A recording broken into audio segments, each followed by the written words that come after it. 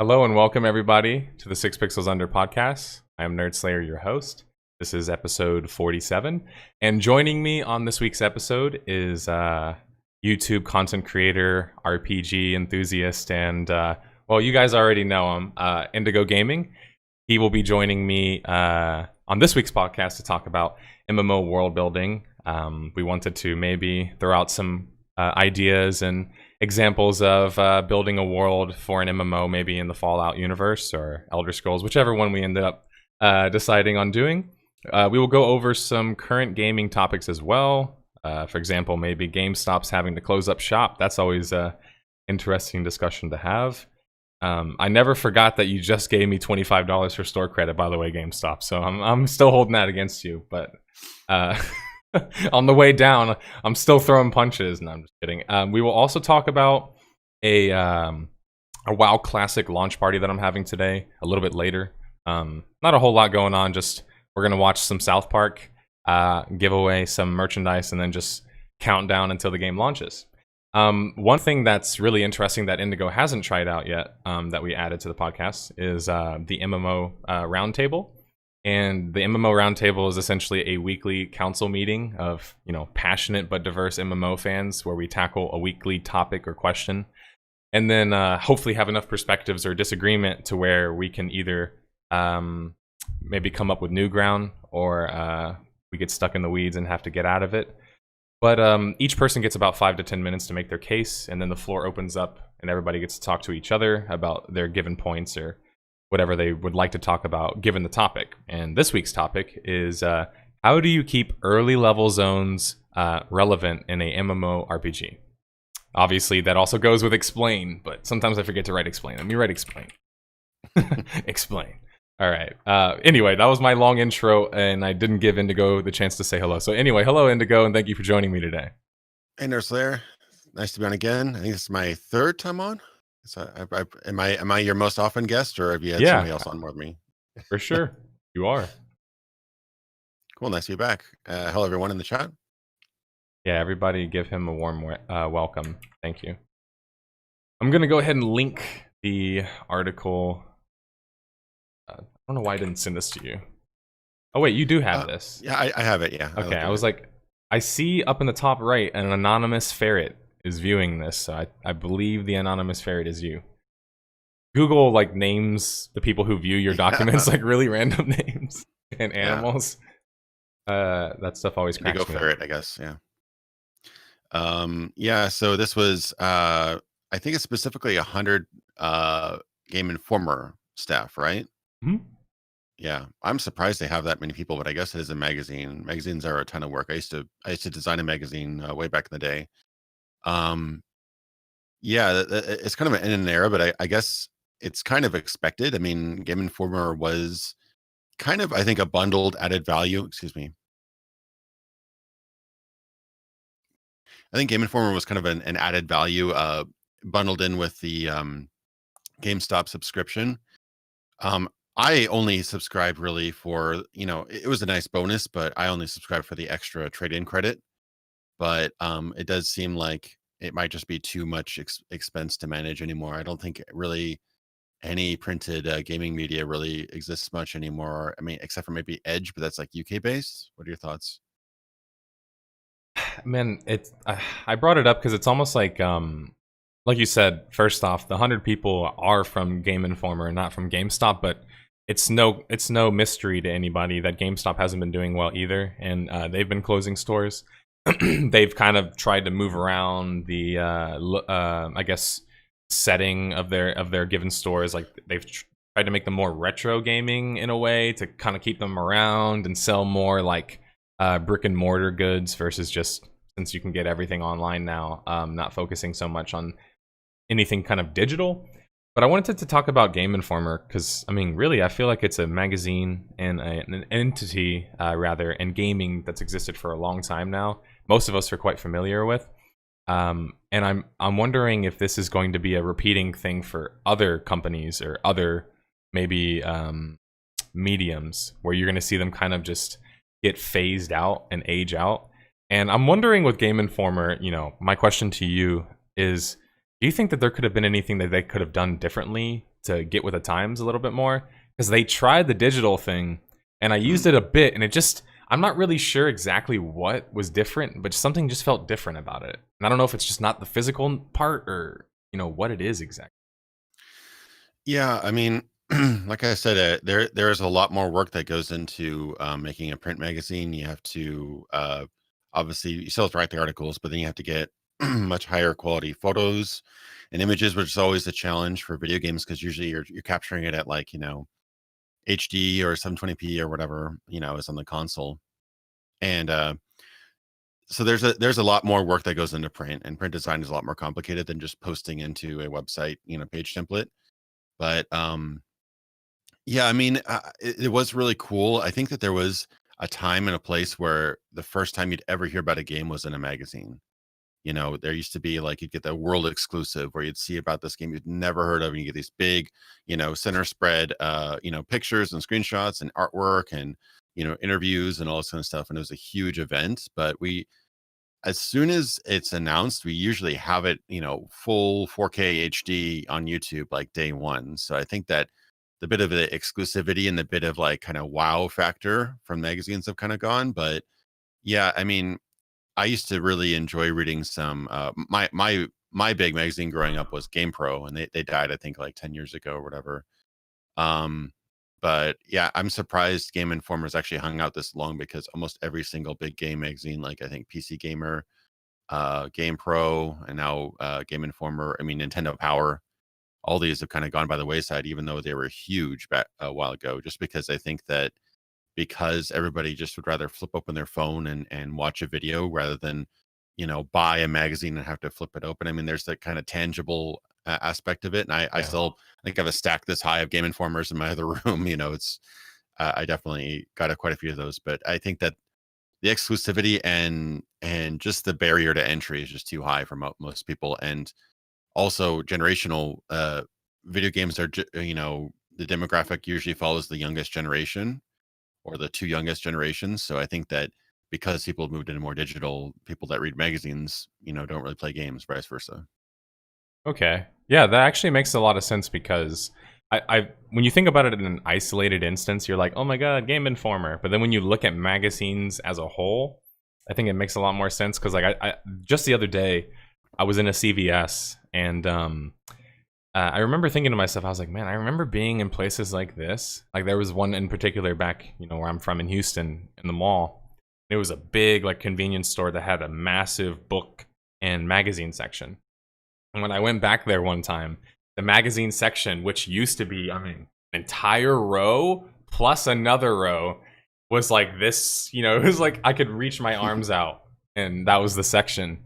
And it was just kind of like, man, the times are just, they've changed a lot for sure. Like people aren't as willing to fiddle with the physical stuff if it isn't like at a higher quality, I almost feel like. And that actually for me raises the question of could Game Informer, or could they have, I guess in the past tense, could they have gotten maybe a little bit more niche or more hardcore, if you will? Do you think that would have helped them if they tried to be a niche chain or a niche magazine versus trying to be the same mass, appeal that they had before?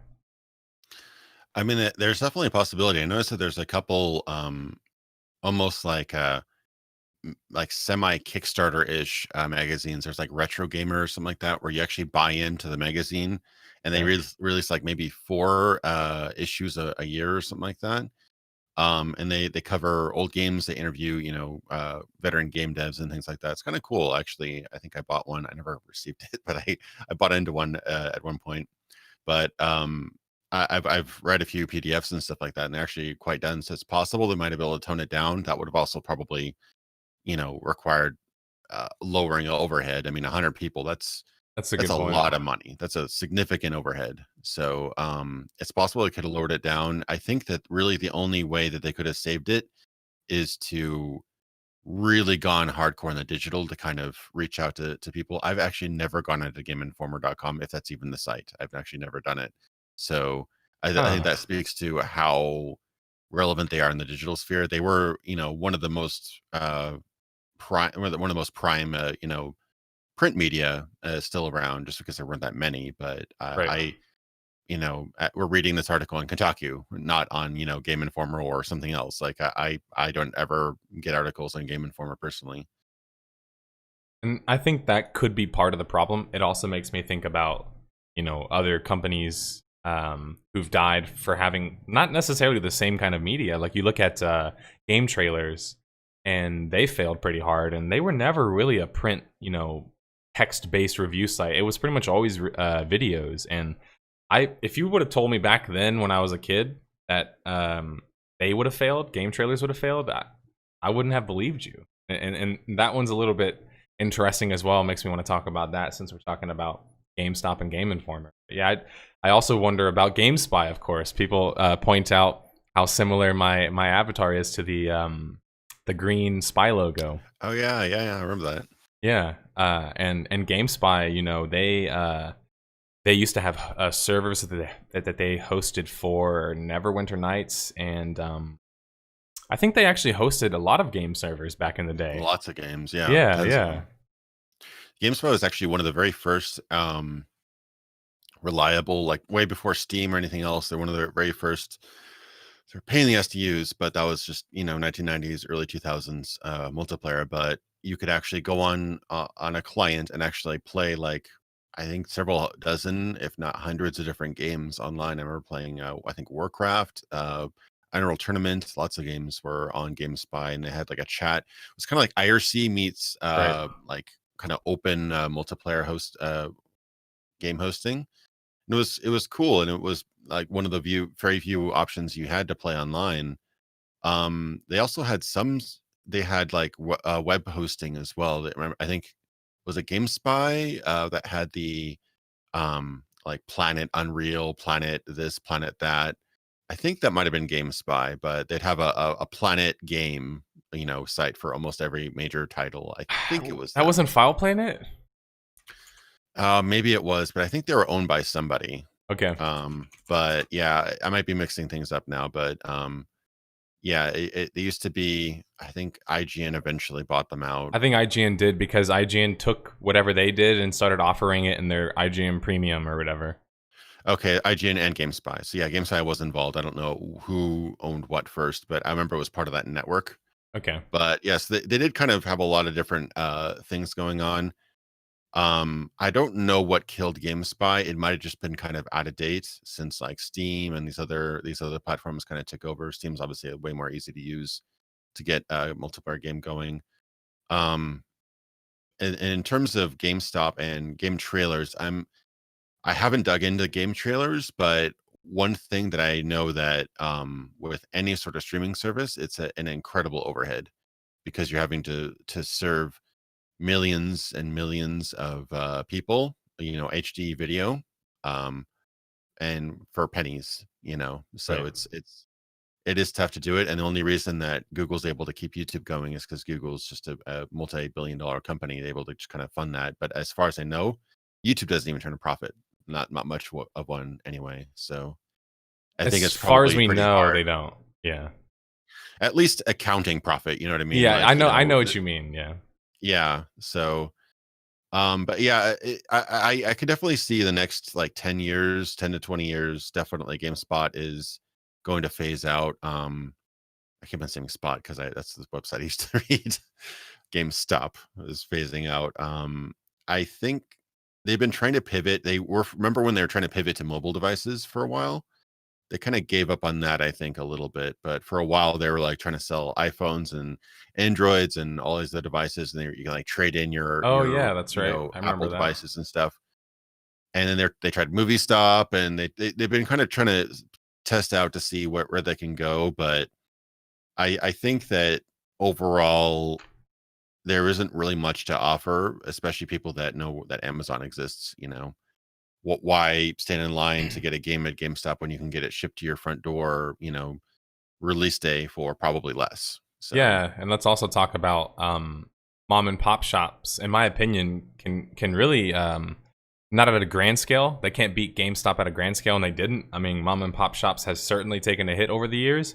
But like, if you look at where I'm from in Austin, or sorry, where I live right now in Austin, and in Austin as a city, the retro game shops here are probably king, I would say. Like that's where you go to get games, or hang out or play D&D. Like you don't go to GameStop to play D&D. You know what I mean? So it's like they can't even compete because they don't have comics there. They don't have D&D tables there. They don't have Magic the Gathering there. They don't have all of the other nerd stuff that all of these other retro places here have. They have all of that stuff. And I feel like that's a part of it. And I also think if you look at the way macro business works versus micro business is focused on obviously trends and turning a profit because it has to, right? They have big overhead, but they can't afford to function like a mom and pop, like their business can. So they can't get mom and pop numbers. They need corporate numbers. And I feel like that's going to be the end of them, basically. Because the mom and pop shops are just going to be like, hey, we're okay just operating at a point whatever or 10%, whatever it is for them because we just love doing it versus, no offense to GameStop or the company involved, but they're not doing it just because they love doing it. They have a lot of money that they have to pump out or at least account for. Yeah, and that's the problem with with franchises is that the market franchises move so slowly, and the market, especially any sort of technological market, moves so quickly. And we saw this with Blockbuster, where Blockbuster was the king of the king of the hill in terms of video rental. I mean, there was Hollywood Video, there was a couple others, but Blockbuster was the leader in the market for a long time. Even when DVDs and stuff came out, they were still doing well. But then when Netflix started doing the DVD rental service, they kind of took a big chunk out of Blockbuster, and especially when streaming became viable and you actually had decent movies you could stream on demand.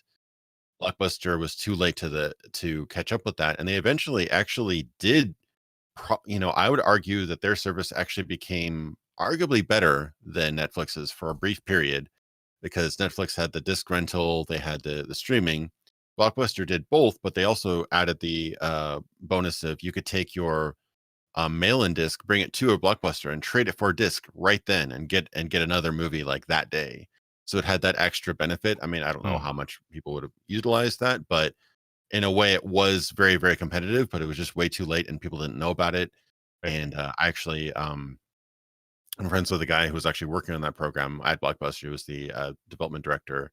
Okay. Weirdly enough, the guy who also created the Elder Scrolls worked on that project. Weirdly enough, but I'm sure the system was good, but it was just too late, and too little, too late. So I think that you can see a parallel there with GameStop is that they just haven't gone, they haven't gone competitive enough. They haven't gone digital enough. And there's just what can you do when you have thousands of stores across the country? You can't just, oh yeah, we realize digital is the future. Let's just do an online. Let's skip brick and mortar. Like, where are people going to go? You can't just convert that into an online business. There's no way. So I think I don't think discs are going away, especially for consoles, but I think that the necessity of going out into a brick and mortar store to get your games, I think, is definitely going to be phased out within the next few years. Yeah, that's a good point. The having to go there and go get it seems silly, especially because like many of us grew up doing that. But like to go back to what I was saying earlier, the only way I'm going to want to show up to a brick and mortar shop is if they've got an oddly specific game, and I mean like a retro game. Like for example, we just found a Rock Band 4 controller that because they're hard to find on Xbox. We finally found one sitting around at some retro shop that we called like 6 different locations and sifted through like 70 guitars or whatever. But like that kind of stuff, yeah, it's awesome to go into a store, be able to get the exact kind of retro stuff you want to get. But GameStop also has a reputation, and I think that that's part of it as well. Is it known as the place where you just go get your classic fix? Go pick up your Super Nintendo game. Like, not really. Interestingly enough, they used to be. There's a bit of story behind this. Okay. Where I grew up, GameStop actually became sort of like the EA of video game chains. Where I grew up, there was a Babbage's, and then there was a Software Etc. GameStop eventually bought both of those franchises. They bought EB Games as well, by the way, which was in my neighborhood. Yeah. So they bought all of those. So my go-to place was Software Etc. They bought that, and it became a GameStop. And then I don't know if they started it or if they bought them out. Funcoland, remember those guys? They were pretty big, late 90s, early 2000s, around that era, and they were basically classic games, the probably the most widespread classic games franchise. And they had like NES, Atari, SNES, Genesis, Master System, all that kind of stuff. Much later after their relevance. I mean, this is like early 2000s, and they had pretty decent pricing. I mean, there are occasionally like the really rare titles you had to drop down 30-40 bucks, but I mean, you could get NES games for a couple bucks. So it was awesome if you were into those old games. And I actually started a collection again, well after I'd sold all my old games. And long story short, that was I think owned, either started or bought out by GameStop as well. But when they shut down Funcoland stores, they actually started incorporating their backstock of Funcoland into GameStop stores. So like I'd say maybe 10 years ago, 12 years ago, maybe I would see like SNES and stuff in the back in a pile where the Funko land stock was. So had they been getting back into that now, they maybe would have more of that kind of retro indie audience, because there has been a retro resurgence in the last few years. So it's possible they could have been, but I don't think they have any stock anymore of that, because they probably just sold it off for pennies or whatever. So, but yeah, funnily enough, they did do that about 10 years ago. So it would have been interesting to see if they were still doing that. Yeah, that is interesting. And also, I figured I'd offer everybody an economics example of how a company like that wouldn't be able to compete now because they did it too late. So like if you want to buy a Super Nintendo game and it costs, like, let's say this game's I don't know, it's just a regular mid-tier level game, so it costs like $20. If you go to GameStop and you were to try and sell that there, obviously they can't give you $20. They probably can't even give you $10. They probably can't even give you, you know what I'm saying? So you start to whittle it down for a corporation, and that's when the dollars start to make a lot more sense, because that's why they don't give you any money on your trade-ins, because they have to turn an insane amount of profit to even get, money, because they probably have so much overhead that they're spending. And I think that that's a big part of it as well. I wanted to segue a little bit. This wasn't really planned, but we talked about rants usually happen. Let's just talk about gaming journalism in general, because I mean, we're talking about GameStop, GameSpy. You even mentioned GameSpot, so might as well just throw them all. There's a lot of Euro ones as well. Eurogamer, Euro this, Rock, paper, shotgun, yeah, Kotaku, Polygon, if you want to call those gaming journalists. Yeah, Giant Bomb, Joystick, or sorry, they don't exist. Massively Joystick is what they call themselves.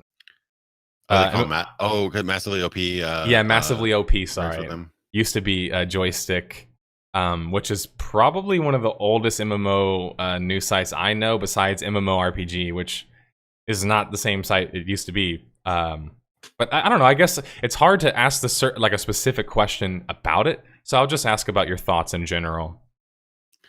It's interesting. What I find most interesting about it is it's a really hard business to make money in, but a lot of the biggest ones are in the most expensive places to live in the freaking country. Like, you can probably take the top 10 that you've listed. Probably 7 or 8 of them are either in New York or San Francisco.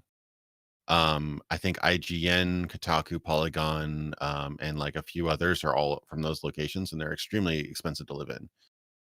So it's really tough. I think they get a lot of just big ad packages, and they also obviously have ads all over the sites and things like that. So it's definitely tough, and because you're an official outlet, you have to have a whole big staff, whatever. So I think that's probably a big reason why they're struggling.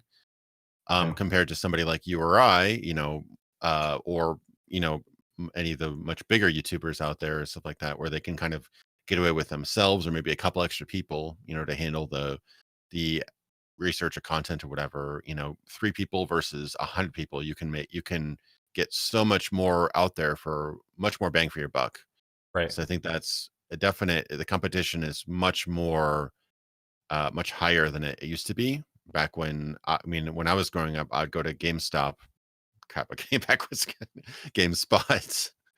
for all my reviews. And I remember like being excited when I think Ocarina of Time got a 10 out of 10. I'm like, oh my god, this game must be amazing.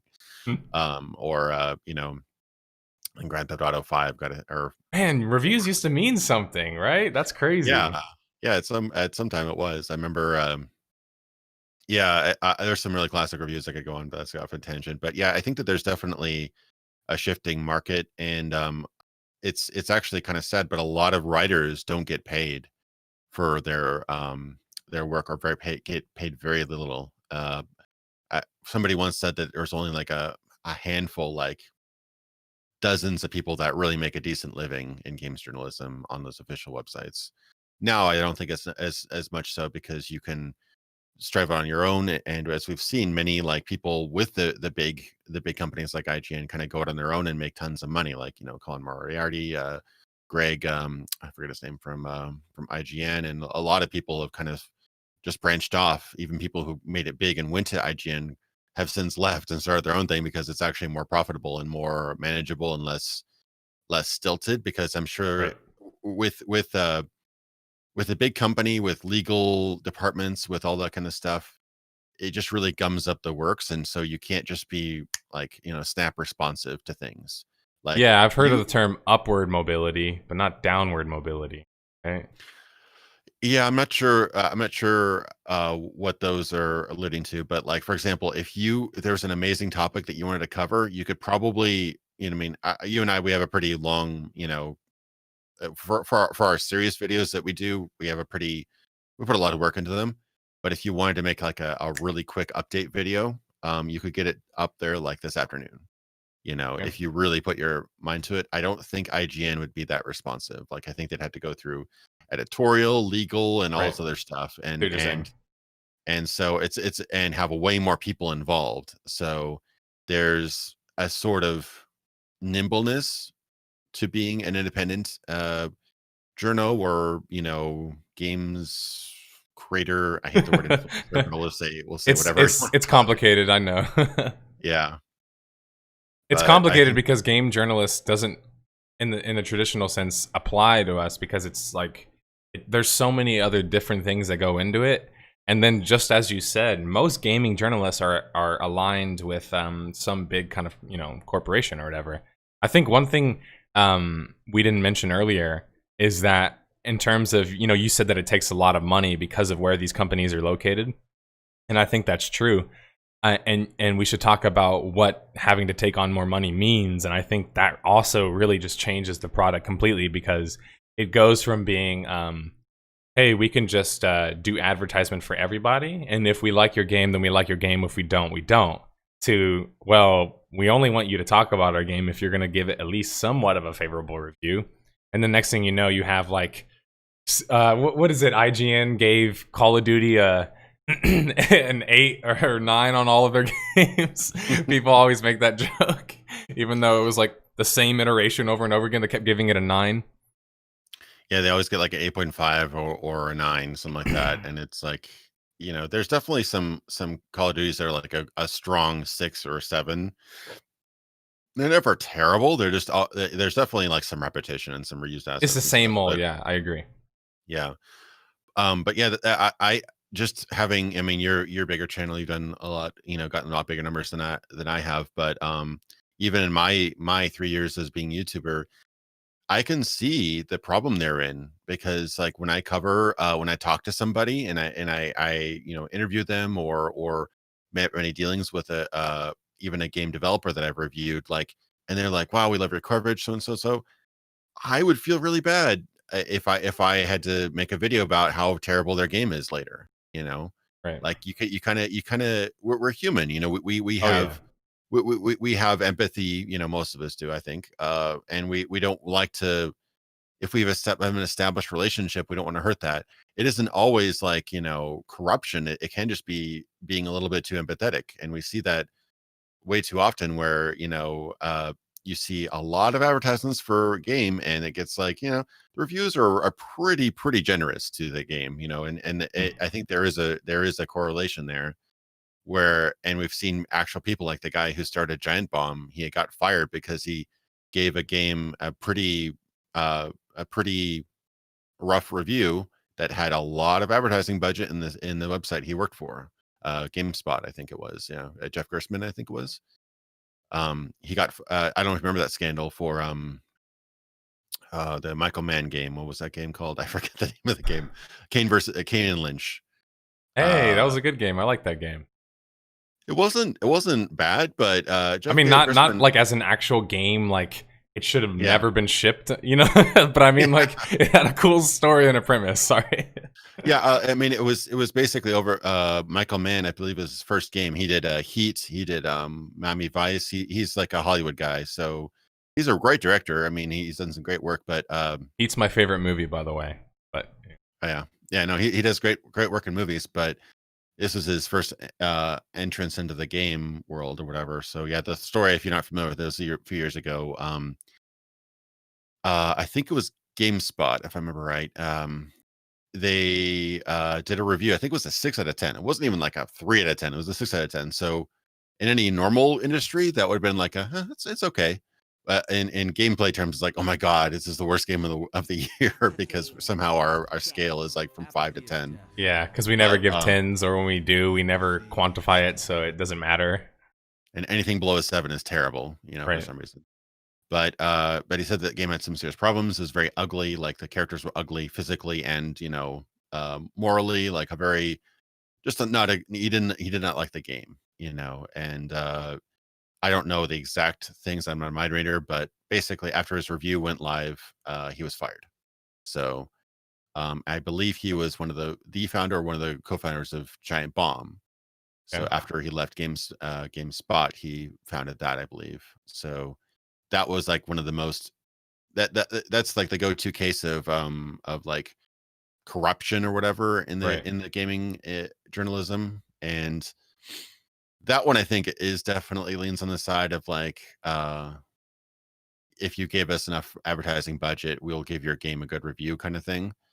And he kind of went against the grain for that. But yeah, it is tough otherwise to kind of keep an objective relationship with game developers, game publishers. And I think that the bigger outlets have a harder time with that because they have so many sources of income, and they need those exclusive advertising contracts. And to bring it to a long story short, you and I were kind of anachronistic, or not, that's not the word, right? We're kind of anarchic, where like ads that show we have nothing to do with it. Like, you know, we may get ads for Magic the Gathering Arena, but we have nothing to do with that game. We don't really care either way. So ads are fed to us rather than we actually are selling and having a business relationship. Like those are literal clients or, you know, vendors or whatever for these companies. Where for us, we don't really care who advertises on our videos as long as we get a couple ads here and there. It's fine. Yeah, well, I mean, past a certain point, but I know what you mean, because on YouTube you can't really like choose who you want to advertise on your video anyway. And so I get Black Desert Online ads literally like all the time, and I hate the game. I mean, I think it's a horrible game, actually. Like, it's one of the few games that I have such a strong opinion on, but it's hilarious that it's always the ad on my videos. When you refresh and you're like, let's see what ad this one is. And you ever do that? Like, you put a video out and you're like, all right, let's see what kind of ad I get. And it's just like, all right, I hope this one works, I guess. The funniest one I saw was this video. I don't know if you saw it, but a while back there was like before every single video you watched, there was these really, really bad Game of Thrones video game ads. Oh no! And they would show you like changing the class or like the like the gear, and I'm just like, this isn't even an MMO. My audience didn't even want to play this shit. And they look really bad, but apparently it is licensed by HBO, just some, I think, Chinese company, and they have like a Russian company do the translations. It's wild. But I watched this video. It's actually really entertaining, talking about I played the terrible Game of Thrones game that you get advertisements for, and every single time before you watch that video, the Game of Thrones ad plays before it. Yeah, speaking of that, someone in chat just said Flash Game of Thrones games. I remember how big Flash was, man. That was a big thing back in the day too, with E-Bombs World and what is it? Newgrounds? Newgrounds, yeah. Yeah. I sometimes wonder if that was an untapped thing, you know? If like all of what happened back then just seemed like it almost happened randomly. I feel like if we could have gone back in time, we would have found a way to like weaponize that shit. We could have like came up with like maybe some kind of organization where you could pump out a bunch of games or give people the resources to make games. Like there was something like that there, because back then everything was so community, sourced, and obviously it's. I'm not gonna say it's not as community sourced now, but Flash ain't where it's at. I guess you're more likely gonna go learn Unity or Unreal or something if you want to make a game. Yeah, actually, I have quite a bit to say about that. I'm a web developer amongst various other things. And I remember distinctly, I think it was '09 or '10. I was working in a web development company, and we're doing like Flash occasionally for stuff. It's very time consuming, and it's kind of a pain to get working, but it is really cool that with the end product, right? And I used to use Newgrounds and stuff all the time. That was a cesspool of a website at the time, porn ads and stuff like that. But Yeah. it had a lot of really fun content, fun animation, and just it was like the YouTube before YouTube because it wasn't full video. You could actually load a Flash animation with a modem connection without too much trouble because it wasn't as you know resource intensive as a video.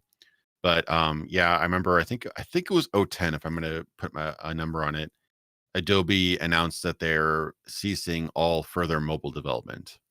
And at that point, I was like, okay, Flash is dead. Maybe a couple years, but Flash is dead. If they're not going after mobile, then there's no future for Flash. So I don't know if they went back on that, but when I heard that Flash was not going to be further looked into for mobile devices, then I realized, yeah, it has no future. So it's actually been dying for quite a while now. Okay. But yeah, one cool thing though, I heard from a friend that somebody actually made a gigantic archive of all the Flash games he could find. We're talking like 50 gigabytes of Flash games, like literal thousands and thousands and thousands of Flash games and a Flash game player. And I'd have to Google it, but yeah, it's online somewhere, so you can actually download all those games and play them again if you want to. So that they will be archived, which is good because I was worried that some of those were like quite a lot of fun actually. Yeah, yeah. I remember like the stick figure games, where you could shoot each other, or it was like an RPG. Yeah, Zhao Zhao or whatever it was. Yeah. Yeah, you got to pick your weapon, and there was that one game where it was like how to die or how not to die. I remember like the whole purpose of the game was just to like kill yourself, but like in a bunch of different ways. That was the kind of stuff we were playing back in the day. You brought up a good point, by the way, which I don't think gets enough respect, and it's that when you look at Newgrounds, it really was YouTube back then for many people, because before YouTube became YouTube now and became YouTube during the YouTube poop era, which was a big meme era for those who aren't familiar with it, memes were all on Newgrounds. Like that was where you went to get memes and funny shit and like edgy jokes and whatever else. And I remember there's multiple threads you can find like this on the internet. So if you guys are ever just curious, go look this shit up. But you can find like people's first posts on Newgrounds, and they'll like post their first meme, and it's like really bad and horrible video.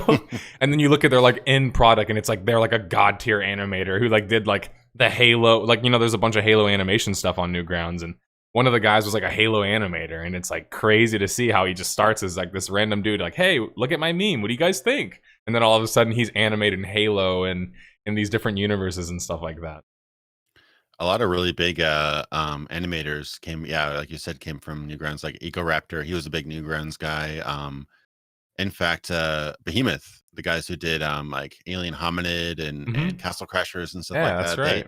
that was led by Tom Fulp, the creator of Newgrounds. Like they actually, those were all like Newgrounds guys. So they actually, there was like that sort of culture that kind of migrated over to indie games and YouTube and stuff like that. But yeah, it was Newgrounds was like the perfect platform. I mean, far from perfect, but it was the perfect technology for the time because people didn't have crazy cable connections or DSL, not even all DSL or whatever, but a Flash animation you could queue up, and load in about a minute, even on a modem, and you'd be able to watch it, and it was great. And sometimes they'd kind of experiment. It was actually really cool in how they, because Flash animation could be interactive or just like a movie. Sometimes you'd be watching like what you think is just an animation, and it'd have some sort of bit of interactivity in there, like kind of tucked in. So it actually was kind of some cool experimentation That's with true. Almost like that. augmented reality, but not like really augmented. You know what I mean? Like an early concept of augmented reality of being able to just affect what's going on in your perception of whatever you're playing. Yeah, like a interactive storytelling in a little bit way, and yeah, I mean, there was some absolute trash stuff on there too. Like there was like a whole slew of like games about killing Britney Spears and stuff like that, but because that was the horrible pop music of the time. But yeah, I mean, there was lots of different things, but I quite enjoyed it, and yeah, it really did, I think, start a lot of meme culture uh, that we kind of see today with just animations and Yeah. ridiculous jokes. And you could throw up a flash animation in a couple days, and it'd be online. You know?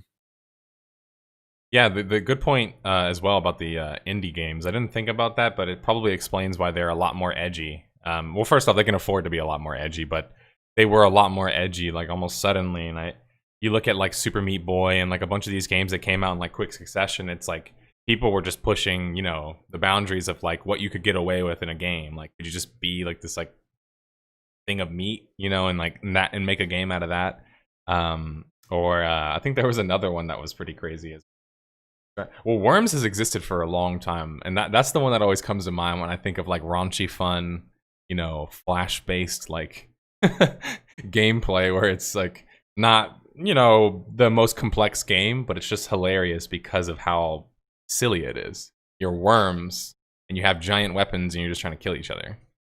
Yeah, I always like the Worms franchise. I mean, that predates Newgrounds for quite a bit. It was a DOS and Amiga game before it went on to Windows and stuff. But those I did games not were know it was awesome. that old, man. That's crazy. Yeah, yeah, I played the original Wow. Worms way back in the day. Yeah, because I'm an old fucker. So sorry. Yeah. But no, one genre that was literally invented by like Newgrounds Flash animation stuff was what the tower defense games. That Okay. those games were I think invented through in Flash games. Like the whole idea you build the towers and the guys go down a path and you have to like fight them off and stuff like that. And that was quite a bit of a resurgence there. I think Xbox 360 PC days, like I think I'd say like 2010 to 2015, there was like probably 30 or 40 different like small to medium budget tower defense games that came out, some by some pretty big developers. Um and that just was, that started out just like flash games. So it was actually, we do kind of owe a lot to that era, weirdly enough, directly or indirectly.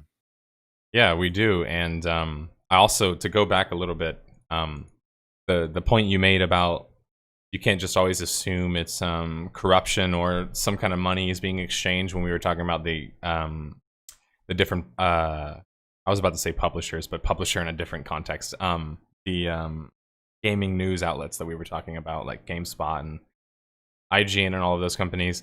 I mean, I think a lot of the time, if you want to have like a fruitful discussion, you can't just open up with like the premise of everybody's stealing all the money and nobody cares about games. And because it's like there are a lot of good people who care a lot about gaming who are caught up in maybe situations where they can't necessarily show that. And I mean, like, kind of like you were mentioning about you could work for a company, but maybe you can't actually even put your voice out there necessarily. And it's not like you can just leave because what other company is there? Unless you could do it like we can, which not enough people are crazy enough to want to try and make their own videos and edit them and write them and do all of that, especially when there's not a lot of payoff for a while. I mean, it really, for some people, you could never have a payoff. So I can see why a lot of writers get very attached to working with outlets in that sense because it's a lot of security. But I also do think it's kind of coming to that time where people like us are really calling all of that into question because no longer do reviews mean as much as they used to. And we talked about that a little bit earlier, but I guess give me some of your thoughts on kind of reviews and in 2019. Like, what do you think about reviews either from a player perspective, consumer perspective, or like an outlet or publisher, developer, that sort of thing? I think I don't know what exactly has happened, but in the last, I think, 4 to 5 years, either I've become hyper aware to it, or there's been sort of like a divide between consumer and critical reaction to not just games, but like all media. It's crazy. Like I've seen movies that were trashed by reviewers, loved by Hmm. audiences. I've seen movies that and games that were uh trashed by um audiences but loved by reviewers. Like it's weird. I think that I'm only guessing at what the cause is, but I think there's been enough times where the general consensus amongst critics were they got it wrong enough that it has kind of poisoned the well a bit.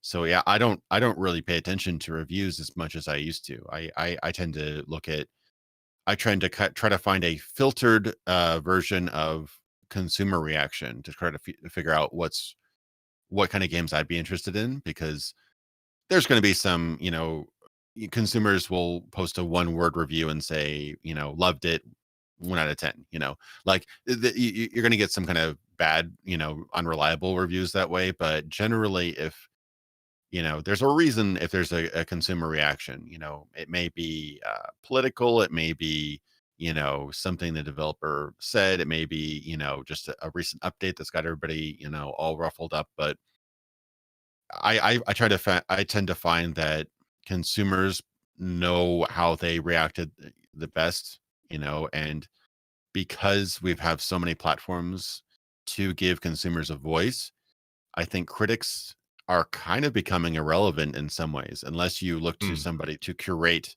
content. Like somebody might look to me or you or another, YouTuber to see what kind of games they'd be interested in, because they realize that they have a kind of a similar, taste in content. Other than that, I think that over the years, especially, like I don't really care what IGN reviews new games as nowadays. I used to. If a game got a 10 out of 10 and 5 outlets, I'd be like, oh Hey, damn, I need to buy thanks. this game. I He's did got the that wrong for, I guy. think, Grand I'm Theft good Auto at 4. I shooting did people that for cracking wise and pretending to know how to fight I with think my Metal Gear hands. Solid 5, when they got all those, really, really colored reviews after they had that review event where they flew everybody in. But nowadays I'm like, last time that happened was God of War, and I'm like, oh, I might play it one day, but it's almost like it's weird, but for me, and this might be just for me, but a consistent narrative that this game is the best game of the year actually is almost a turnoff for me now, because I feel like Mm. there's That's something that, interesting. yeah, it's weird. Like there's been so many times where there's been a kind of disconnect that I actually see, oh, maybe I should look into this more before I jump on it, because, last time there was a 10 out of 10 out of 10 is a game I played for 3 hours, So it's kind of interesting. And it might be the overhype effect, like where everybody tells you to watch this show because it's the best show in the world. And Right. when you finally sit down and watch it, it's like, I guess it's okay. But it is interesting how that can kind of affect it. And I think that it also, overexposure and stuff does have a kind of negative effect. But yeah, in my opinion, I think that reviews and critique is actually becoming less relevant in especially in the world where you can get literally tens of thousands of people's opinions immediately right there. So I'm wondering if that is in part due to kind of like when you were talking about the big popular games, the game of the years, those are the ones you kind of avoid. I feel like that's because, traditionally speaking, of course, the things that review the best generally are going to be the most appealing to the majority of people, of course, because that's just kind of how mass appeal works. Like horror movies make a lot of money. They don't cost a lot of money to make, but they make a lot of money because they get a lot of people watching them. And, it's a good return on their investment.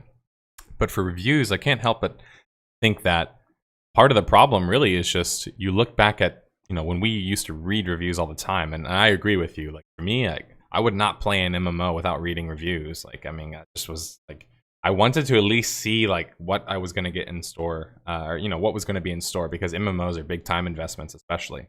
But I can't help but feel like it's like back then we only thought that educated and degrees and writers could be journalists, and so it was like you only got like the old farts who know a lot about theory, and they also are really really good writers. Like I go back and I read old reviews and old articles, of course, because I handle a lot of retro content.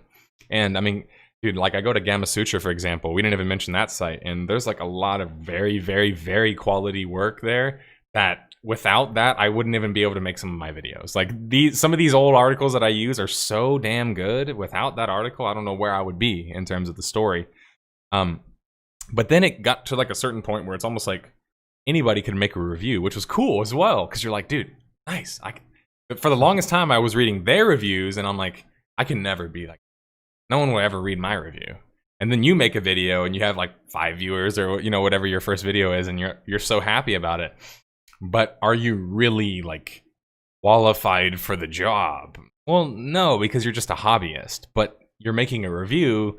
And so it's almost like it muddies all of the water, because if everybody can make a review and everybody is allowed an opinion, and sorry, this is going to offend a lot of people, but everybody's opinion is equal, then it's kind of like, well, it's hard to make actual arguments about, is this game good or not? Because, you know, this person's going to say, 10 out of 10, game was horrible in their review. I see shit like that all the time, because I read Steam reviews like religiously, because a lot of MMOs that I cover ported to Steam at some point. So I love going through all of the reviews and just reading them, negative and positive. And a lot of the time, I'm just like, guys, y'all make this so difficult on me, because you have to parse through so much shit. Yeah, I know. I totally what you mean, and the reality is nobody is qualified to do this. Like Exactly. anybody's as qualified as anyone else. Like there's tons of pundits and people who share their opinions on things. They have no idea what they are. Like, you know, Right. people will share their opinion on science and you know, oh, how to build a rocket. Yeah, I think they should build a rocket you know, backwards, because that'll fly better. It's like, you don't know anything about building rockets, you know. So yeah, I think it used to be kind of like a I don't know what the word is, but sort of like a when people gatekeeping. There used to be more gatekeeping in gaming journalism. Now there's not. You know, whoever can get enough people in a circle to listen to them talk about, you know, games, they can make it. You know, like they can eventually get an audience. So I think with the idea that there's no longer, you have to, you know, have a degree in English and you know, journalism and everything like that to write about games. I think that's definitely opened the doors, and therefore, because there's just so many more people doing it, overall, at each individual outlet and each individual writer's exclusive status as a games journalism has declined in value, I think. Right. Because there's just so much out there now. Yeah, the exclusivity has been called into question, you know, for a long time. Like, we're realizing that, kind of like you said, you could just get an audience, and if people are listening to you, you know, I look at like Yahtzee, for example, and back then he was like the best example that I had of that, of this writer who, yeah, he worked for Escapist, but like Escapist was not the same kind of outlet as GameSpot or IGN, or, you know, they had a little bit different of an agenda. And I don't mean that in a negative way, but with Yahtzee, he had a lot more freedom to kind of just be who he was. But can everybody be Yahtzee? No. Like, I think that's the hard part for a lot of early YouTubers to understand, is like they want to be Jim Sterling or the YouTuber who has like the big personality, and they think it's just like you can just make a video and everybody wants to watch you. And it's like, you and I know, okay, let's just throw it out there that without the barriers being lessened, we wouldn't be here. But that being said, you and I think we can say this with a lot of confidence, are two of the good guys who put a lot of effort and time into their work and admit when they're wrong and all of that other kind of stuff. But that being said, there's a lot of people who don't. And what I've found challenging is I don't like to shit talk other content creators or people who do reviews, like journalists and things like that. But it's almost like I have to, because if I don't, then people look at my work and they think it's the same kind of work. Does that make sense? Like, that's such an artist thing to say, but it's true. It's like you look at your work and you're like, okay, this is what I consider to be analytic, you know, journalism or a retrospective or a documentary, right? And then if you go and watch this kind of video, whatever example comes into your head, guys, and you're like, I didn't even learn anything from this. For me, it is a little bit offensive when they're like, hey, you guys are content creators, you're critics. It's like, we are, but it's kind of like, I'm trying to think of a good joke. It's kind of like saying, hey, you know, I played ball once, you know, Michael Jordan, right? We can get along. It's like, not to say that you or I are Michael Jordan, but past a certain point, there are levels to shit. And I feel like because in basketball, Michael Jordan's in the pro league, you know, he's this, you know, top level player. there isn't no pro league in games review or games journalism. You don't know who's vetted or necessarily like the top tier reviewer. It really is just based off of your opinion. And so my question to you, I guess, is how do you manage, and we're still figuring it out, so I know you might not have this answer 100%, but how do you manage dealing with that problem, I guess, where you're trying to communicate to your audience or people, hey, here's my content, it's quality, while also not being like, this other stuff isn't the same as my content. You know what I'm saying? I feel like it's kind of hard to say that sometimes without seeming like you're just, hey, this shit sucks, you know? Yeah, yeah. I try not to make too many enemies, and I've kind of joked about other people a couple times. Just really bad examples. Like playing a game for 45 minutes and making a review, like really, really just like really guys, kind of things like that. But I try not to do that too much because I realize, one day you're going to be on the other end of it. Oh So, yeah. why do that? But I try not to address too many other channels or what differentiates my channel. I try my best to make my my main content speak for itself. Like you see this video and like, oh, this is very different from the other stuff that I'm seeing. The Right. guys that do a video every couple days, they churn out a video every couple days. It's not anywhere near this level of detail to every single shot, detail to every single second, audio levels at every single point, images, 1,000 clip, like 100 or 200 clips of different things throughout. Like it's a lot more work, and ideally I'd like to see people would recognize it as different on their own, Okay. trying to put a label on it is saying like, hey, look at my stuff, it's different. But um here's another good point I was going to jump onto, but I forgot already. What were we talking about? You're talking about oh yeah, there's a point I was going to make about it's an interesting thing because I think, like you said, everybody's opinion is just as valid as anyone else. Like probably one of the best ways to find out if you like something is find somebody just like you and find their opinion on it. Like somebody you know this person for a while, they play very similar games, they watch very similar movies. If they loved it, you'll probably love it too. They might not be able to tell you why they love it or why you'd love it, but they said, "Yeah, that was a cool movie." That's it, and that's all you need to know, Right. really. I think what the skill that I guess quality reviewers would have would be expressing why they like it and why you would not like it. I think that's the only difference, because like anybody can say that's a cool game, you know, but explaining why it's cool and the potential reasons why you'd love this game and the potential reasons why you would not like it, I think adds more value to it, because it actually shows you, it indicates a reasoning behind it and a logic behind it. Because otherwise, it's either binary: I liked it or I didn't like it. Right. And unless you fit that same mold, you have no idea if that applies to you or not. Like if you say, well, this game is actually really good if you like, turn-based strategy because this, and that.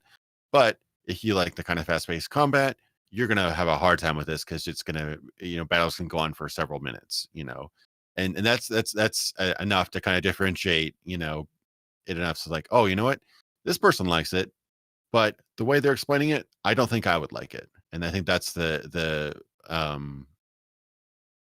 kind of that's what separates anybody from a reviewer, kind of is able to express why you would like a game or the Okay. qualities of a game that you might appreciate. That's in my opinion, at least. Okay, and I think that's a good point as well, in the sense of like, you could look at reviewers like a kaleidoscope or like a spectrum where, at this you're gonna get, hey, I like it. And then at this one you're gonna get like a dissertation about you're gonna get Joseph Anderson or, whoever else. So you're gonna get a 5-hour video about one scene, which, first off, I like watching longer videos, not all the time, but I do like watching the super long ones. But it's a different kind of content, obviously, than the one where the guy's like, it's 10 out of 10, great, go get it. And like, obviously those are appealing to different crowds. I guess where I usually take issue with the thing that I was mentioning about content is when I look at content like yours and I see that it has this much of a buzz, and I look at content like this and it has this much of a buzz. That's where I feel like me in my fedora. By the way, someone in chat said I look like Freddy Krueger today, which is made me laugh, but I kept it together while you were talking. But that's where I usually take issue. So I'll be the angry person, and you can be the nicer person. But I usually take issue with that because I'm just like, man, you're right. Like when you watch your video, you clearly know that it's a different level of quality than you're experiencing in another video. Where I take issue with that is because these other people can pump out so many videos. I read your comments. I read my comments. I know people say shit like, why don't you release like 20 more of these in the same month? It's like, how do I explain this to somebody that I can't, do that necessarily because they're putting out a completely different product than mine. My product is this. Their product is, this. It's like fast food versus, I don't know, like a fine dining or at least like full service restaurant, That's kind of how I usually describe actually a lot of those videos. It's like people call it popcorn videos. They like that word as well, but I like to think of it as like fast food where you eat it and after you're kind of not really sure why you ate it in the first place. Like you eat it and you're like, what did I really get from this, versus like when you go out and have a nice dinner, you remember the experience. It's like it's a lot more that goes into it. So I guess I'm trying to say we're like the steak dinner, and sometimes YouTubers can be more like an entree or an appetizer. Maybe some bread, like bread and salad. Yeah, I apologize. I don't know if you heard the thunder out there. There's like the typical Florida daytime thunder out there. So I have everything under an uninterrupted power supply, but in case there's anything, it's probably because of the thunder. So okay, hopefully we're okay. Well, I'm glad you told me that because we didn't want you to get zapped. Yeah, worst case scenario, I'd probably just lose power for like a minute or something like that. But yeah, thanks, sir. Letting me know. It should be on battery power though, hopefully. But yeah, it is a really good point because but I actually prefer what we do, even though it's a much slower road to like success, quote unquote. You can do whatever you want. You can cover a game, you cover MMOs that have been dead for 10 years, at any point in time, at any month of the year, and it's awesome. And people, watch it. Like your Gotham imposters video did like 600,000 in like a couple days or something like that. It's like ridiculous. Dude, I wish I could predict it myself, man.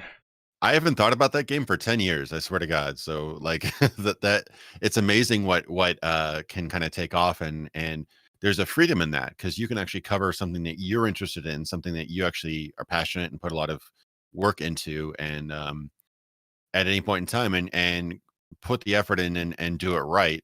Whereas unfortunately a lot of content creators, again, I don't want to like name names and shame people, but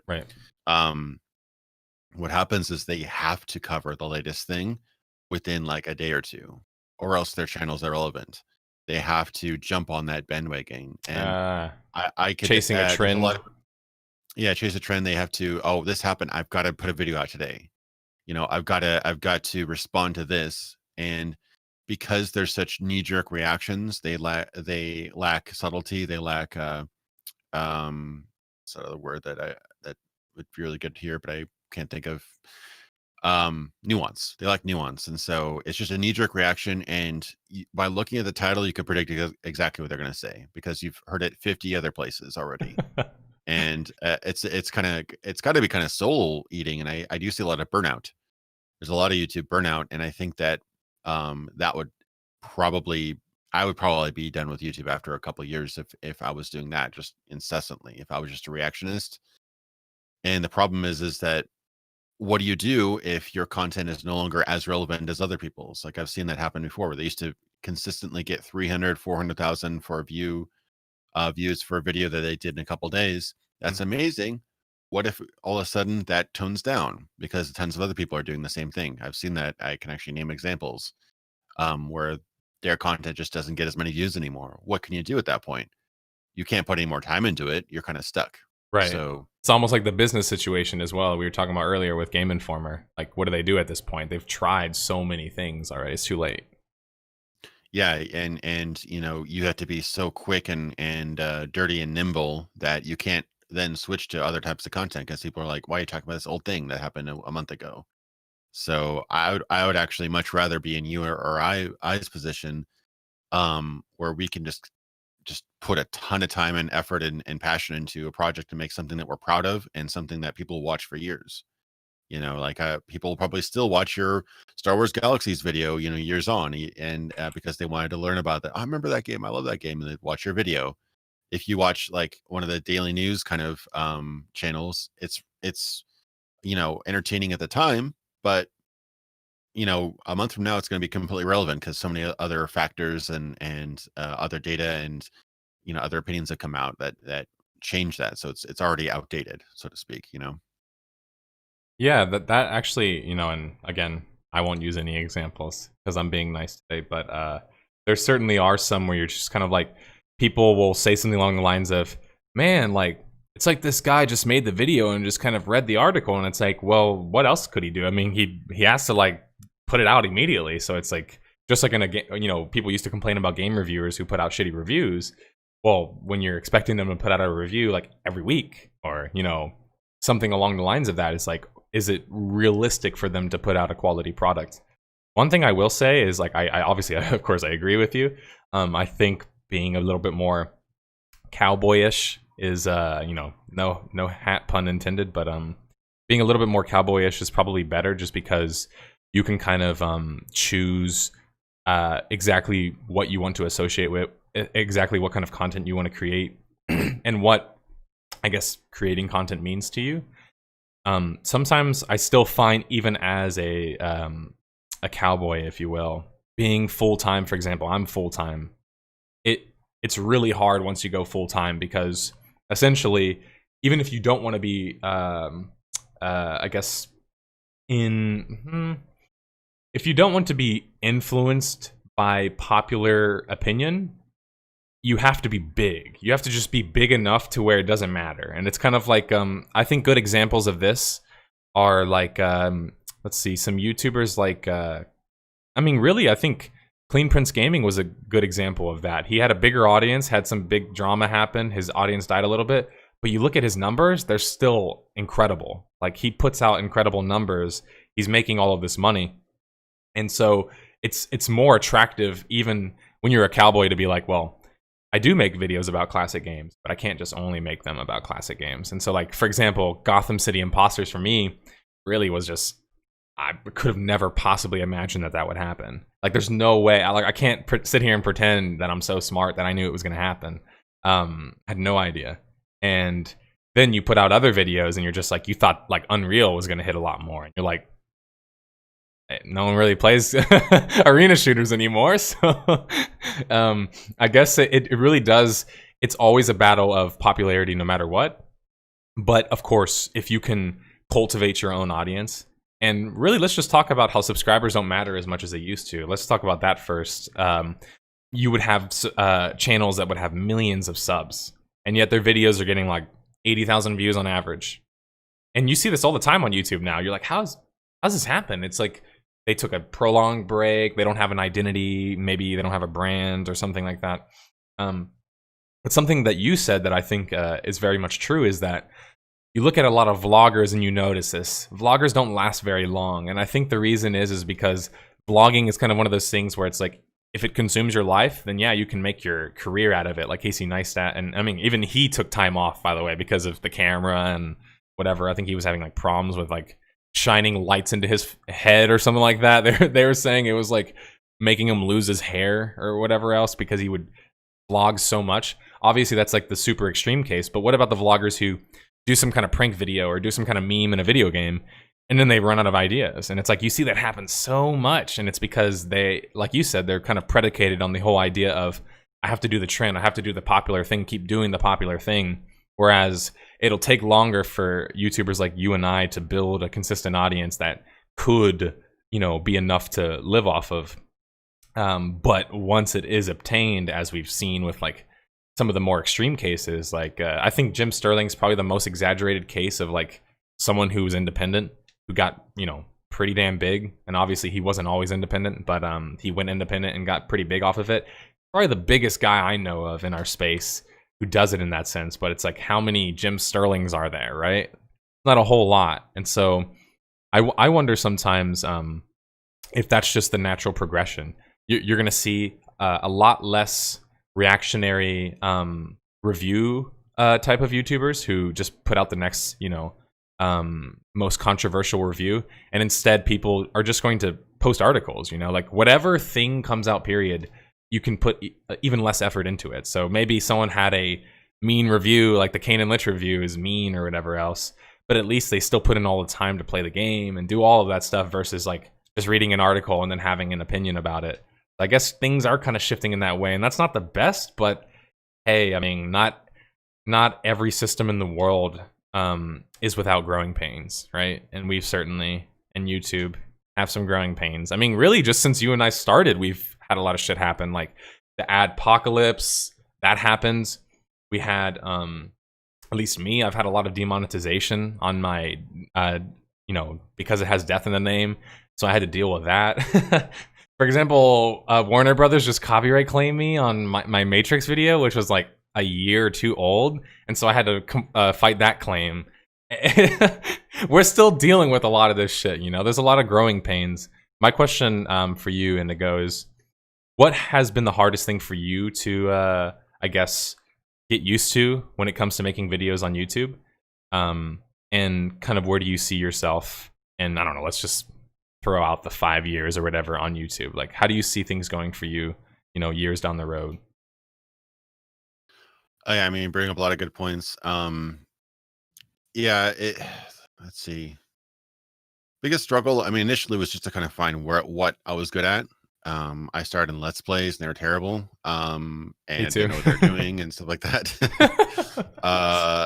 So when I started doing scripted videos, I realized how much more time it took than just flipping on a game and chatting about stuff for a while. Um, but I think I got a lot more, initially a lot more views. At the time it was like 300 views or whatever, for doing a scripted video, but it felt like I'd actually created something of value rather than just playing a game just like a million other people do. On And just accident, would you would say, or was that your intention early on? um what about doing Let's Play or doing a scripted video? Or Like realizing kind of what you're supposed to be doing. Like, was that? Did you I kind kind of? of stumbled into it. Yeah, I Okay, kind of yeah. stumbled into it. Initially, I just thought it'd be kind of cool to do a retrospective on Doom, but at the time, I didn't know that there's not only a lot of retrospectives on Dooms, but there's ones way better than the one I did. Hmm. So after the fact, I was like, man, I bet nobody else has seen anything like this. And then I saw Xbox Ahoy's hour-long retrospective on Doom, and it was like top of the line editing, like something you'd see on like a documentary or whatever. And I'm like, Right. oh damn, I have a lot of growing to do. So that actually kind of helped me kind of see where I was going, but not to get on a whole tangent on me. But I think that it really is kind of a cooperative thing, because you try to find something you're good at that people actually want to experience. Right. Because there's plenty of things that make you happy or me happy or whomever happy, but meeting halfway and finding something that you can do that people actually want to see you do is, I think, the trick, and something that isn't going to be a soulless work that you're going to hate yourself for doing in a year. And I think that's where some people kind of fail, is that they find something that they did by accident that they don't probably even really like, but people like just watch, millions of views or whatever. And I think that that can kind of be a problem too, when you find something that no, I don't really like doing that, but people like it. It's like the what was that old Simpsons reference where it's like hey Bart, do the thing, and then like that he has that some saying he is known for saying, so he has to like so and so and so and so, I forget what it was. It was like I didn't do it, I think it was, or something like that. It was an old Simpsons reference, but he got famous for saying one thing, and then so whenever anyone saw him on the street, they asked him to do the thing because that's what it was famous for. And a lot of bands like hate a certain song because it got Oh popular yeah. and everybody asked for it and things like Yep. that. So I think that the challenge was to kind of find what my niche was, and meeting what I like to do and what people like to watch. And sometimes that goes wrong. Sometimes you're like, oh man, people are really gonna like this, and and not many people see it, and it Yeah. really has nothing to do with your work or your quality. Like one of my biggest failures in terms of viewership was one of my highest rated videos. No real correlation, just not the right. Again, you're kind of fighting the YouTube recommendation algorithm, because, like you said, a really good point. subscribership is kind of irrelevant at this point. I probably get less than 10% of my views from subscribers. It's all from suggested and recommended feeds from YouTube. So in terms of that, it's all new viewers and people that aren't regular watchers. So just yeah, somehow your Gotham imposters thing just like hit the right nerve or the right trend at the right time and got shown in tons and tons of people. And that's happened to me too, where something I threw together in a couple weeks that just magically gets like tons and tons and tons of views. And you don't really have control over it, but the challenge is trying to find some sort of reasoning behind it and not becoming discouraged when a planned risk is a failure. I think that's probably the toughest thing, is because like you may think you've got it all figured out and you put all this together and it's like, I got the keywords, I got the titles, I got something relevant, people like this before, and then it's like, it does okay, but there's no precise procedure. There's always, even if you know exactly how the algorithm works, everyone else's content affects your content too. So it's really a living organism. And so I hats off to anybody trying to start a YouTube channel nowadays. It's way more complicated now than it used to be.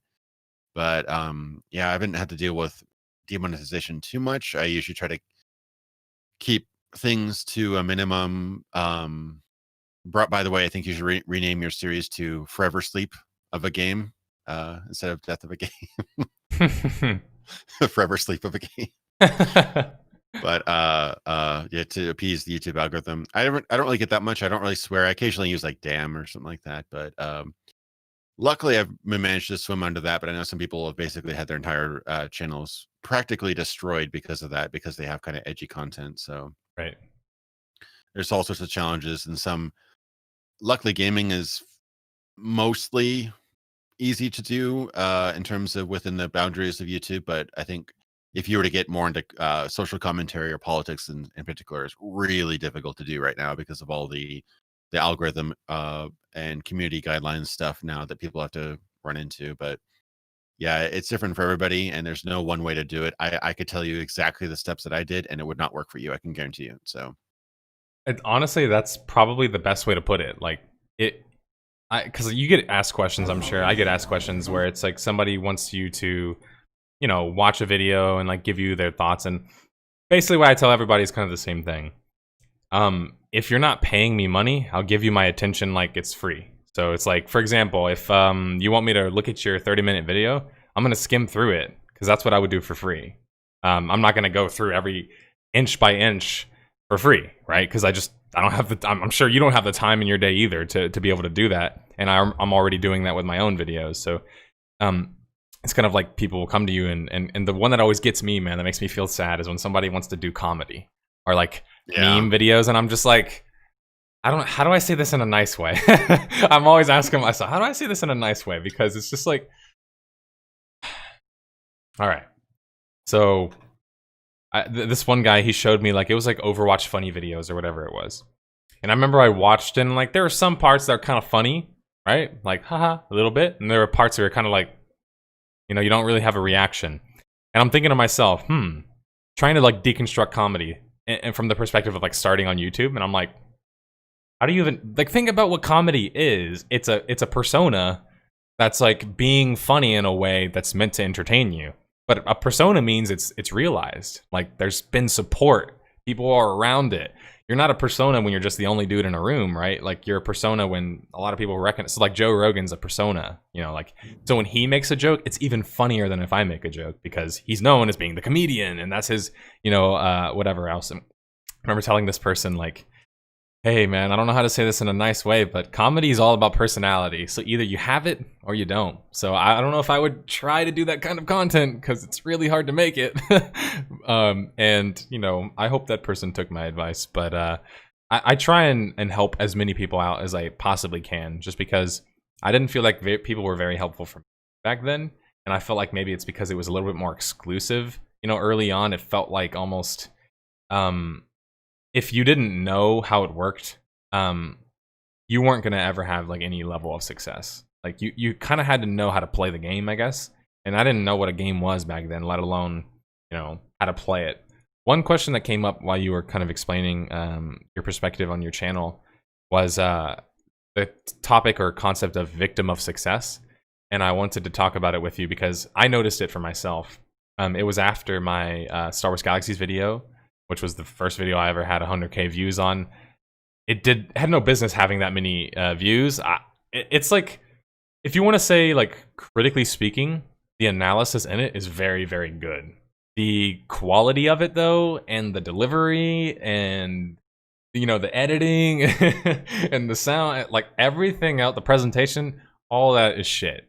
So it was almost like when I noticed that did really well, it was like, oh fuck, I'm gonna have to learn a lot. That's what I realized. Like once it did well, and I was like, hey man, like I think I found something to do here. Like this seems like it, kind of like what you said, and this was part of the other question that I wanted to ask you, but I'll just go ahead and bring it up now, which was when did you find your meaning? And when I talk about your meaning, like what moment was it specifically that you remember where you were like that's my meaning?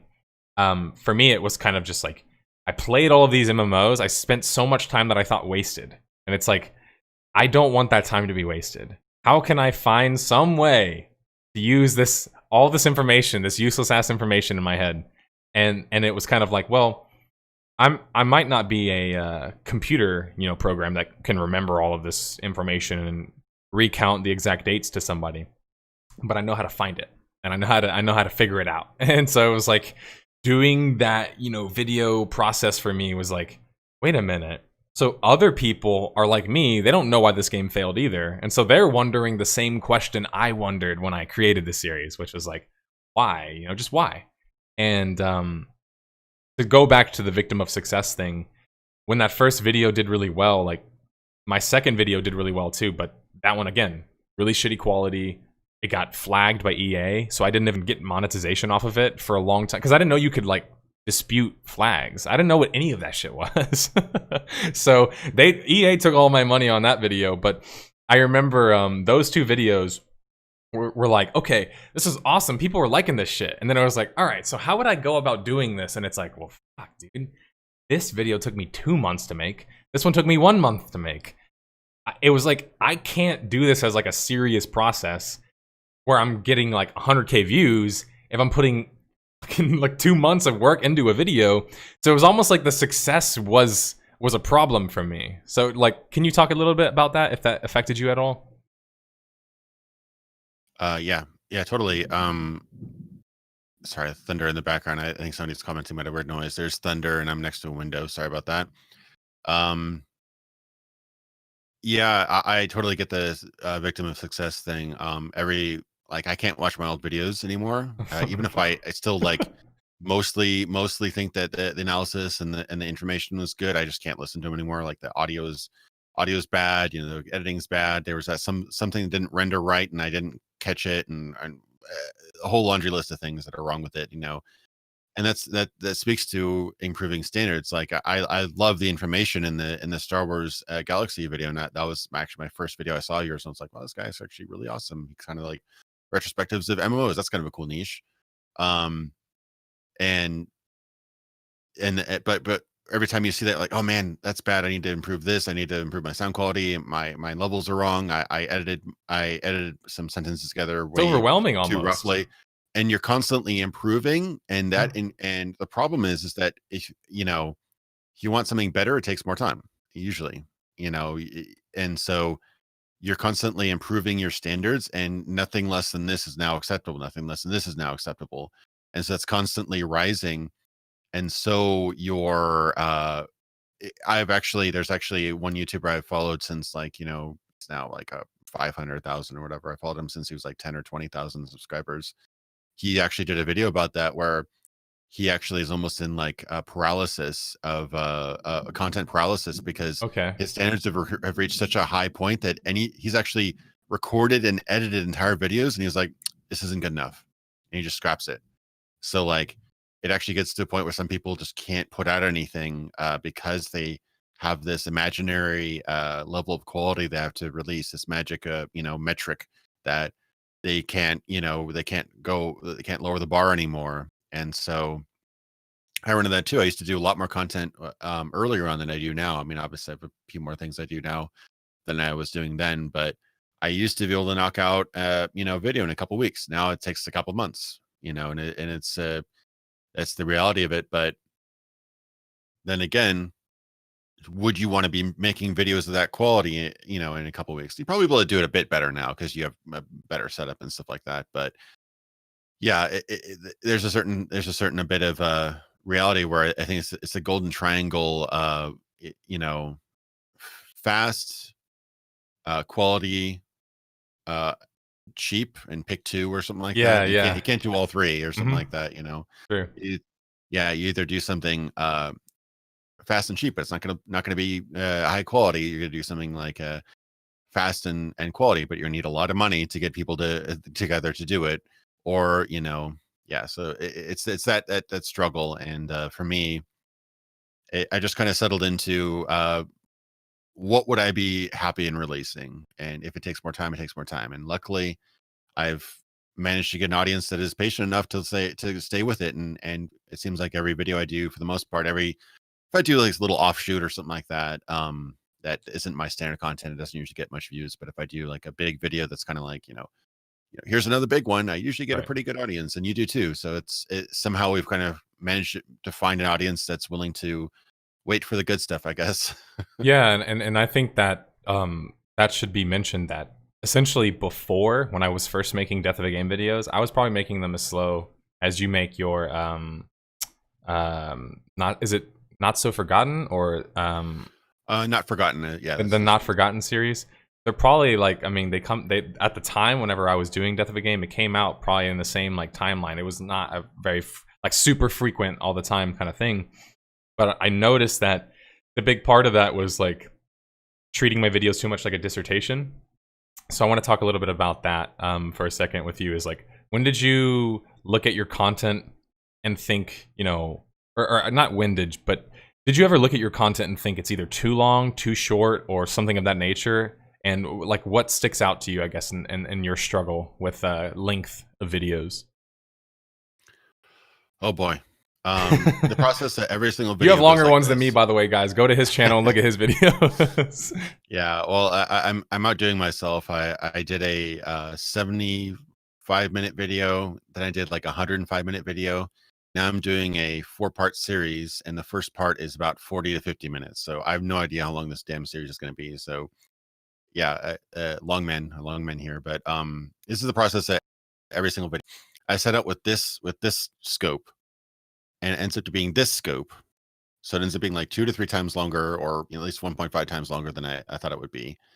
And then as I'm writing it and I'm fleshing it all out, and my writing process has gotten slower. I don't know if it because I've gotten better at writing or just gotten less organized or whatever. That can take sometimes a few weeks to get that all figured out. Right. And by the end of it, I have the panic of, have I said anything of value? Have I analyzed anything? Have I really, is this just a Wikipedia entry? Does this actually bring anything new to the table? I go through that panic. And after I've kind of gone through that panic, I'm like, okay, I guess I say a couple things somebody might find interesting. Then I record it, and actually I probably do my final, I'm not even exaggerating, my final round of edits while microphone is in front of my face. Like as I'm saying things, I'm like, wait, is that true? Like I'll be saying things. I'm like, wait, that isn't true, is it? I'll actually like pause and look it up, and which sucks because I don't actually use this microphone. I use another microphone in another part, so I have to get up out of my my stool in my recording booth, go over here, pause, and like research and fix it, and go back, but I'll do like another round of edits just to Because you're kind of doing keep your own production, basically, for people who don't realize. yeah, it's everything. This last video I had some help in writing, but everything else I do 100% me. Um, and I'll actually like rephrase things and adjust the script because I make sure that it's all relevant to the closed captioning and stuff like that as I'm recording. And then at the end, I'm like, okay, I think it was pretty good. And then obviously the rest of the editing process, but that's always the for like my last 10 videos, I think it's just been have this much scope. It ends up becoming way more broad of a scope than I thought. And at the end, I always panicked. Like, is this actually have any relevant information at all? Is this just am I just, stating facts that everybody knows. Like there's always that panic that I'm Yeah, not bringing yeah. any of value. Um, So I don't know about you if it's at all similar to your process, but well, I wanted I wanted to like stop you and be like, hey, just tell me your whole stages of YouTube grief. Like, bring me through the whole like process. But I feel like you just about got most of it, maybe except like picking a topic. What do you have grief over that part as well? Like trying to figure out like what am I going to talk about specifically? Do you usually struggle with that, or is that kind of come easy? sometimes I struggle a little bit because I know now that topics can wildly grow out of control. Like I was tackling after my huge Elder Scrolls video. I was going to tackle a small independent or not a independent, but a small obscure old game, and that game ended up becoming my longest not forgotten video ever, with a miniature introduction, with a miniature documentary on adventure games as a genre at the beginning, plus a history on the entire company, plus how the company died and the market at the time, and also their stuff and stuff about canceled sequels and like all this great stuff, and an interview with the creator of it. Like it became this huge, gigantic project that was supposed to be my quick and dirty, easy project. So because that can happen, I try to kind of temper my, like, okay, I need to do a short video, so let me try to find something I can do, like a single game review where I don't mention anything else, to kind of, because that could be quite a lot of burnout. I could see why movie directors and stuff probably get burnout, because they can spend so much time. It's so much time and effort putting into something that's feature length. It's ridiculous. There's actually, I think, almost a the longer something is, it tends to kind of become less confrontable. So it can kind of become more time per minute in some cases, to actually put together a long video, because it's such a colossal project.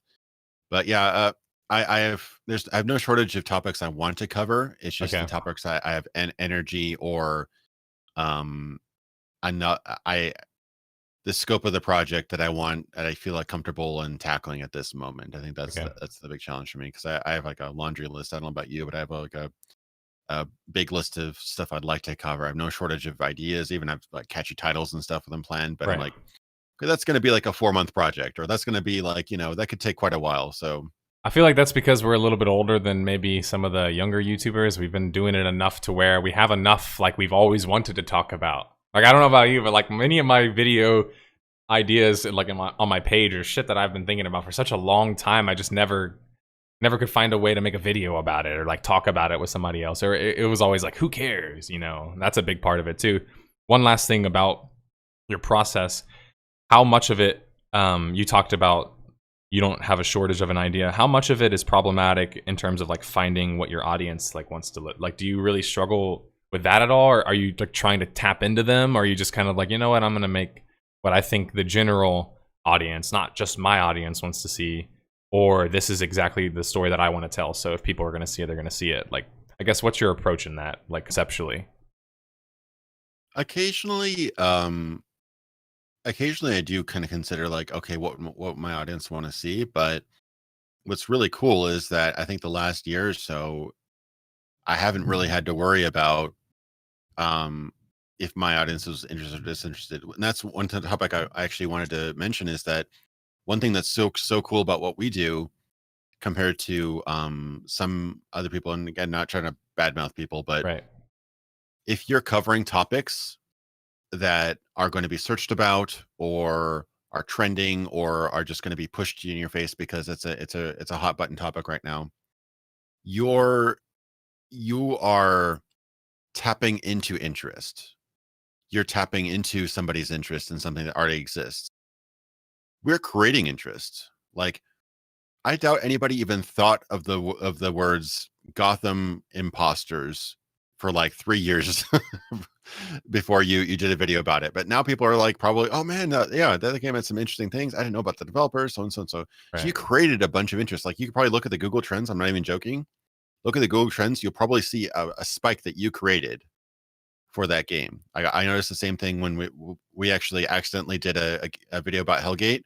Okay. Nobody did content about Hellgate. when we did it, but we both did a video about Hellgate. Like, we didn't even know each other at the time, but we both did one within a couple weeks of each other, just happenstance. Yeah. And you can actually look at the Google Trends. There's a spike right around that month. Okay. Um, Also, that's news maybe for some people, but yeah, that's kind of how I first found out about Indigo. Was I was doing Hellgate London, and I barely had a chance to play Hellgate London back in the day, so I was always interested in the game to see like what was that game really about. You know, it had really poor performance, so my old computer back in the day couldn't really run the game, and even though I got into the beta or whatever else.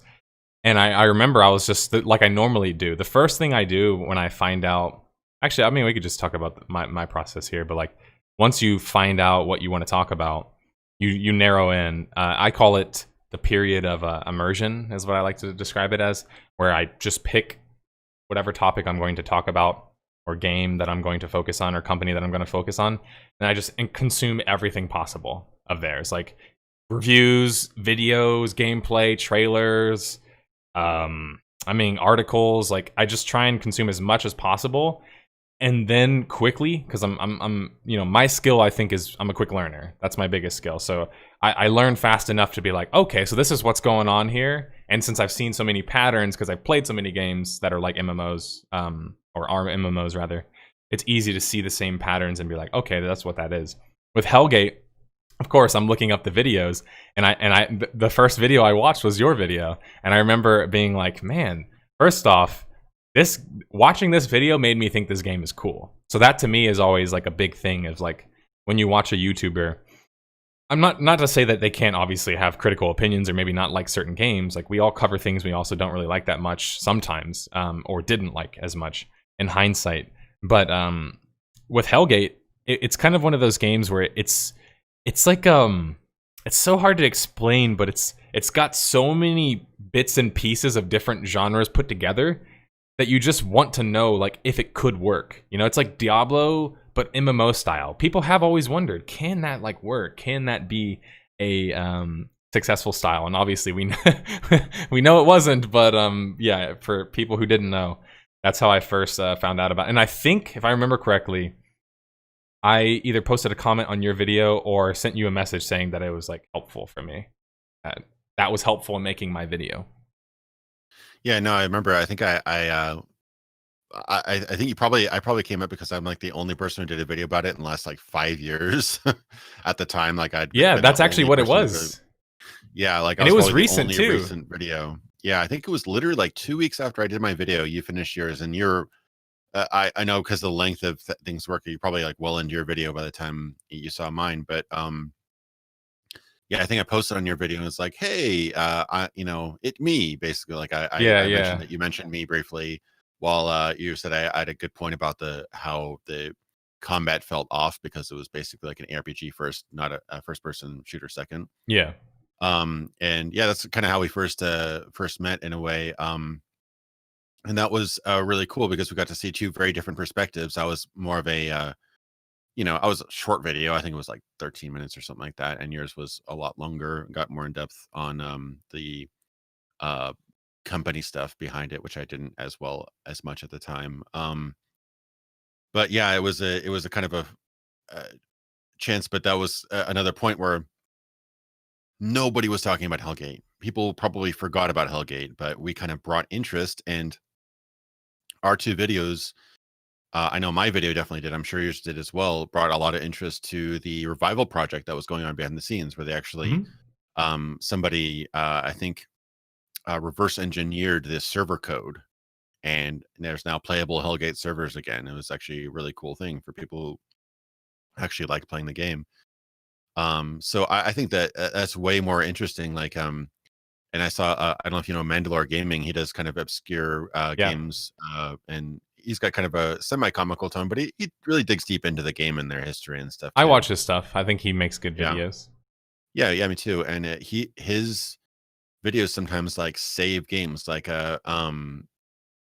he did a video about Pathologic 2, which hasn't been doing well, and that may actually result in their studio closing if it doesn't do as well. But his video was actually a big factor in how it got onto like the sales charts and stuff like that. Hmm. So, you can actually make a big difference and actually help, people gain interest or learn about things that they wouldn't normally learn about. And I think that's way more valuable than just telling you what you want to hear. Like I could make a video about this latest whatever, oh, so and so company did bad thing, and probably get 10,000 views or whatever, or 30,000 views, and it would take me like a couple hours or whatever, probably more for me because I always take way too long.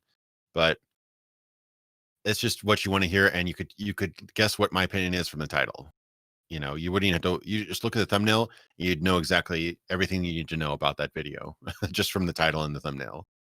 And what is really cool about the stuff that not to pat ourselves on the back, but my goal is that, and I'm sure yours is too, is to show things people haven't even thought about, or don't know Right. about, or this is something that I'm sure you'd never heard of, but this is a really cool thing, and I'm sure you didn't know about this, but this is why that was going on, because there was a publisher who bought this guy, and they decided to switch directors, and that's why it changed in 2014 or something like that. So that's always stuff I've always have become like a sponge for that kind of information for games. And so I guess it's a perfect platform to just share those kind of stories and experiences, even if it's something that you learn about. Because yeah, like I really I'm in all directions right now, but I really 100% understand the immersion period you're talking about, where you live and breathe a game. Like if you want to talk about something, you have to read every single article about it, Mhm. watch every video, watch Nothing else is interesting to me interviews. either. Yeah, and you're thinking about it when you're eating dinner, you're sleeping, you're trying to get to It's sleep, and you're like, so you know true. what? I bet that director was thinking this when he's doing that. And like, your girlfriend or somebody's talking to you is like, someone's like, yeah, you know what? I bet that's why that bug was never fixed. And you're like, I'm surprised we can even have human interaction during that time. But you're getting completely into the mindset of that game and those creators at the time. And that's the only way you can really write and really kind of create a sort of documentary, because you're trying to capture that moment in time in Yeah, a piece of exactly. video. So And that and for people, because I guess sometimes we talk about these things, and obviously we're talking to people right now live, and we'll be talking to people on YouTube. So from their perspective, they might not quite get what it's like, but think of it as like when you want to get really good at, I don't know, you're playing some game and you want to get really good at it. You read all the guides, you watch the review, you learn the tips and tricks, you do all the glitches and stuff like that. You're trying to make sure you've got all of your bases covered, and you live that game. People talk about that with MMOs a lot. MMOs are very like life consuming because they're social and they have social groups in them, so they can kind of like trade out your real social group for the online version of that. But I think that the way you put it is so true, because there's so many times where throughout the day I'm like, man, this is like a really cool thing, and then I'm like, how can I explain this to somebody where they'll care? And I'm like, I can't. And then I just don't tell anybody. I'm just like, all right, I'll just note that in my head. yeah. So, but Yes, yeah, sometimes my very patient fiance will be like, you know what, when this happened, they did this and it was really cool, and she's like, I'm like, it's so funny because like where your head is completely different from anyone else. That you're yep, thinking your head is in September 16th 2008 or something like that, thinking exactly. about this specific deal that this specific company had, and you're like, oh man, I could totally see where they're at, and nobody else is anywhere near that, at all. So Yeah, and it's that's and first off, like, I guess people could see it as patting yourself on the back, but I also think that it's kind of just telling people what the process is like, so they understand like what you or I go through when we make content. And that immersive or immersion period for me is it's basically the time in which I figure out what they were trying to do with the game, right? You're like, okay, here's what they did, here's what they're trying to do, and then you see, okay, maybe like, what did they miss? What mistakes did they make that they admitted or didn't admit? How did this affect it? And then you look at, like, of course, the finished product, and then you look at it after that. And what I find a lot of the time after the immersion period is that once I get right into my timeline, which is how I like to do my videos, it just flows so much easier than any other way I found. And so that's kind of why I've started to do it that way. And to be honest, I learned that from people like Ernest Hemingway, like really good writers. What they used to like to do a lot is basically whenever they would travel or do anything else that's not just writing, they'd be thinking about new experiences, like opening their mind and thinking about new ideas, and maybe taking things they've already written about and thought about, and then kind of like, you know, workshopping with those. And so it's almost like you have to yourself constantly push your own ideas forward, because sometimes you can't find other people who can challenge you in that way that makes you want to, like, maybe I'm wrong or right here. And that's why I think eventually I do want people to help me, right? And I don't know if you feel that same way, but just from me, from a perspective of like, to help me correct like mistakes, grammar. I'm not very great at grammar. I'm from the dirty South, and I grew up on the border, so grammar's not really a thing where I'm from. Grammar where I'm from is a cracker that you use to. I'm just kidding, but essentially the same idea. Speaking of time in which we can finally transition into something else. Yeah, I was about to say we do have a lot of stuff, so I could talk all day about this, but I'm sure you probably have a schedule. So yeah, no, and honestly, it wasn't a planned thing like we talked about before, but I noticed that the last time I did have you on, there were some more questions that I wanted to get into, but it's almost like I said last time too. There's no rush. It's like I don't need to ask every question now, so we have plenty of time to have other questions in the future. So why don't we go ahead and right now let's do the MMO roundtable. So if people, I wonder how we're gonna do this when we're in a voice chat. That's gonna be pretty damn near impossible. So people call in, or do they comment, or how does this work? Usually they call in, but it would essentially unravel my current setup. So maybe we could do questions in the chat then. I think we're gonna have to do that. So for everybody who usually joins us in Discord, first off, thank you for doing that, and thank you for joining us today. And also everybody who's joining us now on the podcast live and watching after on either SoundCloud or YouTube. Thank you for being here to watch the podcast. And we've got yet more to cover. I mean, a lot more to cover. So let's try and get through some of it. If you guys are waiting in chat right now, we're not going to do any voice chat just because of the way my setup is currently.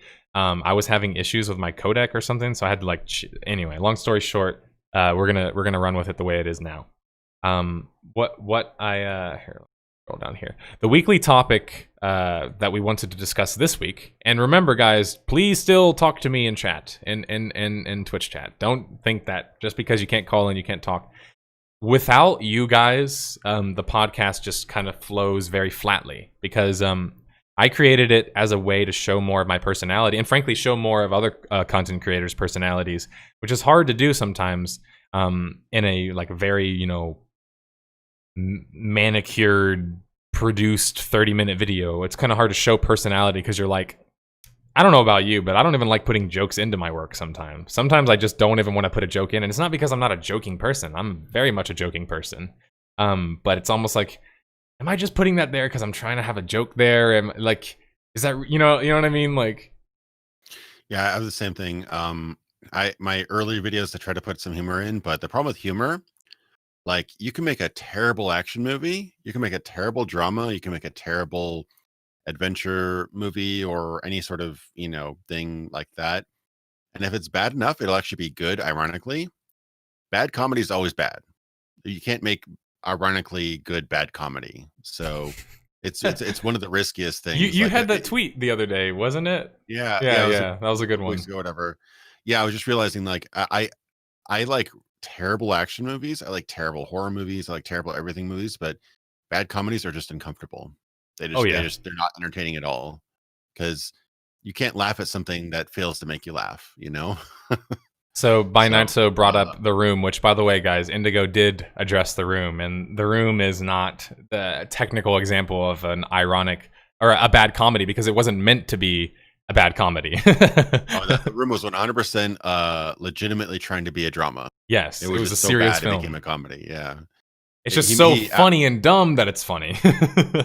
He, after the fact, claimed it was a black comedy to kind of save face, but no, it was supposed to be a drama. I think so too, by the way. Yeah, but yeah, I'll occasionally, what I'll occasionally do in my videos is do a deadpan joke. but it's subtle enough that if you don't get the joke, it's not a problem. Like Same. like one of my favorite ones was when I was talking about I think Todd Howard and Skyrim or something like that. I was like, and that's one mountain they weren't able to climb or whatever. And it was just like, if you get the reference, it's kind of funny because one of Todd Howard's famous statements was like, you see that mountain, you can climb it, and most of the mountains in Skyrim you can't climb. So it was just kind of a little jab that if you don't get the reference, it just kind of completely flies over your head. If you do get the reference, it's like, oh, I get what you're saying. It's like, I get that reference. So things like that, I kind of sneak into my videos here and there, puns occasionally, but Right. yeah, it's straight faced enough that it's not distracting from the overall tone, I think. Yeah, and that's the hard part about when you do informative content is like your first reaction is like, okay, I need to make this discernible by other people, give enough information to be like fruitful for somebody, and then maybe even like challenge or change somebody's perspective, or maybe just tell them some like fix their ignorance, if you will, about a particular topic. But that trying to make it funny doesn't necessarily really work, in the same way that people might think. It's like I've had that before. Why don't you show more personality in your like videos? Why do you need to have a stream? It's like, well, because I find it to be kind of challenging to do it in a video, and because it's a very I just like to say produced format, which to me just essentially means it's like you're getting what you're trying to show off specifically. So it's like if you're trying to show off something that's like humor, which is not really supposed to be, how do I say this? Humor is not supposed to just be one person, if that makes sense. It's like when you have humor, you have an audience. But when you don't have the audience when you're making the joke, as I know you can relate to, it is kind of weird when you're trying to put jokes in because you're like, are they even going to find this funny? I don't even know yet. Like, this is my first try. I'm just putting a joke in there, and I'm like, hopefully you guys take this right.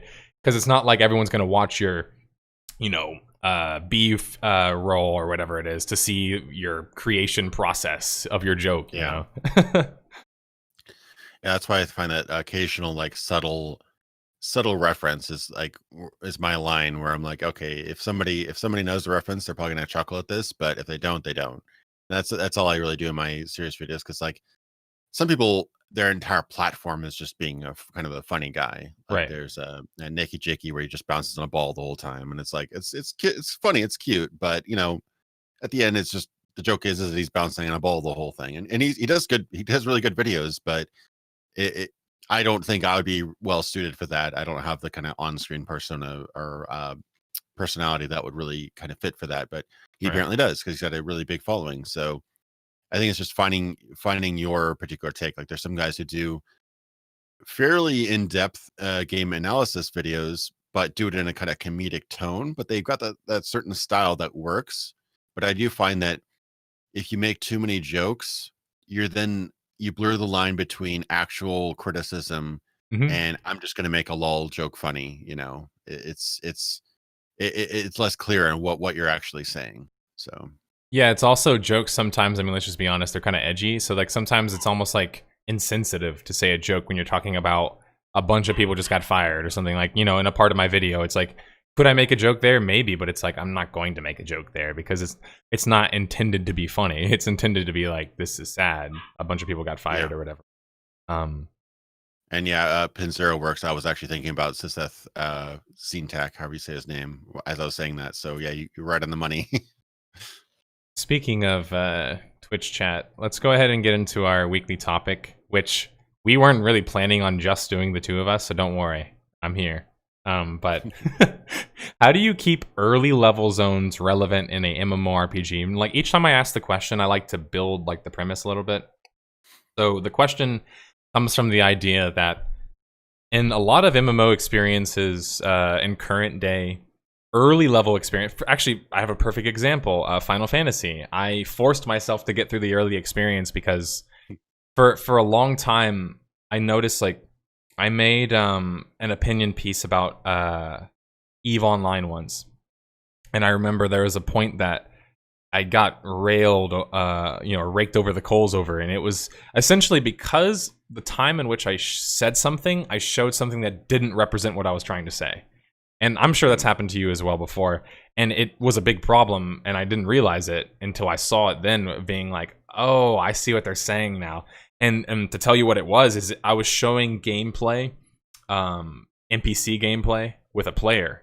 And so whenever I was talking about combat or something about a skill ceiling, people saw that and correlated and thought, "Oh, you're trying to say that that is what skilled combat would be." So you don't even know, you know what I'm saying? Like they said something along the lines of that. Yeah, What's up? it's a Thanks. yeah, it's one really frustrating thing is when you set the standard that you're always showing literally what you're talking about on the screen at every single point in time. If you find a semi irrelevant clip or a clip that kind of fits, and unless you know the game, then you realize that that's nothing to do with what they're talking about, then people will challenge you greatly. And they say like that doesn't even. Yeah, I've done the same thing where I use an NPC instead of a player or other things like that. One time I was talking about a completely different game while showing the game that I was comparing it to, I've done and that too. people were thinking like, why are you showing this game when you're talking Hmm. about that other game? And it's really confusing. It's hard to find that if you keep on swapping between different games or Yeah. different topics, it's difficult because you want to stay relevant to what you're talking about, but sometimes that's quite a challenge. Like I'll sometimes spend an hour or two getting one like small clip just because I want that to be relevant to what I'm talking about. But yeah, I hear what you mean. Yeah, sometimes you can misrepresent what you're saying by showing the wrong thing. Right. And that was actually why with Final Fantasy 14 I was like, "You know what? I think what I messed up the most on is not following the advice of like lead by example." And what I mean is like literally show people. And I think that was the biggest thing that I liked. Actually, funny enough, in your Hellgate video was that when you're talking about it, you're showing people it as well. And like for people who maybe don't see that perspective or don't think about YouTube creation or a video or the way videos flow, they might not really think about that much. But it's because anybody can just show them playing the game and then just like try to talk about something. But not everybody can break it down, obviously, in a way that maybe you or I could if you're trying to get into the nitty gritty of like design, like here's how an ARPG functions and here's how Diablo functioned and more technical things like that. They're not as easy to explain to people conceptually. And so that's what I've kind of been realizing is when you have things that are a little bit more specific like that, I just don't know of a better way than to just literally show people. And that's kind of what I realized after my Eve video is like, if I'm going to make an opinion piece video about why I don't want to play a game, and I'm going to make a claim about the gameplay, I need to show exactly what I'm talking about because I don't want there to be more instances of people misrepresenting either what I'm saying or thinking that I'm trying to say something that I'm not trying to say. Where it's just like, if you just show exactly what you're trying to say in the game, then this is what I mean. There's no other, questions about what I'm trying to tell you. And so I made myself go through Final Fantasy XIV's early experience, even though everybody advises not to. Everyone advises to pay money to get a boost because the early level experience in the game is kind of like this. And you probably heard this in other MMOs, but spawn in, run here, kill this, you run there, you run here, and you do that essentially for like 50 levels. And then you have to do it for another 150 to 200 quests after you hit max level. Yeah, I try to get into Final Fantasy 14 because at the time it was probably one of the best.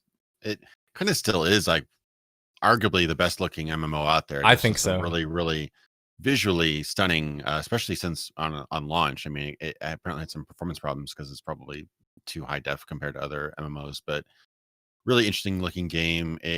I played probably 10 or more Final Fantasy games, probably more like 15 Final Fantasy games. So I definitely have a kind of long history with them. Had some really cool ideas. But yeah, the early game is a slog, especially in that one. I think that I don't think it's unusually slow necessarily, but I've seen some of the games like that. But yeah, it gives you so little to do, so few, at least the characters I played, so few options early on where you're basically casting the same spell again and again Right. and again and again and again if you're a spellcaster or just the default attacking or whatever. But I I'm not as versed in MMOs as you, but I have played, several dating back to like, EverQuest, back to, you know, MUDs, which were kind of the predecessor of MMOs back in the day. Um, I think personally, one of the problems that MMOs run into is that they treat the early game as like a long tutorial. And I think that the quicker you can get the character player into playing the real game, the less time you're going to waste on their side. Like if you could kind of do an intro, one of my favorite muds, for example, they did this kind of cool thing.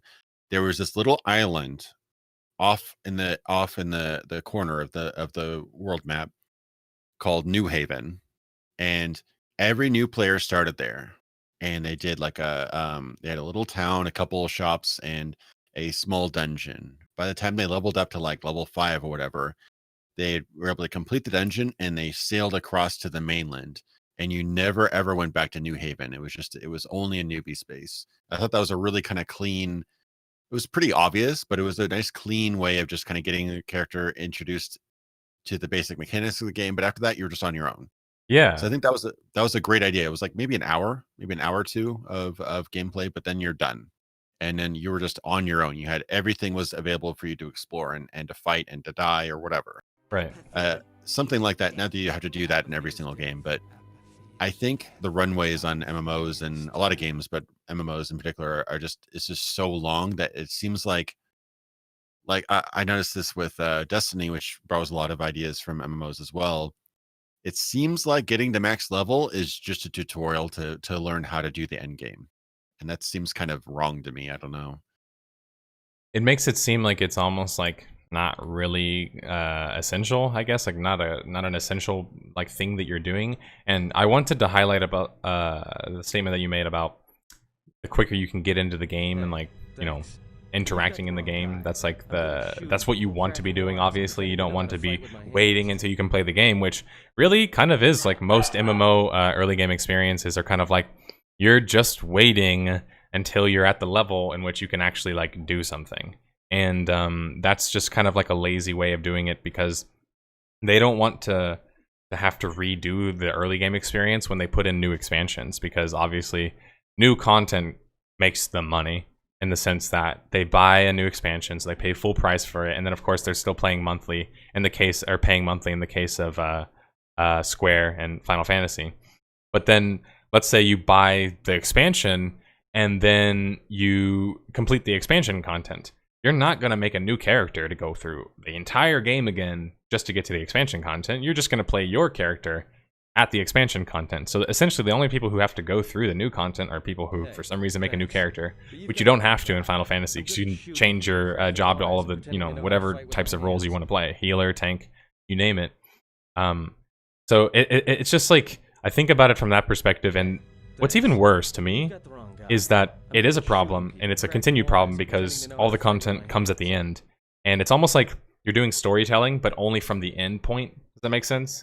Like imagine you have an RPG, but whenever you have content injected into the game, it's nowhere else except at the very end of the story. And so it essentially makes it to where in order to get to that, you'd have to go through the whole game again in order to get to it, unless you already beat the game. And that's kind of the thing, is it's like it's more iterative in the sense that they want, you know, to keep having that steady trickle of content released for the next person, but they're not necessarily thinking about those who, well, like me, who showed up late basically to the party, and they're not really going to get that same level of experience. The point that I wanted to make about what you said about getting into the game and playing is that's actually interesting, because a lot of MMOs have like busy quests, but it's like, how come other MMOs don't get, you know, as much crap for having bad early game experiences? For example, WoW Classic, which comes out today, is often lauded as being one of the best 1 to 60 experiences there is. One of the best leveling experiences ever in an MMO is WoW Classic, and that's why people like it so much, because they don't need to worry about rushing to get to the game. If you know what I mean, like you're not rushing to get to the game. Once you log in, you're playing the game already, and you're already contributing. You're already involved in the world. You're not on wait until you can get to the instanced level quest for, you know, level 49 or, you know, whatever else. Yeah, I have a theory. I'd like to bounce it off you to see if it holds water based on the research you've done on several MMOs. A lot of MMOs get a lot of crap for not having a good end game, and MMOs on launch usually put their most effort into the climb up to max level. You know, right? and then end game content usually comes later. So you could say, in rough terms, that MMOs tend to be bottom heavy on launch. They're like most of the content's interesting, and then you get to the end game, it's like you get a couple, maybe a raid here, a couple things here, but honestly, most of it you've already done now, and you could revisit them if you want, but why would you? Um, so it seems like that's such a common criticism because of people who will just like burst through that in like a couple weeks. Oh Like yeah. people will burn through whatever you have. If there's progression, it will be progressed Hmm. until they hit the end, the rock wall of the max level or whatever. So it seems like developers have kind of responded to that by making the game top heavy. We're making the grind up to 60 or whatever your max level is at the time, kind of the climb up to where the good stuff is, where the end game, stuff that people are going to be repeating again and again, the raids, the whatever dungeons, whichever game you're talking about. I think Guild Wars 2 has the world versus world, they Right. have those super crazy dungeons and things like that. So it seems like that may have been kind of as a response to the super hardcore gamer that burns through the let's call it 0 to 60 so fast that they don't have anything else to do, and they need subscribers. They need people to stay. Right. If you can burn through that in a couple weeks or a month, then you cancel your subscription, you're done. The only reason a lot of these MMOs existed for that much Okay. time, especially early on, was because of the monthly subscription. So they have to have that recurring gameplay. That's my take anyway. Okay, yeah. So actually, I think that you made me remember a point that I had that's semi-related to this, and it's kind of an idea that I've bounced around with my girlfriend a bit, and I'm sure it's something you've considered as well. But MMOs are like designed to be a world that's living. At the basis, the core of the idea of the genre. That's what it was created on. The term that people use is virtual world or synthetic world, whichever one. I mean, virtual is more acceptable in the broader sense, but I've read a book from an economist who coined the term synthetic world, and his reason for that is that it's a created world. So he thinks that you should, say that it's a created world versus just saying it's a virtual world, which kind of sounds like another world actually does exist, if that makes sense. Yeah. Which it kind of does depending on your definition of it, but anyway. The terminology can get a little bit confusing, but yeah, so that's like the general idea of an MMO is you have this like virtual world that's like living. But like, think about this for a second. The Earth is living, it's a world, right? And we're also, the Earth will come to an end someday. It will, cease to exist essentially. Whatever is going to happen is going to run its course. That's just how every story in every world comes to an end. That's just a truth. But so many MMOs, they don't want that to be the case. And so instead of having to create a new game, of course, because it's expensive, they'll just keep iterating on the same game. But the problem with iterating, I think, on the same game is that if your game is already set up like a race, which to me, I talk about this a lot, but I don't think I've ever mentioned this to you, but my biggest problem in current day MMOs is that the business model isn't sustainable for anybody who's not a massive corporation. It's been proven time and time again. So many big companies with millions and hundreds of millions of dollars have failed. And yet the only ones that remain, I don't know if you guys have ever heard of them, Square Enix, ZeniMax, Blizzard Entertainment, NCSoft, the biggest Korean MMO publisher ever. Like, these are the companies that are in existence, and they're reaping in the benefits from it. And so it's like, at a first glance, you're like, oh man, the MMO industry is doing pretty good. But then you look at the problem that I'm talking about here, where it's like, well, because they don't care about the early game experience and everybody's going to rush to the end game anyway, they literally just don't even fix it. They won't fix it. They won't change anything about it. And a good example of this is Yoshida, the lead designer on Final Fantasy XIV, has already confirmed that they're going to redo the early game experience in Final Fantasy XIV, but just that it's going to be at a patch 5.3, which is like less than a year from now. But think about that. How long has the system from 1 to 50 been fucked if we still have to wait a year in 2019 and the game's been out for 5 years? Well, why isn't it a big enough problem to become a stink or to somehow make Final Fantasy players not want to play the game? Well, because developers came up with a genius way of dealing with it. Publishers probably are actually the ones that came up with it. Instead of fixing it, why not just make your consumer pay you for your problems? And that's like been the biggest thing that happens these days. Level boosts exist in pretty much all like the main games because of this. I think it's like, well, screw having to go through the process. Just let me pay $25 and give me a max character, and then I'm already there. So we're literally getting to like the end of things where it's just you're so willing to skip the beginning, you'll just skip all the way to the end. And this was my long-winded way of kind of broaching the subject with you and RPGs and also just world building, which is actually related to this, which is like, well, wouldn't it be easier to just get rid of the world from a storytelling perspective, right? If you're having trouble finding a way to keep people engaged early on in your early game experience, it actually would just be better to just undo your world. And a good example of that is actually Asheron's Call. They did it too early, to be fair, but technology back then in the early or late 90s and early 2000s was changing so drastically, as you know, that new MMOs were coming out, outdating the other MMOs that had put 5 years of work into, making their game. I'm trying to remember what example I was going to bring up from the past. Asheron's Call. So they put out the sequel too fast, but their idea of the first world ending to create the second world was something that I always thought was really, really interesting. But more interesting and more relevant for this actually is, remember when I mentioned the race, how content these days is a race, and why I think linear content or linear MMOs essentially aren't sustainable. Because if you think about it, you're right. It's kind of they started it being all at the beginning with a little bit at the end. Now it's all at the end, and the way it works is, as long as your player base keeps buying more expansions and keeps subbing to the game, you keep putting out more expansions. You keep putting out new content. But what happens if you can't? And it's such a basic question, but I feel like maybe not enough people think about that. But what happens if not enough people buy it? Well, you have to downsize, or your content becomes a lot less frequent. When your content becomes a lot less frequent, what happens? Your world is no longer living, if that makes sense.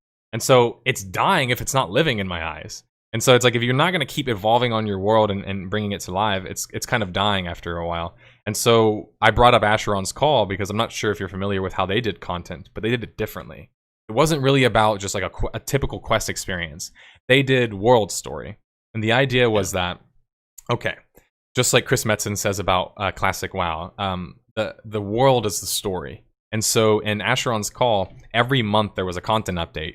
And these content updates could range from a number of things, but they could be a couple quests, quest line, maybe a boss you had to kill. Whatever it wasn't explicitly told to you. It was told in the way of a story. So it was told like a story. And so you had to go find, where that guy that you're looking for was. But you finding him is your own journey. Another guy finding him is his own journey. So you're still having story, personal story, but it's personal story derived from the world itself. And I know you're familiar with that because that's how most RPGs work. The game itself, or the world that they built, is the story. And I'm not going to say that there isn't Chosen One storylines. There's ass loads of Chosen One storylines, but majority of the time, your character's experience is based on you experiencing the world, of course. The problem in the MMO context is they shifted all of that storytelling to just being personally focused. And I can't see how this is not a effect of that. Having an early game experience being like notoriously poor in MMOs, I would probably argue is because the narrative is just focused on you personally. So it's like, hey, you're the fucking coolest, most awesome super god hero guy, and so go kill 5 boars for me. It's so disjointed for me, like in the early game experiences, because they're trying to pretend that you're not a hero, but you are a hero. That's literally the plot of the game. You are a hero. That's my problem in Final Fantasy XIV so far. Is like everyone's like, "Wow, my character's name Yomi." I went super weeb with Yomi Kansaki is my name, but so one of the characters was like, "Wow, Yomi beat this boss or whatever else," and I remember I was like looking at the character like, aren't I kind of supposed to though? Like, I'm pretty special, right? Like, it doesn't mean that much if I'm like the chosen one and I'm, accomplishing these tasks. Does that make sense? It all makes sense. Yeah, it really frustrates me that the whole "you're the chosen one" along with 10 million other people thing that MMO in a MMO, yeah, right? In a MMO, they do it. That's crazy to me. I don't remember the older MMOs doing that. I think they're just like, "Oh, you're here. Why don't you ask somebody if there's some chores for you to toss at your way or whatever." Because it's a But yeah, world, not your world. And I think that's the yeah, big shift is it's gone from being a world that you're a part of to it's your world, Indigo, when you log into your character and it's your game, your story, your way. yeah. I specifically ESO and Final Fantasy 14 were probably one of the couple of biggest offenders in that, where they do this huge epic storyline where ESO starts out in Oblivion, and it's like you're like navigating the Daedra and like this really like stuff that should be really super high level, crazy, world changing events, and but everybody does it, so it's a little bit it waters the idea down that it isn't so special to be a hero because everybody is, but Right. yet right after that you're collecting 10 bear asses or whatever the stereotypical thing is. uh but yeah, a really good point in that it must be uh yeah, the 0 to 60 is kind of a means to an end. At least that's what's become considered as, like, you only do that to get to the end. So It's a really the race, so it's question is, designed that way. I see what you're saying. yeah, so like really like that's probably my favorite part of the game, is just kind of the journey to becoming max. Then like, Right. the end game is kind of the icing on the cake. But if you don't really think that's worthwhile, then why even have that aspect of the game? Why not just start everybody at like max level and the end game? That wouldn't you think that'd be a more fulfilling experience? Like maybe a couple hours tutorial, but then like why not start everybody at if it's all going to be loot grind, and if that's all the good content, then why even bother with the other stuff? That's my question. Like it doesn't seem like that's not a game that I would necessarily want to play. But if that's what you consider as the good content, why hold that back? Okay. So I don't know. I mean, just from logically saying, like, what, why? I mean, I guess it's filler, but I don't. I would think that the journey from 0 to 60 is quite a lot of work. I don't think that's like a small feat of programming. And if you were to cut that out theoretically in this game, you'd be able to create like 4 times as much endgame content. Would you That's a think, really good right? point. Right. For the Just sorry. logistically, right? Sorry. Yeah, go ahead. No, I was gonna say that's a really good point, and I wanted to tell chat that really pay attention to that because I talk about that sort of stuff all the time where it's like I like that you're coming from it from almost like an outsider perspective because you don't play MMOs on a day-to-day basis, but sometimes that's needed to come from this other perspective where you're used to RPGs and worlds and things of that nature and what you consider to be an experience that you pay money for. And then you kind of look at the MMO experience. And before the podcast even started, I made the joke with you that we make all the time in chat, which is like MMOs without the social element are just inferior games. And I just don't see an argument otherwise because I can show you so many examples where it's like, there's no way an MMO is going to challenge God of War's graphical fidelity right now. Like, we're a long ways away from that performance-wise. And so a question that I guess I have for you is, why do you think that these, I guess, let's call them MMOs. I don't technically think that both games that we referenced are considered MMOs by the definition, but let's just call them MMOs. Final Fantasy 14, SWTOR, whatever. Why do you think these two games in particular, I guess where's I gonna go with that? By the way, for reference, I forget what I say all the time. My chat knows that. Usually they tell me what to say. That's the beauty of Twitch chat. They're usually like, "Oh no, you were saying this, leveling experience." No, but talking about the content as a race made me think about the concept that I bring up sometimes, which is like, why don't those two games just like get rid of any semblance of trying to be an MMO? And like, hear me out. A multiplayer game has co-op. You can have, I don't know, 16, 20 players, right? A lot of multiplayer or co-op games could even have up to 8, 9, 12 players, like good amount of players. Okay, so we've got that in our game. Multiplayer games also have, of course, some sort of like lobby in which they could meet with other people. That's usually pretty common. So it's not necessarily a world, right, that you're living in, but you can meet each other on some sort of like friends list or group system or lobby or whatever else. That's another thing. And then you look at like, okay, so what else is a quality of multiplayer games? Well, obviously the multiplayer parts. Usually it's collaborative story when it's like a co-op type of game. And so I think of all of those things, and with all of that in mind, why can't Final Fantasy 14 or SWTOR just be that game? They could. It's just that they also tried to be everything else. And I think that that's kind of the problem is you look at a lot of the stuff that they did try to do MMO wise, and in both cases for Final Fantasy 14 and SWTOR, in my opinion, they failed. Good examples of this are open world PvP and SWTOR. They literally removed it from the game. That's how bad it was. It was so bad performance wise, it could not even function in the game that they removed it. That to me is like a clear admission of like our game is less of an MMO than it was before. So I guess my question to you is like, why not just shed all of that? Why not just make a really good multiplayer story game and make that Final Fantasy? You know, like I don't know about you, but I'd play a co-op version of Final Fantasy or Fallout or Elder Scrolls or really any of my favorite RPGs. Yeah, I mean, it brings a really good question, and we talked about it briefly before the call, but I might repeat myself just because it was on the podcast. But there, I think every MMO now is built from the ground up to be a multiplayer social experience. So they're already working from that foundation. They're already working with these have to be big open areas. There's going to be thousands of people potentially in each hundreds of people in each zone, thousands of people in each server, each world.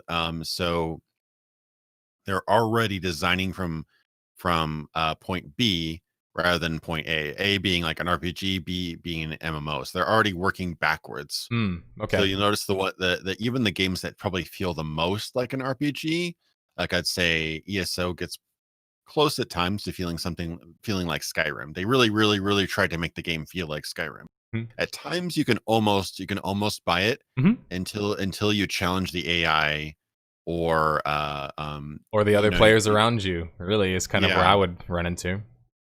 Yeah, anything like that. Like there was a point where I'm like, oh, I'm wandering around the city and this is kind of cool. This feels like Skyrim expansion. And then I see an NPC walking over the corpse of their comrade and not paying not paying any attention to it. I'm like, almost There's feels been a like murder. yeah, they didn't even notice. Yeah, it was a bit ridiculous. But yeah, and that's just because of the constraints. Like they have all these NPC actors Right. and the AI and stuff like that. And there are a couple RPGs. I'm like, if you just added more players into this probably would be just fine. I don't think you could have to change really anything. Hmm? But I don't know if you could add 1,000 players. Like actually, from the Final Fantasy games I'm thinking of, it'd be really hard to take most of them because there's such progressive, step 1, step 2, step 3 linear paths in terms of story. Like imagine taking Final Fantasy 7. Like it's you literally you go to Midgar, you leave Midgar, you do this, you do that, and there's like none of those major actions can be done out of sequence. So that'd be really hard to do that with multiple players. But something like I don't know if you've ever played Final Fantasy 15, probably one of the most radical departures from Final Fantasy, but it's still a good game. It's just a very different type of game that I could see actually working as an MMO with very little changes. Like Okay. that has a big open zones. It has on foot travel, chocobo travel as a car randomly. But that I could see people like traveling around that world independently and doing different quests and different quest lines. That is already kind of structured. It doesn't feel like an MMO, but the structure itself kind of lends itself to having more players doing different things at Yeah. different times. Okay. So like that. So something like that, I could see kind of bumping it up to like 24, 30. I could see maybe even 100 people, considering how big the zones are. Probably 100 people spread across the different areas. But I think it really the more social. The problem with MMOs are the players. That's the problem. When you play a single player game, it isn't everyone around you are like. It's almost like Truman. You ever watched the movie Truman Show? Where did you ever see that movie with Jim Carrey back in the day? It was a while ago. I watch it. It's fine. But I think I did, but I basically, can't remember. it's this guy who was he was born and adopted by a broadcasting company, and so he literally grew up in his world is basically one big movie studio, and his life is a TV show. So everyone around him are actors. He's the only real person. Everyone around him are actors, and so they kind of like make the storyline make his life into like a reality show storyline, but he doesn't know that he doesn't know he's in a TV show. So that's the premise of the movie. I was going to make a kind of a weird analogy is like a single player game. Everyone else is in character. So even if you are kind of out of character in a single player Okay. RPG, See. the story still works Okay. because the villain's still going to be the villain. He's still going to say his lines. The shopkeeper's going to still say, "Hey, welcome, traveler. Look at my wares or whatever," right? And the guards are going to still say, like, you've so and so the law or whatever. Everybody's going to be in character, and Violated even the if you law. violated the law. Um, even if the character is just like jumping on horses or something like that, it's still, the world still makes sense. When you introduce 1,000 characters or 100,000 characters, then nothing makes sense. Then everyone's like hopping on horses or teabagging orcs, Right. or blasting in all caps at the bottom of your chat bar, like will buy legendary gear, good price, whatever. I don't know, like all the horrible things you think about your average MMO, like not a horrible but immersion breaking experiences that you Yeah, think would gold have an MMO. sellers, all that stuff. Yeah, all that stuff. So that's the challenge. Like, how do you take a mostly immersive, outside of your own actions, single player RPG, and bring more people in without ruining that immersion factor? And there is no perfect solution, but I did have some ideas on how you could kind of bridge that gap a little bit. Okay. Let me pull up my notes here. So there's a couple of these are pretty radical, but one thing that I think would help dramatically is remove all text chat. That sounds ridiculous, but hear me out. You could communicate to other people, but you have to walk up to them and like basically click on them, and then you'd have like some preset greetings, like greetings. Would you like to trade? Greetings.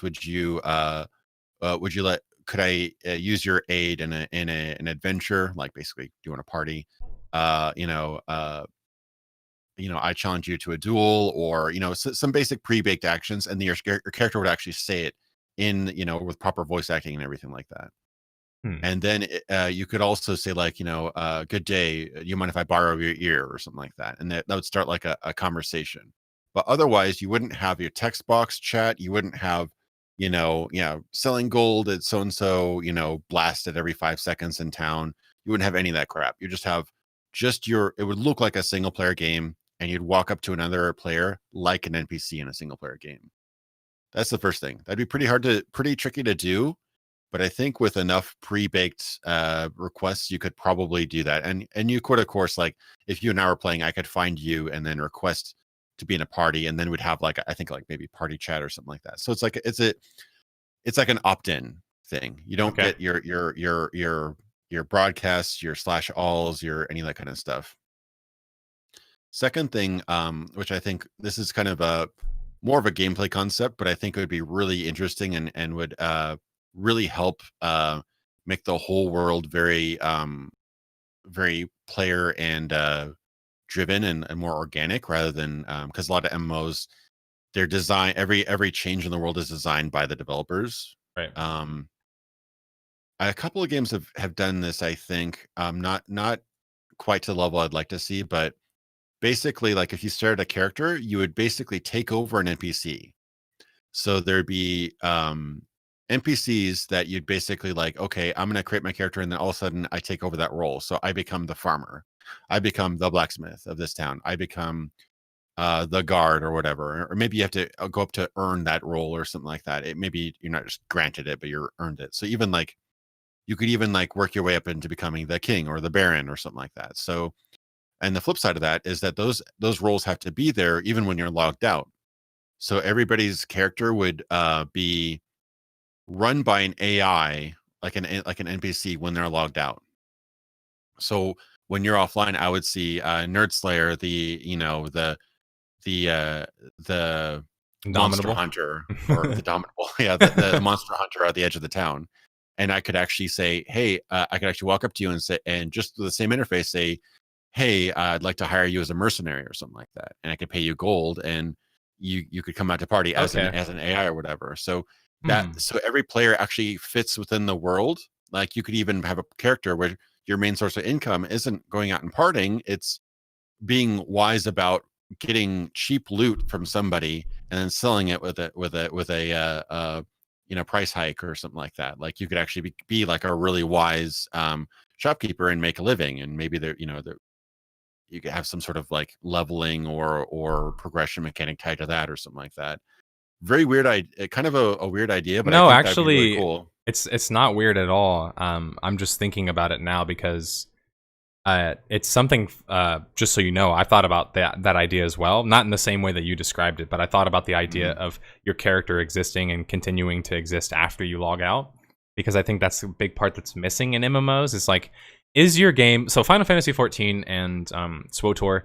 What I like to describe those games as, the term that we kind of came up with, collectively in our community, is we call them MOPRGs. They're multiplayer online RPGs.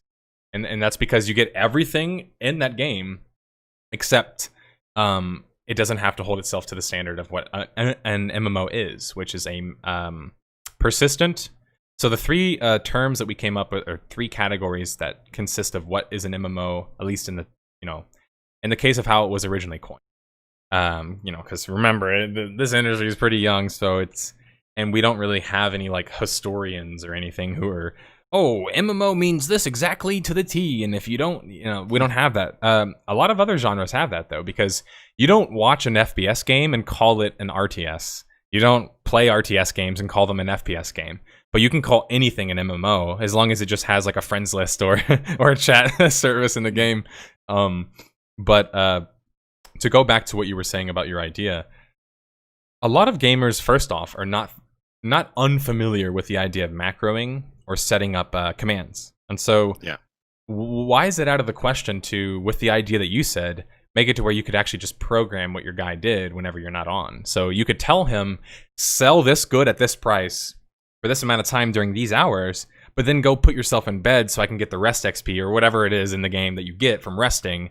So he literally is living a life normally, except whenever you log on, you can decide, maybe I'll go do a quest or go kill a dragon or whatever, or go do something big, versus, day-to-day life, your character day in, day out is just kind of like he's operating his shop or whatever else. And these concepts have existed before, but not in the way that we're describing them. So to explain what I mean, in Galaxies, you can place a vendor, which is programmable. It can greet people, it can tell people things, it can sell things at prices.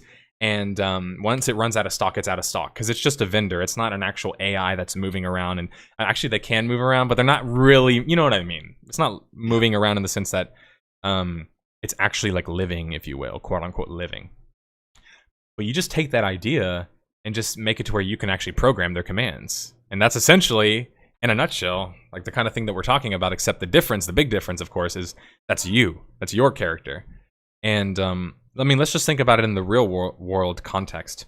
When I get off my computer, does my world just stop? Like, of course not. If I don't show up to the grocery store, does nobody else show up? Does a bear shit in the woods? Point being is, no matter what, those things are going to happen, whether or not I do see them or don't see them. And so that's a big problem that I have with these MOPRGs who are in the general public described as MMOs, is that in your world, I can log in, log out in the same exact location, and nothing has changed. Nothing has changed. And I don't know of a world that works like that. By the strictest definition of the word world, I don't know of one that can just like not have a consequence for me just not doing anything. Because in the real world, if I don't do anything, I just die. Like, if I just stop eating and stop working, and I will eventually wither away and suffer a lot of consequences. In the video game, of course, you don't want to make it somebody's life and it's your job. So you can't have that same level of like fear or whatever else that goes with it, because it is a game at the end of the day. But it's a game that's trying to simulate a life or a world. And I don't know of a world in which I can just not show up to work and everything is just the same, like somebody could just be like, oh, well, you don't need to show up for work because it's just, it's all a game anyway. It's like there's consequences, and there needs to be consequences in the world as well. So I really like that idea, and I would even make a video about it. And I would probably talk to you about it. when making that video, but I've been wanting to make a video that explains how to world build in a MMO, or how to do it effectively, but not just that. Because the problem that I run into is, say for example, there's a top ranking thread right now on the game subreddit, and I know you're familiar with that subreddit. It's very generalistic. It's the casual gamer audience.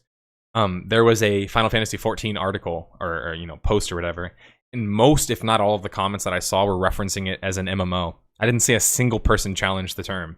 And that's just like a travesty for me, because it's just like, for some people, they look at it, and I wonder if you've ever had to deal with this, but I personally don't care a lot about terminology personally. Like, is it as important to me personally? No, if you can just tell me what you mean, then that's good enough for me. But some people are very much like, I only want this term to mean this because that's what it originally meant. And so they're very much, and I understand why, because if you can't know what an FPS is, then it's sort of hard to know what you're being sold. So like if I'm being sold a game that's a action game, but they're telling me it's a shooter, and I don't know what a shooter is, which sounds literally insane, but just hear me out, and I don't know what that means, what an FPS game is, I'm going to play that and be like, oh, this kind of has like shooting elements in it, right? Like it's action and I'm throwing things, but is it really a shooter? Like it's not a shooter.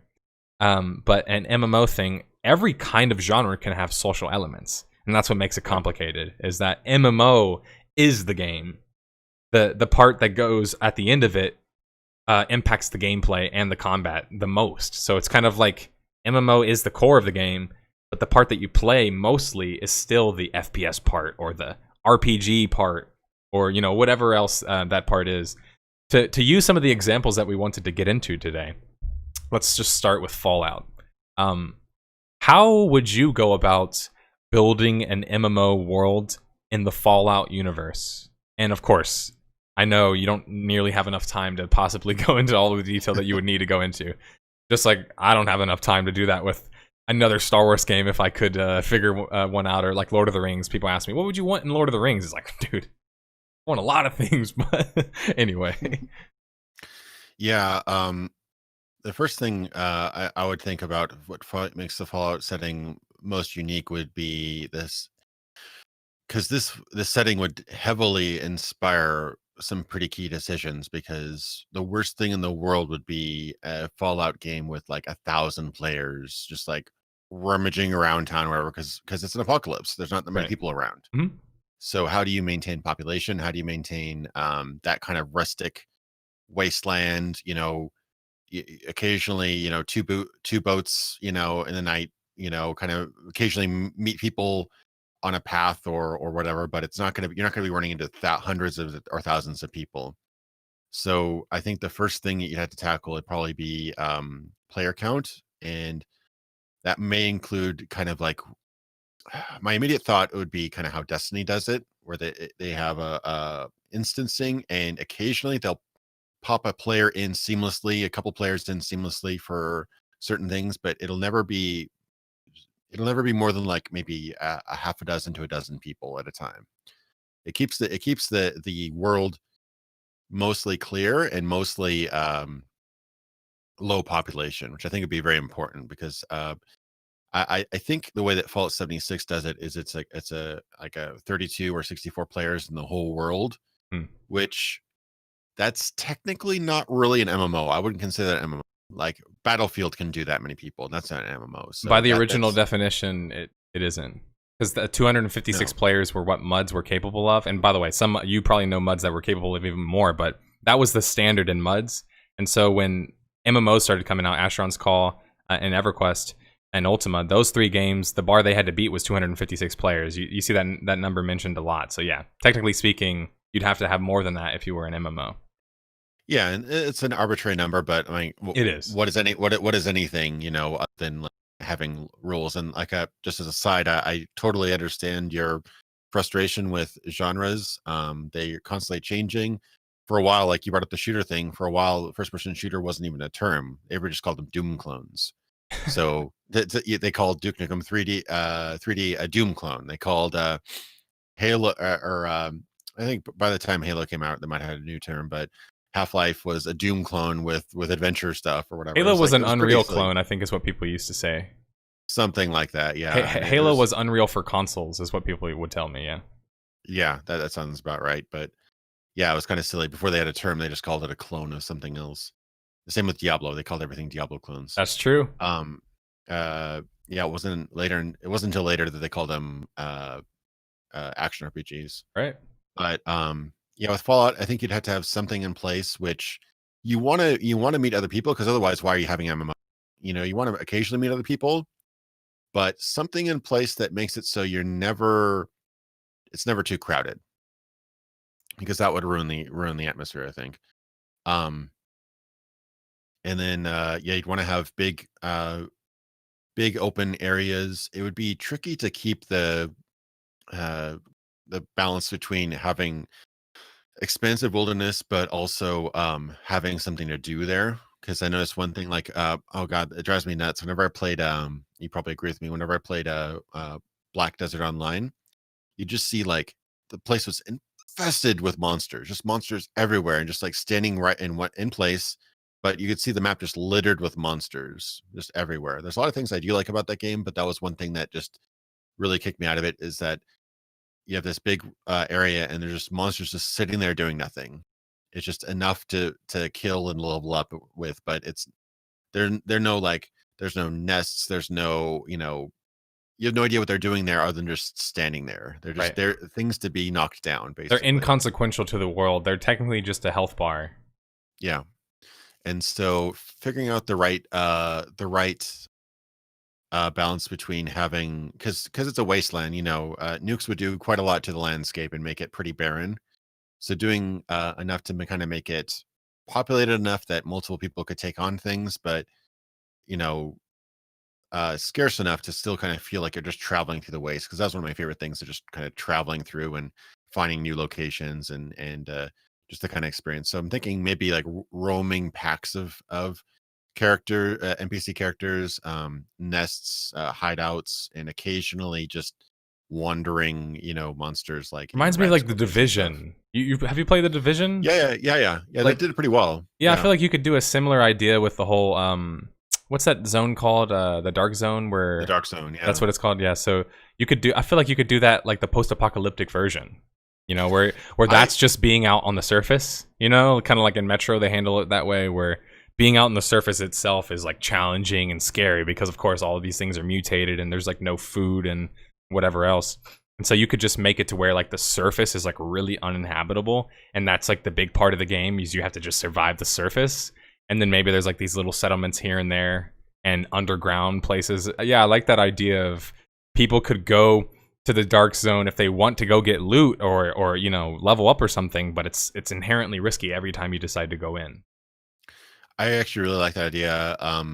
If not for the whole world, for like portions of it, like this is like like, yeah, like you said, the Dark Zone. This could be like this is the wastes or whatever, and what happens in the waste stays in the waste. Like PvP, uh, all sorts of stuff could happen there, and there's like no holds barred, basically. But like, so let's say when you went into town or whatever, the rule of law would make it so people don't really attack each other in town as much, because Right. guards or the Brotherhood of Steel or Hey, whomever is in thanks. charge But you've got the are wrong guy. would I'm probably good at take you shooting, down or attack cracking you wise, and on pretending I site. know how to fight with my I hands. even in full PvP servers on, say, EverQuest, you could still fight people in town, but the guards would come after you. So there was always that risk that and the guards would really kick your ass if you weren't careful. So Yeah.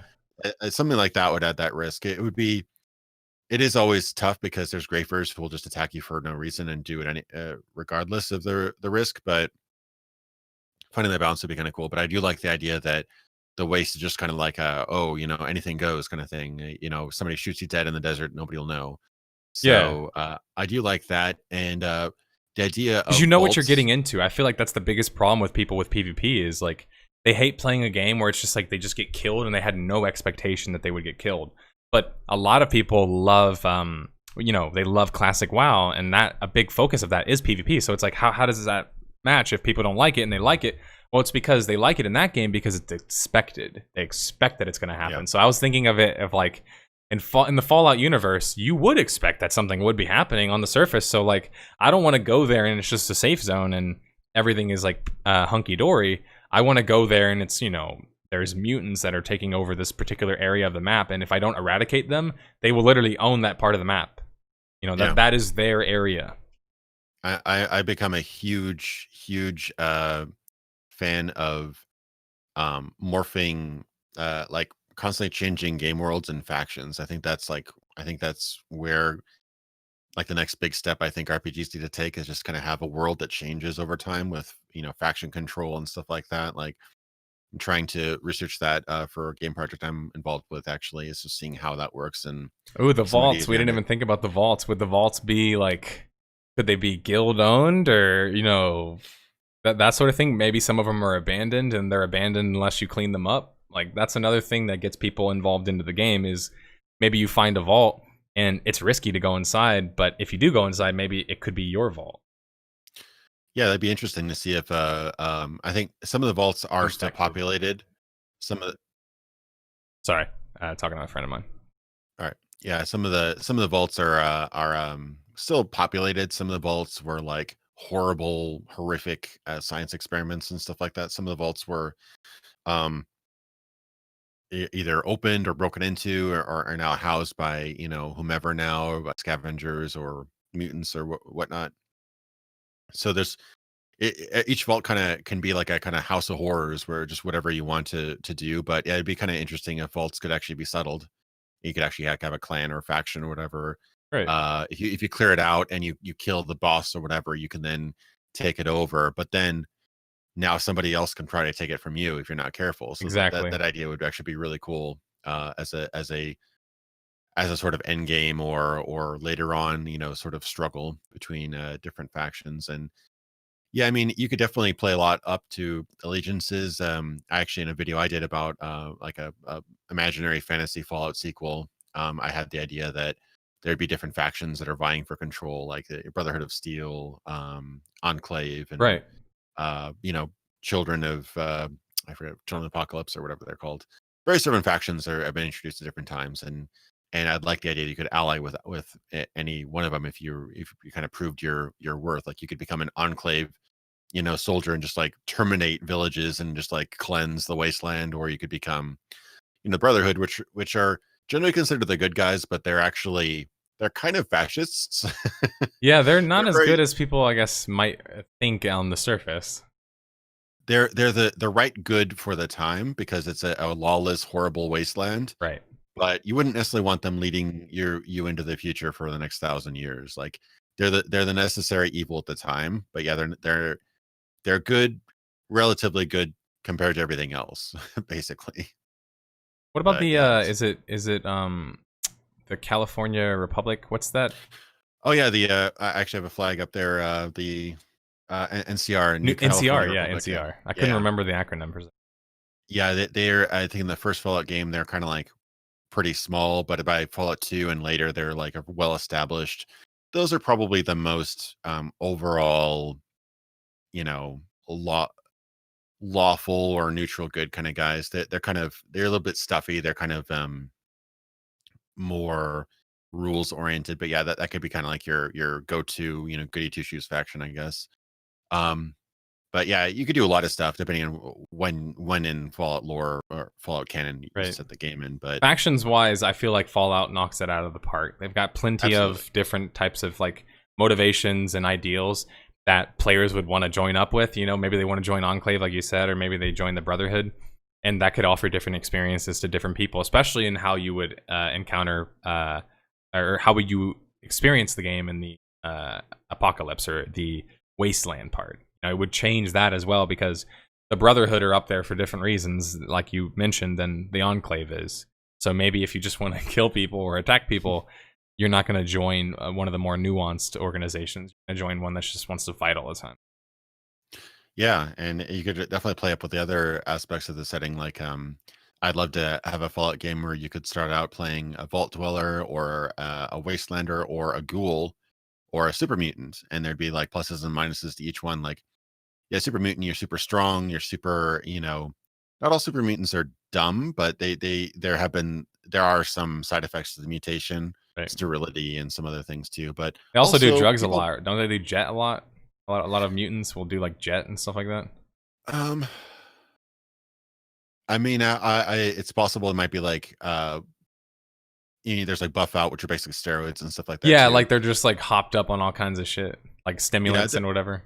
yeah, I could see that, and they're also like, you ever notice that? I think they kept the design in later games, but you notice like they have these like straps on their mouth to kind of hold their jaw in place because they're all messed up because of their mutation. Like a lot of other like weird things. Some of them, there's actually some pretty intelligent super mutants, but that could be one of the factors is that their based intelligence is lower because of the mutation or whatever. But I think that it also there would be certain factions that would just gun you down if they saw you. So like that'd be Oh a big yeah. negative. Um, EverQuest ghouls had that are in droves. You know, EverQuest, like if you were a dark elf, you could be attacked by humans. We didn't even mention, by the way, before we get more into mutants, the radiation. Like, what if you could be radiated and become a mutant if you just decide not to radiate yourself, or I guess deradiate yourself, take some rads, but you'd have, I don't know, maybe intelligence, like minus intelligence or whatever it is, right? That would make it kind of more fair, but you'd have way more HP, you'd be stronger, you know, but you'd also be kill on sight by like the other. So I feel like that could also be messed with a lot. Like the ghouls, even you mentioned the ghouls, that's another one. Like, what if you contract some disease from a ghoul or some kind of disease from whatever is out there in the world, like some flying bug, and all of a sudden you are contracted with that disease, kind of like in Elder Scrolls, where you got to get rid of it, otherwise eventually it will do something to you if it's not already doing something to you now, like taking your stats. Yeah, I guess we have to mention because chat's going crazy. You've got to mention Kaiser's Legion. Like, join Kaiser's Legion today. Yeah, that was a great faction. That was specifically to New Vegas, but yeah, very well fleshed out, very morally ambiguous Mm, faction. Um, yeah, no, it'd be great. Yeah, I mean, ghouls are. If I remember my lore correctly, ghouls are created from long-term exposure to radiation, and super mutants were created actually in like laboratories okay. through injection of the FEV virus. So different origins, but yeah, it'd be kind of cool if like you could actually do some quest line or some activity and actually become a super mutant. Like, how cool would that be to have a race, quote unquote, that's achieved rather than picked? Yeah. Like that would be really interesting. Of an idea. Like I think my next character, I think I'll go super mutant or something like that. So you actually do this whole, path to actually becoming a super mutant, and there'd be pros and cons to each, Yeah. obviously. But And it's not a super mutant in the sense of like, if I'm playing Elder Scrolls and you just make my character look like a super mutant, that's not what no. we're saying. We're saying like it's a gameplay aspect that you would actually have to either deal with yourself. If you're a super mutant, you'd have to deal with people looking at you like you're a super mutant, or you'd have to become one in the first place, which, I like the idea of a ghoul is from constant or long-term exposure. So you could have people who go out on the surface all the time. They're going to look more ghoulish. So you're going to know Yeah. that these people, hey, I need to watch out for these guys. They might not be nice people, right? Because maybe they didn't fix their Oh, yeah. ghoulish tendencies because of the buffs or whatever it granted. Who knows? Yeah, no, that'd be a super interesting. I completely, I you tapped into some things that I completely forgot to mention. Obviously, some of the big themes of Fallout are wasteland and radiation. Like radiation exposure could be a really big factor. Like building up immunity, Hmm?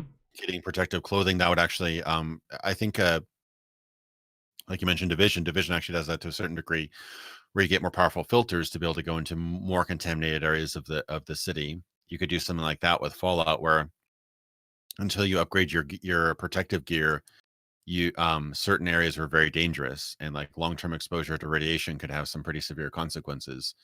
And yeah, I love games that affect your physical appearance. The more you've done certain things, like Oh so you yeah, could actually look more ghoulish, more messed up. If you've been, it's like, oh man, you must have been in a really rough patch of radiation. You all look like all haggard, and your hair's falling out or something like that. yeah. You can get Um, cybernetics in galaxies. That was the equivalent in that game. Was like you could actually change your limbs, and it would like change gameplay aspects of the game because now you had some like weird charge ability on your fake, machine hand. And again, the same kind of stuff could apply in this case. Obviously, just context specific. yeah, no, I love that idea. And then I was thinking of from a role playing perspective, if you're really tackling the setting, you could really have some interesting roles. Like obviously gunslinger or whatever. You could be kind of a more of like a huntsman kind of survival type who might be able to hunt animals to survive, or trade skins or whatever. But I was also thinking something like a you could add sort of like a chemistry skill. So like you could actually be like you could be like the local jet dealer, the jet buff out, Yeah. and other like even stim packs and stuff. Like those are in the old games, at least you could actually get addicted to stim packs. Yeah. So because it's a drug. So like you could be that could be like your healer type is the Hmm. guy who like hands out all the healing drugs and stuff, and having that aspect to it where like, oh man, I was in some pretty rough battles and I got hooked on a buff out back there, so now I have to like find my supplier in this new town or something. That's actually really hilarious because it's so easy to do from a gameplay perspective because you make it to where, okay, when you do it, or when you get infected by, or sorry, when you take the stimulant, you get this buff, but it only lasts for a certain amount of time, and after that you're going to get some level of tolerance removed for it or whatever else. So you're gonna become more tolerant towards it, which makes you more addicted to it because you need more of it. And then, Yeah. like you said, maybe there is a gameplay aspect where because you use buff out a lot, because you just want the benefits of it, you literally are going to have to live off of buff out. So you're going to have to go find a crafter or a class, the scientist to go keep your fix coming. Like I like that idea as well because it's another thing that is severely lacking in MMOs, especially like the big ones that I've mentioned are class identity. And like that's an easy way to add class identity to Fallout. It's just like say you're a scientist. There's enough in the game that you could do as a scientist in Fallout. Oh, for sure. There's so much shit that you could get in trouble with being some sort of scientist or chemist. Yeah.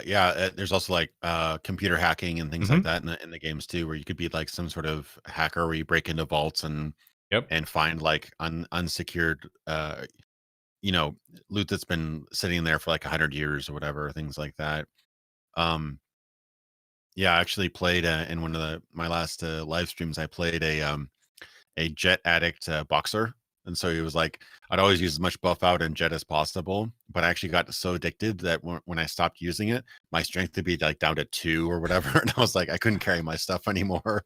It was actually really interesting. I purposely played a really flawed character just to kind of test out the systems. And it's so weird because I was actually my gameplay like naturally went from like finding my next fix.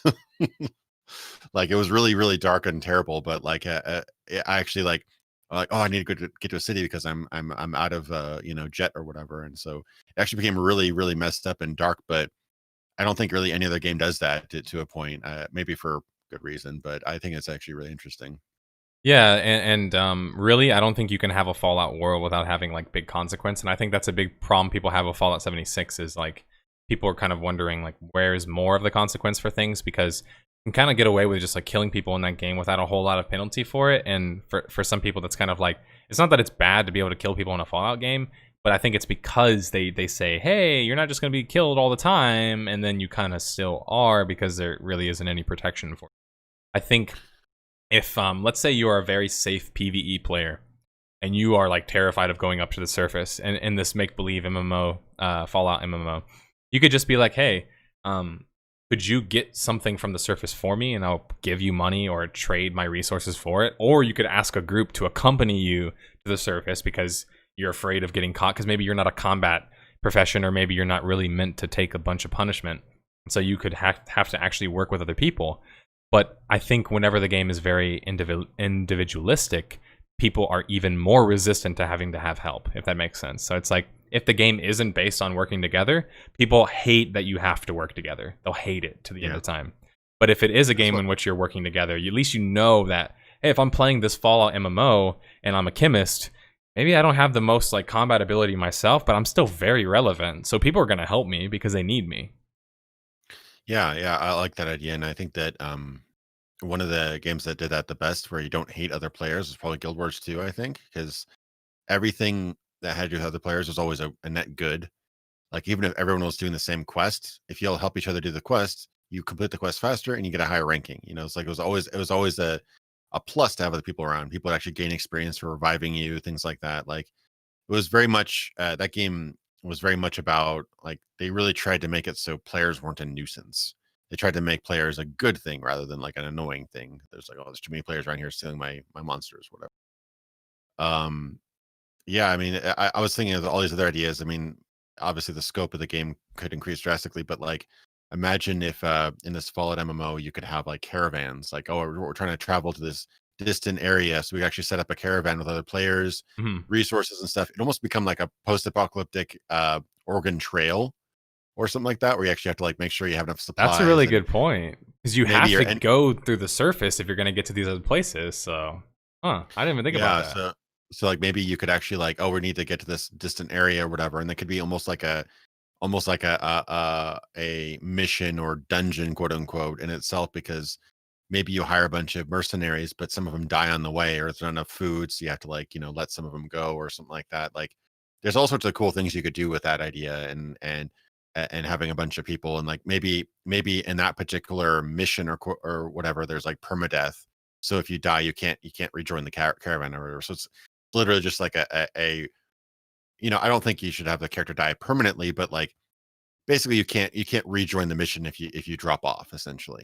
So it's like a long, like it's a one bit of travel, and it's I'm trying to put it into words, but it's a survival. It's like a fight for survival to the end, basically. Yeah, that's the main thing that I wouldn't want to compromise on, is like, I feel like if you could keep the surface as being dangerous and exciting, you don't need to worry about it being like super filled with content, in the sense that every time people are there, they're already going to feel like something's going to happen, when they're there, they're not thinking like, well, how many quests have I done today? And like, is this my fifth or sixth daily? They're not thinking about that, because if you're out there in that on the surface, you're dealing with like so much threat and so much risk to your personal self that you're not really going to care about the quests or the amount of quests that I did. All you're caring about is like, I need to get out of here. I need to get my stuff and get out of here. And that's why I like the idea of things like caravans, because you become attached to whatever you're carrying, your resource, and that's how it should be.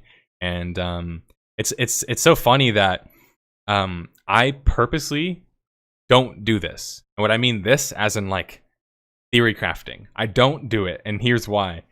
Because it literally drives me insane. And what I mean by that is that I think of so many things that I'm like, man, this would be so cool. Or other people, like including my girlfriend, will tell me really cool MMO ideas, because everyone knows social things. Like, social stuff it's the basis of the human species, right? Everybody knows something in some way about being social. And so yeah, you get so much great advice and ideas, but it's just like, man, the amount of time, money, and resources required to make an MMO is why I liked that you mentioned the scale, because I don't even know why I didn't mention that in the very beginning, but that's kind of the first thing you got to get out of the way, is like, it's hard to do Fallout at a small scale, so I guess I already assumed it would be at a larger scale.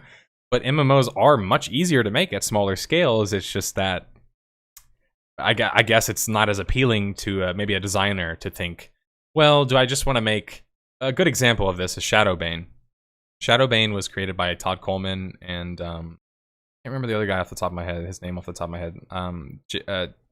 J. Todd Howard or something like that. I can't remember, but anyway, they were responsible for Shadowbane, and or I guess I should say the lead developer is currently responsible for Crowfall, which is, in production right now. So he has the same sort of advertisement for Crowfall that he did back then. He says Crowfall is the Throne War Simulator MMO. And that's what he used to describe Shadowbane as. But was Shadowbane really that? It's just, it didn't have an inkling of the resources that it needed, and it had like a tenth the budget of EverQuest. So realistically, it was never going to be the Throne War MMO simulator. More like the area MMO. It's like you have to change your scale. But I find that hard to do with Fallout, just from the perspective of you need enough surface to keep it dangerous and exciting. And adding locations to the game actually technically isn't really as hard as it might seem. Say, for example, in a fantasy world, just adding another, village or whatever else is kind of like, it's kind of random. But in a post-apocalyptic world, it's a lot more realistic, because civilization is erecting all the time. People are trying to, this is my group of whatever the hell, followers, or I found this vault like you were talking about earlier, and now this is my vault. There's a lot more ownership, I think, that happens in Fallout from the people who are participating in it, because it's their world. They're trying to make something out of it again, you know. Yeah, and there's a lot of different ways you could tackle it. You could have one just really big game space like most MMOs, but honestly, with the idea of scope in, maybe you could just do instanced, even procedurally generated wasteland zones. Like, let's say you have like a world map, and like, okay, between I'm going between Junktown and you know, New Vegas or whatever setting it is. Hey, thanks. And you You make travel that there, wrong and then you guy. have an I'm gonna encounter, shoot and him, it generates crack like your an eyes, and instance, pretend a you don't know randomly how to fight generated with my instance for you. hands. Like that's a lot of what the kind of the old games did, and maybe there's something there. Maybe and that kind of gives like the wasteland sort of like an expansiveness that isn't quite there if it's an actual like precisely measured single zone. Okay. So maybe there's something in that. I don't know. You know, you could really approach it in ways, and that would also handle the population issue because the instances you can have as many players or as few players as you want. But you would want to have the kind of social areas where you could see more players, but not too many, but you'd see more. Yeah, I guess you So could do it as a lobby, or not a lobby game, but like a multiplayer online RPG as well. But you're thinking still more MMO, right? yeah, it'd be a shared world, but I'm just thinking like it'd be possible to do something, you know, if that makes more sense to do something where you are kind of like traveling on the world map and it's like, oh no, you got an encounter. And then brings you into the world into like an instance zone Okay. where like the encounter plays out, and then you leave the zone and then continue on your path. Like that's for example how the old games worked. Um, Okay. therefore you could have, you know, potentially millions of people out in the wilderness, but they wouldn't necessarily see each other until they run into each other. So I that's feel an like there's a way to idea. do that almost like sneakily. And what I mean by that is like you could do it to where you're like, hey, the caravan is going to this place. This is out in the world. So it's still the world. But what would Yeah, be interesting is because you did a caravan, events would spawn, yeah, which would obviously change things up. You know what I'm saying? So it still seems like it's the world doing it. But yeah, reality. seamlessly. So yeah, you're Mhm. still in character and in person, but you're actually traveling in like a secret like trail instance, and then some things will spawn in that instance, and then you could pull in other players. All sorts of things could happen. That would be really interesting. It'd be a programming feat to pull that off, but I know it can be done because I know Destiny quite often has players just spawn in and out of zones from various instances. Like I think it's like a super server or whatever they call it, where everybody is just kind of pops in and out of other people's games just in different Right. instances.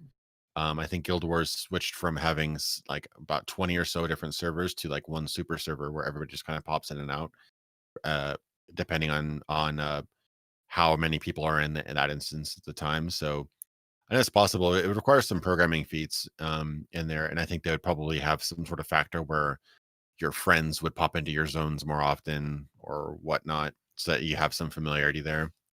Yeah, they But also could just do a one big server, or sorry, not one big server. They could just do like or 5, 6 servers, and that maybe that with the world size could help population a bit, and then just put out more servers. If I don't know, you just have like innumerable amounts of players that are joining. But one thing I wanted to add for those who maybe don't know why we're talking about like instancing or sharding or things like that, it's because in order to get like thousands of players all on the same screen, no matter what, it's going to take a tremendous amount of resources and effort. And so we're trying to say, and this is actually a belief that I personally believe in, and one we talked about last week on the podcast with one of my moderators, Card, which is essentially that like instancing, is it completely bad? I would argue no, it isn't. But that's a nuanced discussion that you have to have with somebody because, of course, the knee-jerk reaction for most MMO fans is to hear sharding or instances and just freak out because that seems like a bad thing. But what if it's an instance, but it doesn't seem like an instance? And that's the thing is that you are trickable. Like our brain, we can be fooled. So what if like we're talking about an open area on the world map, but what if, like you said, within that given area, it's actually more so almost like pseudo-instanced? And so, does it yeah, take away from anybody else's experience of the world? No, they're not going to take away. It's not going to take away from their experience. If anything, it adds to it because then people could find my, particular area, load into it, and then be like, oh shit, what's going on here? It still seems like it's seamless kind of like Sea of Thieves pulls that off as well, where you think people are running around on the map, but they're not really. They are in their world, and then they're loading into your little shard or instance, and it seems as if you're interacting with each other like that. So I think I mean, I don't know the programming required, but I think it could be possible because something like it has been attempted. Yeah, there's been a couple of games that have done it. I think that since they patched it in, No Man's Sky does it. Obviously, it's so big that you're never really going to run into anybody in the wild.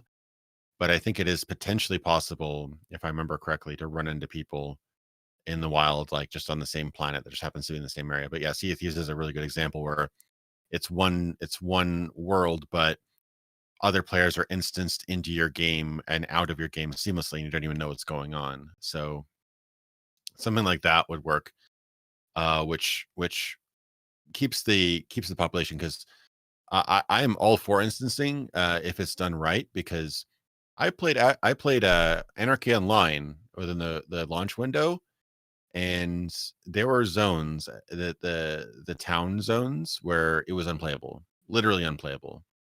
I was getting like 1 frame per second, and it was like dun dun dun, and because there were so many players in that zone, I'd much rather have the game hide, 70% of those players from me, so that I could play my game and actually see the entrance to a building, than realistically show me every single player that happens to be in that zone in the server at the time. I think that maybe there's a way you could design the game to not do that, but another point, actually, to go, circle back to my idea about people taking over NPCs. Hmm? That's one great way of population control. If a player has to take over an NPC role, there's only so many NPCs in any given place. So maybe that's one way to counteract the idea where you're going to have just thousands of people in particular areas. Like if you have this population, if this town has a population of 60, people, or 200 people or whatever, and 200 players come in and take over all those roles, then you still have 200 people. You're not going to have an extra 200 people. So it's an idea to think about. Like if that would actually work, then you wouldn't actually be adding anything. And what's cool about that too is you're not taking away anything. Like, you ever play an MMO which with a low player count, it feels like it's just completely dead and It abandoned. almost feels worse than if it would have been more instance, which is kind of why what SWOTOR does with his instancing makes a lot of sense to me in that sense. It's like when you play SWOTOR right now, when there's not as many people playing the game, it doesn't really matter because it still feels like you're playing, the same kind of experience. But dude, I'm glad you brought that up because I'll bring up a counter example in Star Wars Galaxies. And so I love telling the story because it's just like eerie and so interesting to think of like a virtual world having this much meaning. But so Loki is a planet in Galaxies, and certain planets you're allowed to have housing on. Just Mhm. about all of the planets except for like a couple of them, like Kashyyyk didn't let you do it. The planet with Restus, or sorry, the planet with Restus on it. I can't remember what. No, that is Loki. Anyway, there's a couple of planets where they don't let you. Mustafar doesn't let you do it either. A couple of them don't let you do it because they're not really designed for that. They're not designed to house a bunch of buildings. But Yeah. so on Loki, there's this massive imperial city, and it's actually the city that the guild that I was a part of had created. And it wasn't me that created it, but I just joined, and they had this big, awesome ass city that had all this history. And they were like telling me about all this. This was after the combat upgrade, so most of the people weren't there anymore. Is kind of the story, but this guy was telling me all of his history, walking me through this city. And I remember like he's telling me like, yeah, this guy right here, he used to always do this for me, and this guy over here, he's like literally describing these people almost like they're dead, and you don't see them, so they seem like they're dead. And it was such a weird feeling because I remember walking through this like dead city, and I genuinely was like weirded out, creeped out, and sad. Like I felt like really sad after. I was like, man, this is like. I just think about all the players that used to be here. They're no longer here, and I'm just like, why aren't they here? Well, I know why, because all of these different changes and stuff. And so I do kind of see your perspective on that, and that sometimes keeping the world a little bit smaller, or at least instancing some parts of it, just makes it feel a lot more lived in. Yeah, yeah. There is such a thing as just having it too crowded, and I think we're kind of averse to having crowds. Like, one of the interesting things, like I was reading up on the history, or actually watching a video on the history of the Night of the Living Dead series. It's been a series since like the 60s, whatever. Anyway, one of them was it the Day of the Dead or Day of the Living Dead or something like that. It was set in a mall, like a shopping mall, right around the time when shopping malls became a really, really big thing, like huge, blew up. Everybody was there and everything like that. It killed a lot of the small businesses. Um, they it was actually having zombies, like hordes and hordes of zombies attacking the humans, was actually an analogy, or like a satire, or commentary on people's aversion to crowds. Like, if you see a crowd around, like, you feel kind of constricted, you feel kind of uncomfortable, you don't have your personal space. In some cases, like you're at a concert, your attention is focused on this thing you're excited about, this musician or whatever. But if you're trying to get through a crowd to get where you're going, people don't like that. People kind of have like a fear of that. There's too many people. So I think that in a way that sort of aspect kind of plays into MMO design, and that you want it populated and lively, but you don't want it too populated. Yeah, that's a good point because I like to talk about this with roleplay.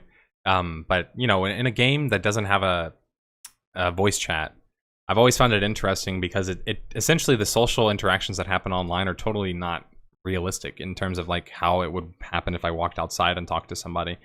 In some ways, and what I mean specifically is like this, like online, if I walk up and you're talking to your group and you're not in party chat, let's just say there's only say chat, and I can see everything you're saying from as far as possible away and not have to really be engaged with you nor actually know you. So I can kind of like know what you're talking about and know who you are without actually knowing you. And so it creates this like false, like, somebody. And I don't know if you've ever experienced that, but I've had people online all the time say, "Oh, I know you. You're like this, that." I'm like, you saw my videos. You don't actually know me as a person. I could be the worst person ever. You don't really know me in that way. Don't just assume you know me because I like the same things that you like. Well, MMOs have that problem a lot, where it's like there's a big group of people and you know all of their names, their classes, their whatever level they are, but you don't really know them. So it's almost like, how do you even say like hello? Because the first thing that you ask somebody is, "Hey, what's your name? How's it going? What are you up to?" You already know all of that information. And so you don't even need to say hello.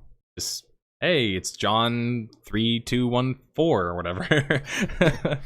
Oh yeah, that was another point on I have a little write up that I wrote this probably like a year ago or something like that. On my little like wish list on a crazy radical MMO was no hovering names over the head. Okay. Zero hovering names. Like, just remove that. Yes, Like, please. This is actually, I don't know if you knew this or you just randomly stumbled upon that, but that's one of my biggest rants in game. I cannot stand nameplates. I hate nameplates. I think they completely remove so much player interaction. It's just crazy to think about. But anyway, I'll let you continue.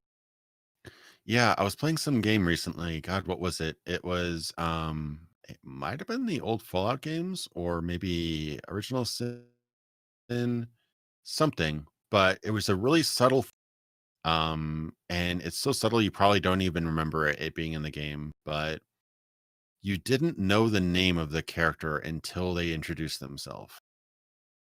You would see soldier, or stranger, or vagrant, or shopkeeper, and it wasn't until you talk to them and you walk over them and they're like, "Hi, I'd like some goods." Like, "Oh, hey, greetings, my name's shopkeeper Miles," or whatever. And then it would change it from shopkeeper to shopkeeper Miles, or stranger to Nerd Slayer the Indomitable, or whatever whatever you want to call it. Like, you wouldn't know their name until they told you their name. Like, that's such an obvious thing, but so many games spoil their introduction by telling you their name before you even talk to them. I I forget what games did that, but a lot of games, like with the nameplates, they just have the name over their head before you've ever even met them before. So I would probably wager, and I'd have to do the actual math myself, so take it with a grain of salt. But based on my perception, MMO wise, I would argue probably 95% of MMOs have the nameplate on your head already. So like 95% of MMOs are missing kind of a crucial part of a learning process or a meeting process, where it's actually just knowing their name. is a big part of meeting somebody. So imagine if you're like me and you grew up on the internet and then you're trying to socialize in person. I suffered so much social anxiety because of this exact problem I'm talking about. So maybe I know a little bit about what I'm saying here, but like a good example is this. You're like, okay, I have all these things that I really love and I want to talk about, but I can't just go up to somebody and just start talking about them. That's not how the real world conversations work, right? I need to like maybe have some level of small talk, introduce myself, see if they're not crazy or gonna like harm me in some way, and then maybe have that conversation then. Whereas online, you can almost just go directly into this thing and just have this like super deep conversation with like the most random person ever, and maybe even never see them again. So it doesn't matter as much to you if they're like, hey, I disagree. You're like, okay, and you just walk away in the game or block them. And it's so much easier to like filter things like that. But yeah, coming from that perspective and going into the real world, it really does matter the nameplates. And I wanted to bring up an example in Darkfall. Darkfall had that concept, by the way, which is why it's one of my favorite games. But in Darkfall, there's sight in the game. So sight is an actual skill where you need to be able to see your opponent close enough to get what their tag is. And that would also tell you their alignment. It would tell you if they were good or bad. So imagine how scary it is to see somebody from far away and not know if they're good or bad. And you shouldn't know. That's real information. You should not know. Just like, remember, we're talking about nameplates. It starts with names, but it ends with other things like PvP mechanics. Because now I can also see that you're an enemy and you're flagged against me and you're running at me from across the map. I know I have to attack you. Versus like in Darkfall, a group might run up on me when I'm killing goblins or kobolds, and then kind of like look at me from the horizon on their mounts and think, should we attack this guy? And I have to look and be like, I have to make a split-second judgment. And I can speak from experience because I played loads of that game by myself. So that would happen all the time. When you're a solo player, you got to run a lot. When you're a solo player in PK games, you got to run a lot. And so I remember always being like, okay, you see someone, let's go hide. And so that's usually what I would do. And again, how do you hide in a game that has a nameplate everywhere? You can't hide. So these are all things that literally Darkfall has created these forms of content because it didn't have a nameplate. So now I'm hiding in a mushroom, which was like a great place to hide in that game. I'm hiding in the mushroom and I'm waiting for them to come. And there's this particular instance exactly like that happens where these guys were doing a village and there was 5 or 6 of them. So no, maybe 6 or 7. I can't remember. It was a little bit over that. Under 10, but over 6. And I had one other friend with me. And we're sitting there watching these guys. We can't move because if we move, they're going to find us. And so we're literally stuck in this like little village watching these guys. And so finally I just tell my friend, I was like, dude, let's just attack them. And he's like, why? There's so many of them. I was like, most of them are AFK and they don't even know we're here. And so we have this great advantage of being able to catch them off guard. And so of course, like the fight starts, we kill like 3 or 4 guys like immediately because they're not ready for it, right? And then the last couple of guys squirrel around and eventually they're killed as well. And so like that kind of scenario would have never happened in any other kind of game that didn't have exactly the circumstances that I mentioned. Not knowing if they're evil or good, not knowing who they are, what their names are, and then also being able to properly hide, like true stealth. Not press a button, you're invisible, but true stealth, as in you actually have to hide out in the world.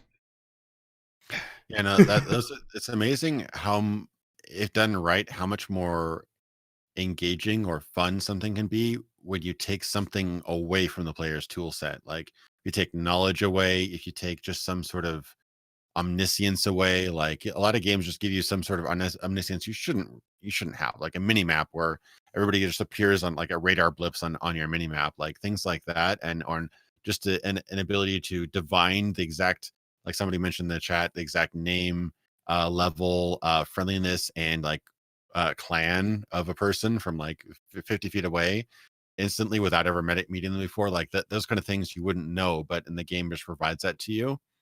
Like how cool would it be if you were, going after a certain player and you've met everybody in town, so you can hover your mouse over and you can read their name. Yeah. But this person comes into town and you don't know their name. You're like, hey buddy, introduce yourself. And you're like, and you don't know their name until they give it, or they can say like, should you allow so and so's name, press like, I don't know, tab or something like that to allow the person to know your name or something. Even like just that. saying their name could be a trigger. That could be a script that just triggers and boom, your name's activated for that player. Yeah, something like that. Like if we're going to go with that idea that I had where you could like, target a player and say like, greetings, what's your name or something like that. And if they accept it, then they tell you their name or if they say their name or anything like that, So that'd be an interesting thing. Like if you're really acquainted with this town, as a stranger comes in, you're going to want to know their name, especially if it's somebody that you're looking for, a potential mark or whatever. If you're a bad guy, but that's a really interesting idea, and I think that yeah, definitely one of the topics we were talking about before, which could really bring MMOs to the next level. And I think we both agree that everybody right now is thoroughly excited by WoW Classic, a 2004 2005 game. It's good, it's great, but if that's where we're at, then I think we can kind of it's safe to assume that we're stagnated a little because it's been Yeah. over 10 years. When a classic product has to relaunch to beat previous products, and this has existed in other industries, but Yeah. when that happens, yeah, it's always like it makes you look at what's currently around. Is it good enough? Clearly, it's satisfying something that isn't being satisfied at the moment. So yeah, in a way, it's like these ideas are cool, and the saddest part, I think, for me actually, is that there's cool ideas and great ideas that exist, and I'll tell people ideas sometimes. They're like, "Man, you come up with such great ideas," and it's like, no, no, no, no.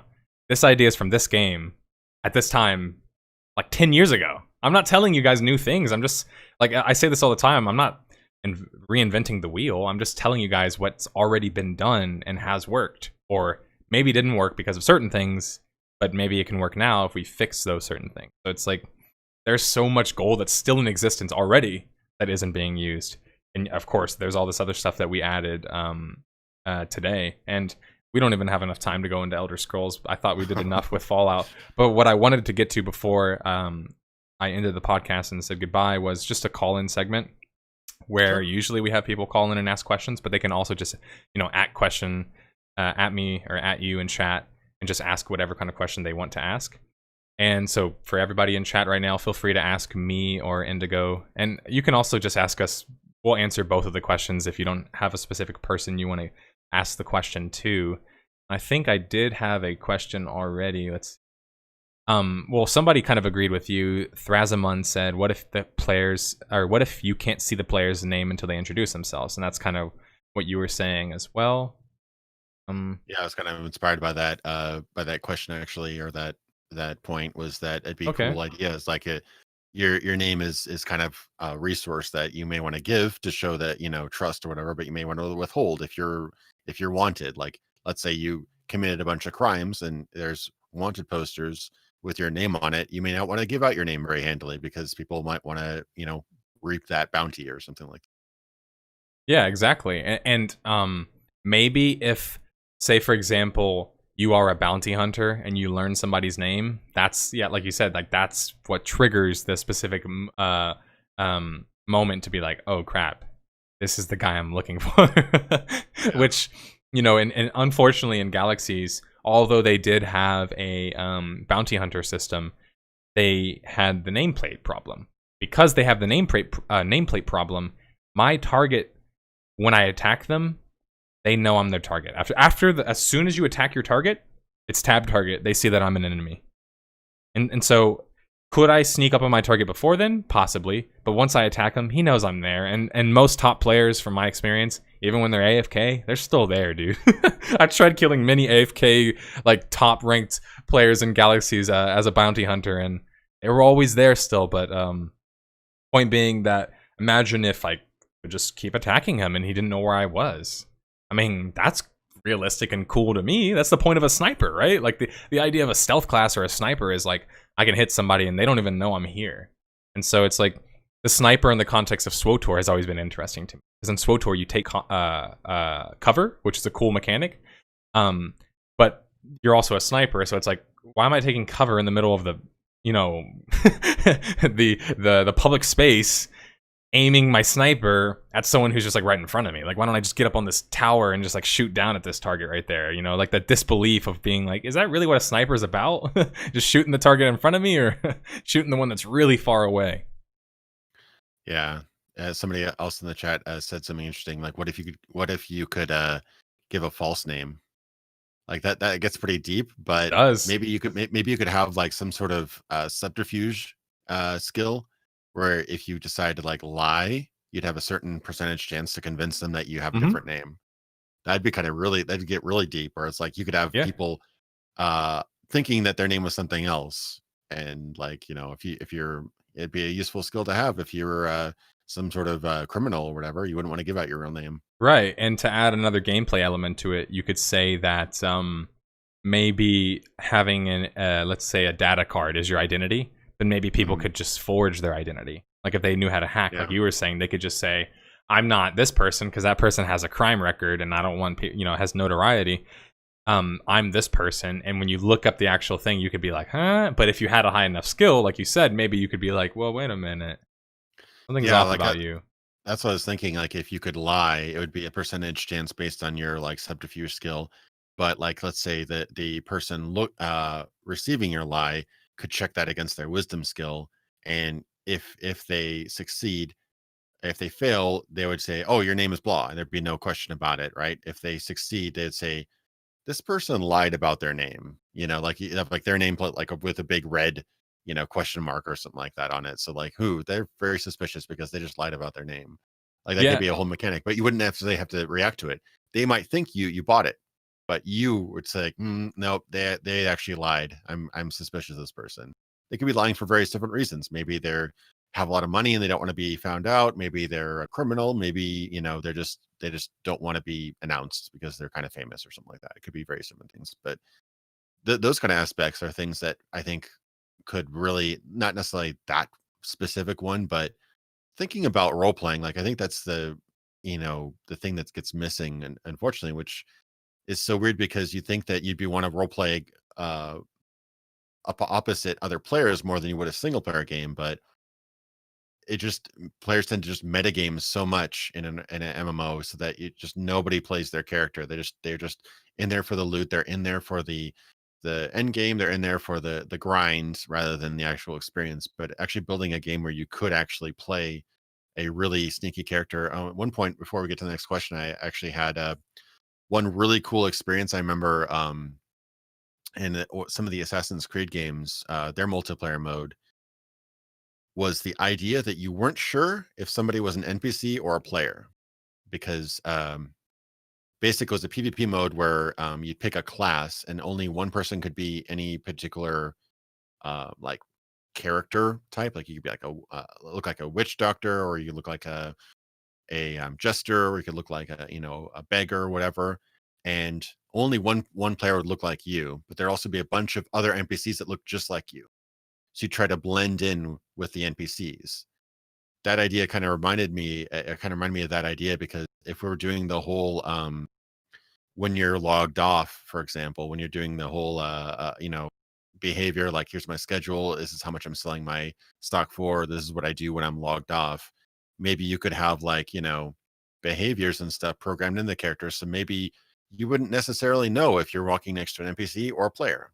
Like that would be kind of an interesting idea to kind of play off of. Like it would feel more like a real world if NPCs right. just didn't stand there with a big question mark above their head saying, "Hey, do my quest." Exactly. And actually, I want to use that as a segue into the question that Binato asked about how would you realistically pitch these MMO ideas, mechanics, and to a dev or publisher that won't get rejected. I would essentially say what you said is like, don't worry so much about creating the biggest game. Worry about fixing the game at a smaller scale first, and then kind of realizing where you want to take it in terms of your scale. So, like in this case, like you outlined, what if really what people want in a MMO is the feeling of being in a MMO? And so maybe you don't necessarily need to put 60 billion players in the same screen as them. Maybe you just need to make it to where when they see players and NPCs, there's enough plausible deniability that it's like interchangeable. So it feels a lot more realistic because they have a role, they're doing something in the world. They're not just a static NPC who's just sitting there just waiting for me to walk up and be like, "Yes, I'd like to, partake in your quest. That's so dire that you couldn't move from your, resting place to come tell me." Yeah, basically with the goal of making functionally making NPCs and players the same, making it so that any shopkeeper could be a player, could be an offline player, or could just be an NPC placeholder. You wouldn't really know. You could even say, like, let's say you ran a shop, you could actually add personality to your offline like bot mode, like maybe have custom dialogue written for your character, like say like at Giorgio's we have the best prices, don't you know? Like something like like a tagline or something like that. You could actually like write your character as you would offline, so it wouldn't just be so generic. So like maybe some of these shopkeepers and some of these NPCs and guards that you see are actually their behavior is based on the player and as they play. Like there's actually some really cool AI that they've done, not for MMOs, but for the latest iteration of Killer Instinct. Actually had a thing. It was kind of it was considered pretty revolutionary. I think it was like 2013, 2014, where the game would listen to your combat behavior as you're fighting in the fighting game and understand how you play and have an AI that learned exactly how you play. And if you were to get some lag, it would take over and play your character as you would play it while you're lagging, and then return you back into control when you regain connection again. And that was considered revolutionary because lag can totally like completely kill a game of fighting. But if the AI is similar enough to how you play, it would be a fairly realistic recreation of how you would play. That So is something really like that, interesting. if you were to develop some sort of AI that listens to how, that watches you as you play and tries to mimic your like day-to-day actions. Like let's say the first thing whenever you log in is you go in and, check your mailbox and, set up shop and then go and like, pick herbs for the first few minutes. Maybe your NPC just automatically starts doing that because they've learned that behavior or something like that. So kind of recreates your actions. I'm not saying it'd be easy, but it's a really cool idea if they could actually do that. Yeah, I that's don't like know. the evolve form. I think like at the simplest form, just leave them for me to program. But at the Yeah. evolve form, yeah, like let them have maybe potentially their own ability to sense like a pattern and kind of almost pretend to be a person like on their own. And I think that's the future. I mean, frankly speaking, I think most people, including people who actually have degrees in like artificial intelligence and are pretty well versed in virtual reality, augmented reality, and all the technology required, I would wager that many of them would agree that essentially the future is going to be being whatever character that is. Like so if you're Yeah. playing, I don't know,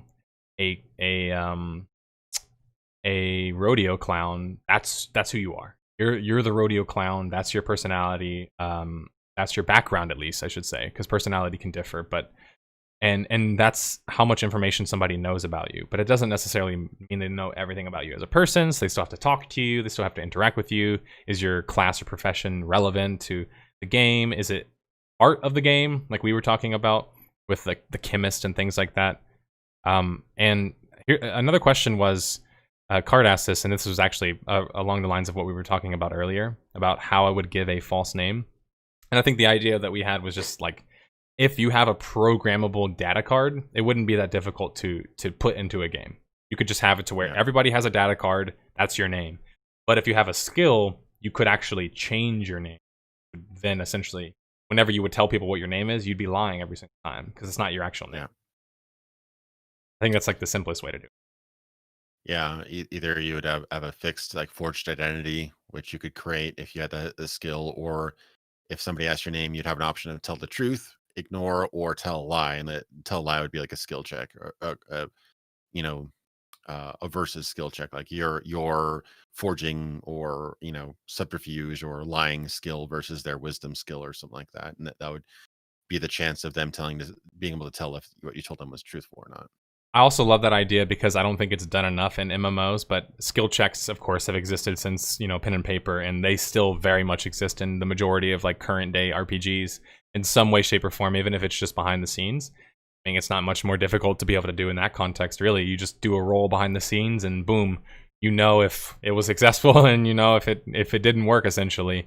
And maybe if they even need to tell you what you rolled, if that's more helpful, then sure. But point being is, if the highest you can roll is a 6 and 6 is success, and the lowest you can roll is a 1 and 1 is a failure, well then if you fail, you don't really care if you rolled a 3, you know what I mean, or a 2. Point is you failed. So you could still, I definitely think you could do a skill system or skill check system in a MMO. Yeah, and the cool thing about something like that is that you wouldn't necessarily know if they could tell if you're lying or not. Like you Yep. wouldn't be able to tell how successful you were in convincing them, Yep. and they could play along or not, depending on how it goes. So things like that are definitely uh it's just thinking outside of the box. Like you don't have to have the 0 to 60 grind. You don't have to have end game. Just like think like what kind of experience hasn't quite been done before, and how could we achieve that? I think that's, and again, I think somebody else asked a very relevant question. How would you pitch that to a publisher? I could talk about all the cool ideas, but if would that be profitable, or what the monetization would be like? That's a tough discussion, because obviously the subscription model is the most profitable, and the MMOs cost a lot of money, but maybe there's something in there where as people enjoy the game or buy, like, say, cosmetic items or whatever, they can fund new regions of the game to make it bigger. Who knows? There's all sorts of ideas you could talk about, but yeah, it's definitely a tough pitch, but I love the idea for sure. Yeah, it's a super tough pitch, especially because once the scale is increased, success is also increased. To, like, it's hand in hand. So if, I don't know, Bethesda gave us $200 million to make an MMO, at first it might seem like that's plenty, but then we start getting into it and we're just like, dude, the scope of what we want to actually create is far greater. And so I think a big part of it is that you have to be upfront with, like, the scope that you're looking for. If you were going to pitch it to somebody who has funding, you need to let them know, like, this is the scope that I'm trying to accomplish, and this is realistic. Because if you can't, I mean, that's the hardest part about selling an MMO, in my eyes, is kind of how massive is it going to be? Because people have different opinions of what is considered massive. So if, with all this in mind, what we talked about with instances and different things like that, those are ways that and maybe you brought those up as well, as ways of being like, this is more appealing to a publisher or a developer. This is more realistic, I should say, because it's not going to be like, I can go up to the publisher and be like, hey, follow MMO and 50 billion people on the same screen and, like, awesome graphics. It's like, they're going to be like, because it's like, you got to choose one, the world, or you're going to have awesome graphics. You can't have both yet. But into our next question, since honestly, that question alone could take us like an hour to answer, because I'd have to think about almost like role play that I'm a publisher or you're a publisher. I feel like that'd be a good exercise. One person pretends they're the publisher and the other person just tries to sell them on a product that they want to sell. And you're just like, nope, I'm not giving you my money. That almost could be a segment. I feel like pitch me your game, and I role play as the publisher. Yeah, that'd be an interesting segment. Yeah, just like, pitch me, and you give like them 30 seconds to pitch in a game idea, and then we go back and forth, whatever. Yeah. So I got a question here. I think this one's for me. Have you looked further into Archage relaunch other than what we saw last stream? I did, and I saw that Archage Unchained is what was announced. It's Gamago, since purchasing Archage from Tryon Worlds, they put out this big press release that they're going to do a reboot server of sorts called Unchained. And the idea is that, we promise, guys, this time it's going to be different. This time there's not going to be all of these other, whatever microtransactions and labor points and these different ways that in the past have been sort of exploited as making a lot of money. They're making the game buy to play. And then I believe they're having a game pass, which, battle pass, whatever you want to call it. I'm not sure what that entails yet, if that's a good or a bad thing. But, I'll just say I'm cautiously optimistic, because I think Archage has one of the best combat systems I've ever played. And I think it's definitely one of the better tab target MMOs, just period. I mean, really, like, along the lines of the things that we're saying now, I think Archage picks up a lot of those pieces better than maybe other MMOs do, because it tried to be a lot more sandboxy. The term people came up with at Archage was sandpark. That game had a ton of potential. I remember reading about some of the stuff that did it. A lot of the ideas that, like we were talking about, were implemented, at least in some form, into Archage. Like I think the making your homes and farms and trading and stuff like that was definitely a big factor. I'd give it another shot if they end up fixing it, but I heard that game was absolutely destroyed by the monetization and the really bad handling of the updates and whatnot. The hard part about Asian games is that they're created with the business model in mind already. Just like every game in existence pretty much is like, when you make a sub-based game, you're making it with the intention that your content is coming through a sub-based model. And I feel like free-to-play games have that idea of like, that's how we're creating our game. So then therefore monetization needs to be structured in that way, which is totally understandable. The problem is with free-to-play, it can be very misleading in that you think, okay, it's not that much money, it's free, or maybe a couple dollars here and there, but then it's like, okay, Well, the problem in previous Archage was you could get this particular crafting resource that was called Thunderwood, and it was a rare kind of wood that was used as a crafting material. And essentially crafting in that game, and this is very common in Asian MMO, so I'm not saying anything new here, but you put the armor piece in there, it refurbishes it, either it's better, yay, or it's worse, no, and then you pay more money, and maybe it's good, yay. And if it's not, then you just have to keep spending money until it is good. And that's kind of a slot machine. Yeah, it is in a lot of ways kind of like a slot machine and gambling. And also they have loot boxes in that game as well, or had loot boxes, whatever else you want to say. And they also were a subscription-based game at first, and then made like the switch or whatever else to free to play after. Except it's just a totally different market to go from sub-based to free to play and think that you don't have to really change anything integral about your game. And I think that's why Gamago did announce Archage Unchained, and they're announcing it months ahead of time, because they're essentially saying, like, we actually had to treat it like making a new game. That's how they described it, as making a new game, because to remove the labor point system, which every day you're given a certain amount of labor points, and once you're out of them, there's no way to get them back. Well, except for buying a labor potion from the shop. So that's like mobile game crap. Oh my god. Yeah, so they have a lot of shit like that, or at least they did, and they're saying that they're not going to have it this time. So I guess we'll see. Cautiously optimistic, but like you said, I would try it for sure if it was like it was supposed to be originally, I guess. Yeah, it's cool to see it, that games can get a second win, but yeah, we'll definitely see it before we believe it. But hopefully they have the good sense to kind of appeal to that, because I know that even Black Desert Online had to basically redesign the game for Western audiences because they had so many microtransactions, and everything was just completely and the incentivized purchases at every single corner. Yeah, I like that word, incentivize, or term, incentivized purchases, because that's what they are. At gunpoint, incentivize. It's like, hey guys, you like put the gun to someone's head. Don't worry, I'm giving you the choice, but if you don't, you're gonna suck. It's like, well, I don't really have a choice then. Thrasimund had a question for you that was, is Indigo playing classic WoW, and what are his thoughts on it, and what class? I've not played WoW, actually. I'm curious about classic. I've heard a lot of things about WoW over the years. I kind of got I was out of gaming for a couple years, and when I got back, WoW was already like well into its third or expansion, whatever. I'd be curious to trying it out. I think classic would probably be more up my alley than the later expansions. I heard later expansions kind of like made basically leveling optional. You just skip past it, and couldn't you actually like skip to like a really high level? 110, yeah.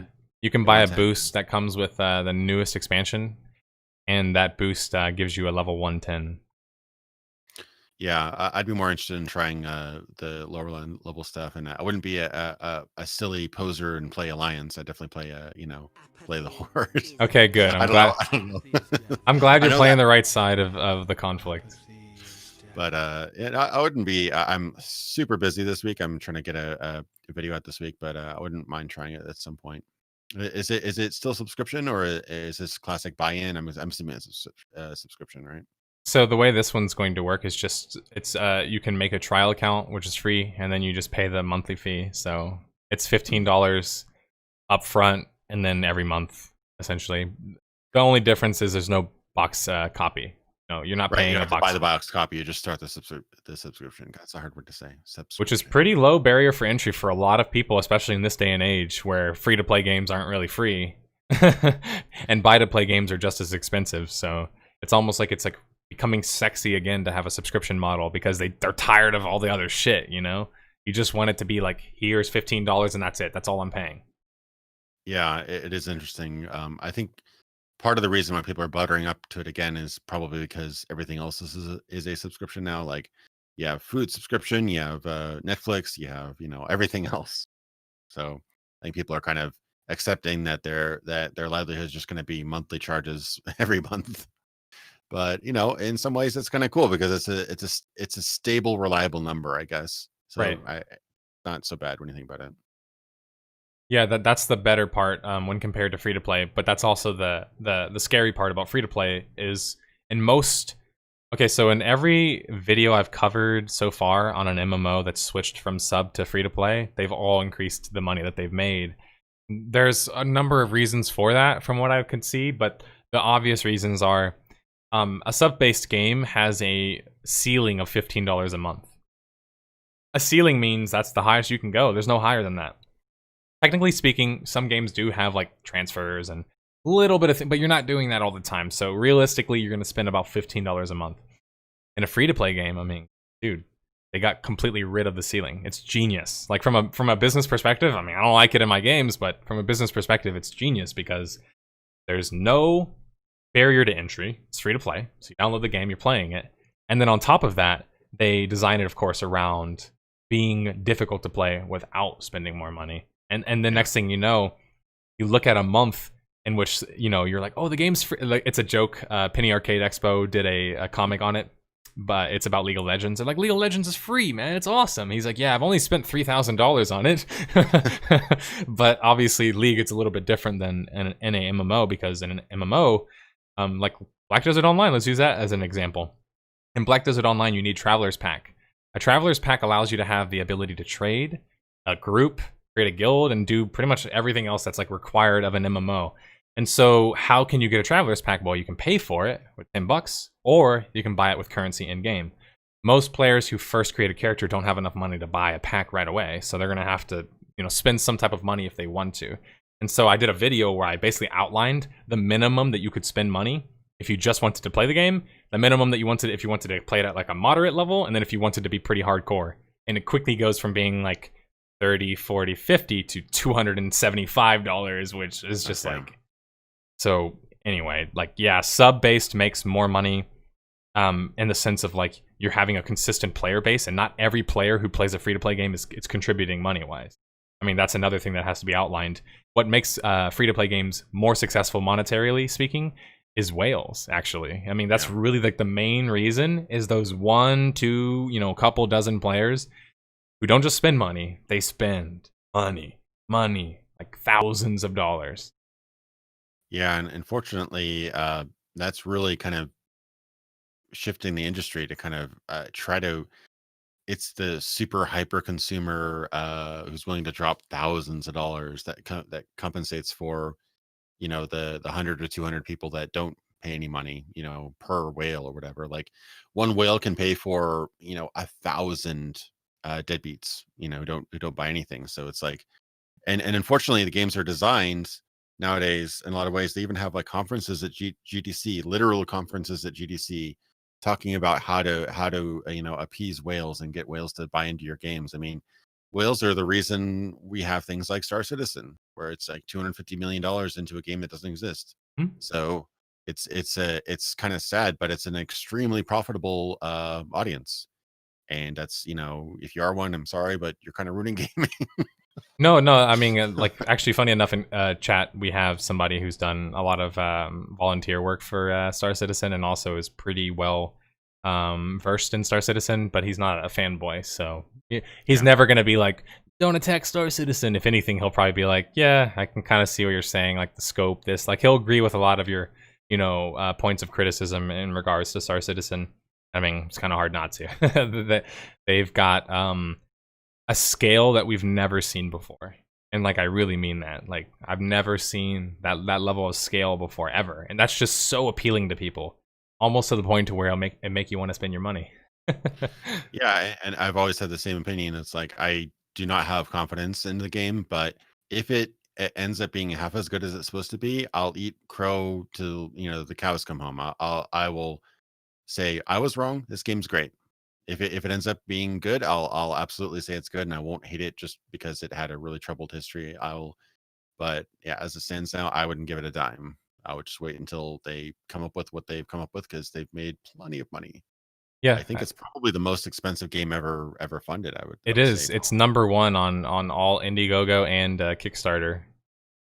Yeah, and I think a couple other MMOs are on that list as well, like at least top 10 for most funding. So MMOs in general clearly are very expensive. Yeah, like, you know, when you make the production of Grand Theft Auto 5 look minor, and that game sold like 90 million copies or whatever. Like, if you can't make a game with $250 million, then maybe you shouldn't be making games. I'm saying. Well, yeah, and you look at SWOTOR, not to beat a dead horse, but how you can spend $200 million and basically get a subpar co-op game. I mean, hey, I guess they're learning on the job pretty much as most early MMOs were. I mean, I think what was a funny quote was one of the WoW devs actually said it in a recent video. They said that early on we made so many mistakes because we were eager. And like he talks about it from the perspective of you're eager and you got these cool ideas and you're like awesome, but you're naive and that you don't think, how can a player exploit this? What happens if a player does this to it? And like almost how essentially a lot of their design problems were naivety is kind of how he described it. And that's very much true in my experience as well. Like looking at a lot of MMOs is a lot of the time that their PvP systems, for example, don't work because they're pretty naive on how PvP works or how people work when they compete against each other. They just think it's going to be like, hey, people are going to compete and it's fair. Yeah. No. If you can win something, they're always going to try and cheat. That's just without a doubt. If something on the line, people will try and cheat. Yeah, it comes down to a lot of game design, especially now, comes down to coming up with your best ideas and giving it to your most cunning, your most ruthless, your most terrible people, giving it to them and say, break it. Because otherwise, you're not going to get anywhere. Because as soon as there's anything to exploit, people will do it. Like Yep. whether editing in INI files on your computer or, I mean, some of the exploits are sometimes comical in how easy they're able to do it, but people will do it. If there's an advantage, if there's any advantage whatsoever to be gained, people will do it.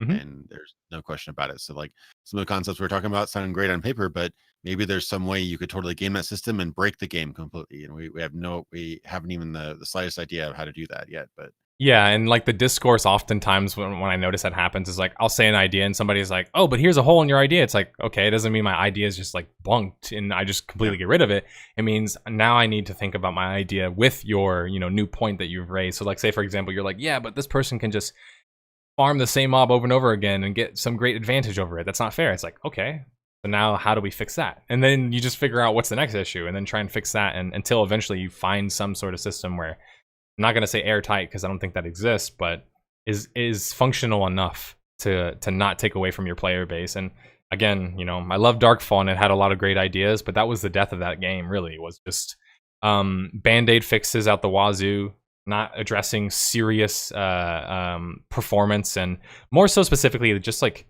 hacking and glitching issues. People modding or not modding, but people glitching through the earth and glitching mobs into things and getting on like there used to be a thing people would do where it was called mount kicking.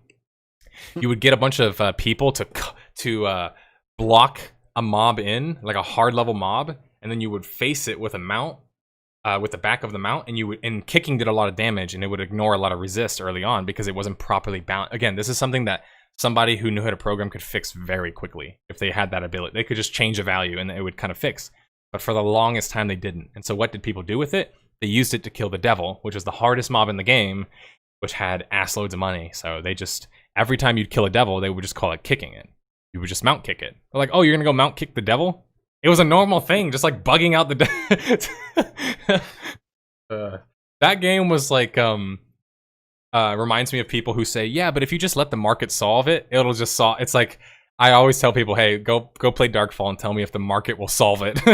No, they'll just keep exploiting it until nobody cares anymore. Nobody's playing anymore. Go ahead. Yeah, that's a tricky thing. There is a certain amount of developer oversight that has to be done. But with some of the ideas we're talking about and stuff like that, and having a game that actually has like a moving a world that can change itself and like an economy that can kind of thrive, or Right. like let's say a bunch of people jump into this town because it's doing great and all of a sudden the economy crashes and you can't sell a sword worth anything, and so people start immigrating to other towns, let's say, like things like that could be super cool because like just like when you said when you come back to the MMO, it's exactly the same.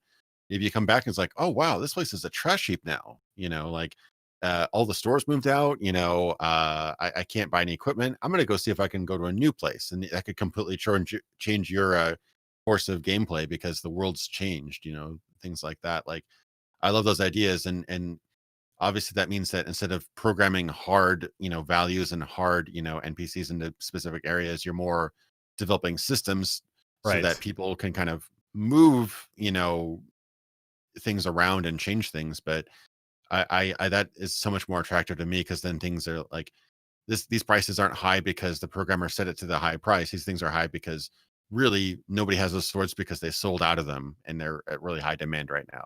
There's like a reasoning behind everything. So that's the kind of stuff I'd like to tackle, and that would make a game really flow more organically.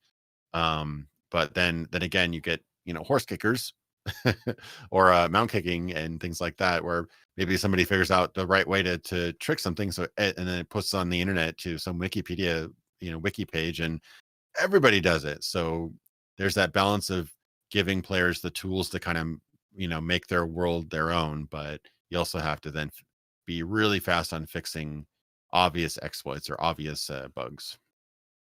Yeah, actually, the biggest thing that I took from what you said is I heard systems based, and it made me think of just the term, what I like, and I think what you like, or you like, as you've admitted, is systems based gaming, which is just like a game that you're playing that's based on its systems. And it sounds so simplistic, but you strip everything else away, and that's all we want, really, is just the good systems in order to experience the game in the way that we want to experience them in. So whether that's like combat, social this, or whatever else. Ironically enough, like something along this line came up in one of my recent videos, Auto Assault. One of the developers said, we realized that just having a feature list wasn't good enough. Like just saying, hey, we got these features isn't good enough. And it sounds like so comical, and I feel bad because like I know they were trying their best back then, but you think to yourself and you're like, yeah, having a chat room doesn't mean it's an MMO, or just because you have that doesn't mean it's a good system. It's more of like they talked about it as well in a Gama Sutra article, where one of the, I think he was an executive producer, said essentially that one of their biggest problems was that the people who were playing the game, or sorry, the people who were creating the game weren't even playing the game. They were getting bored of it.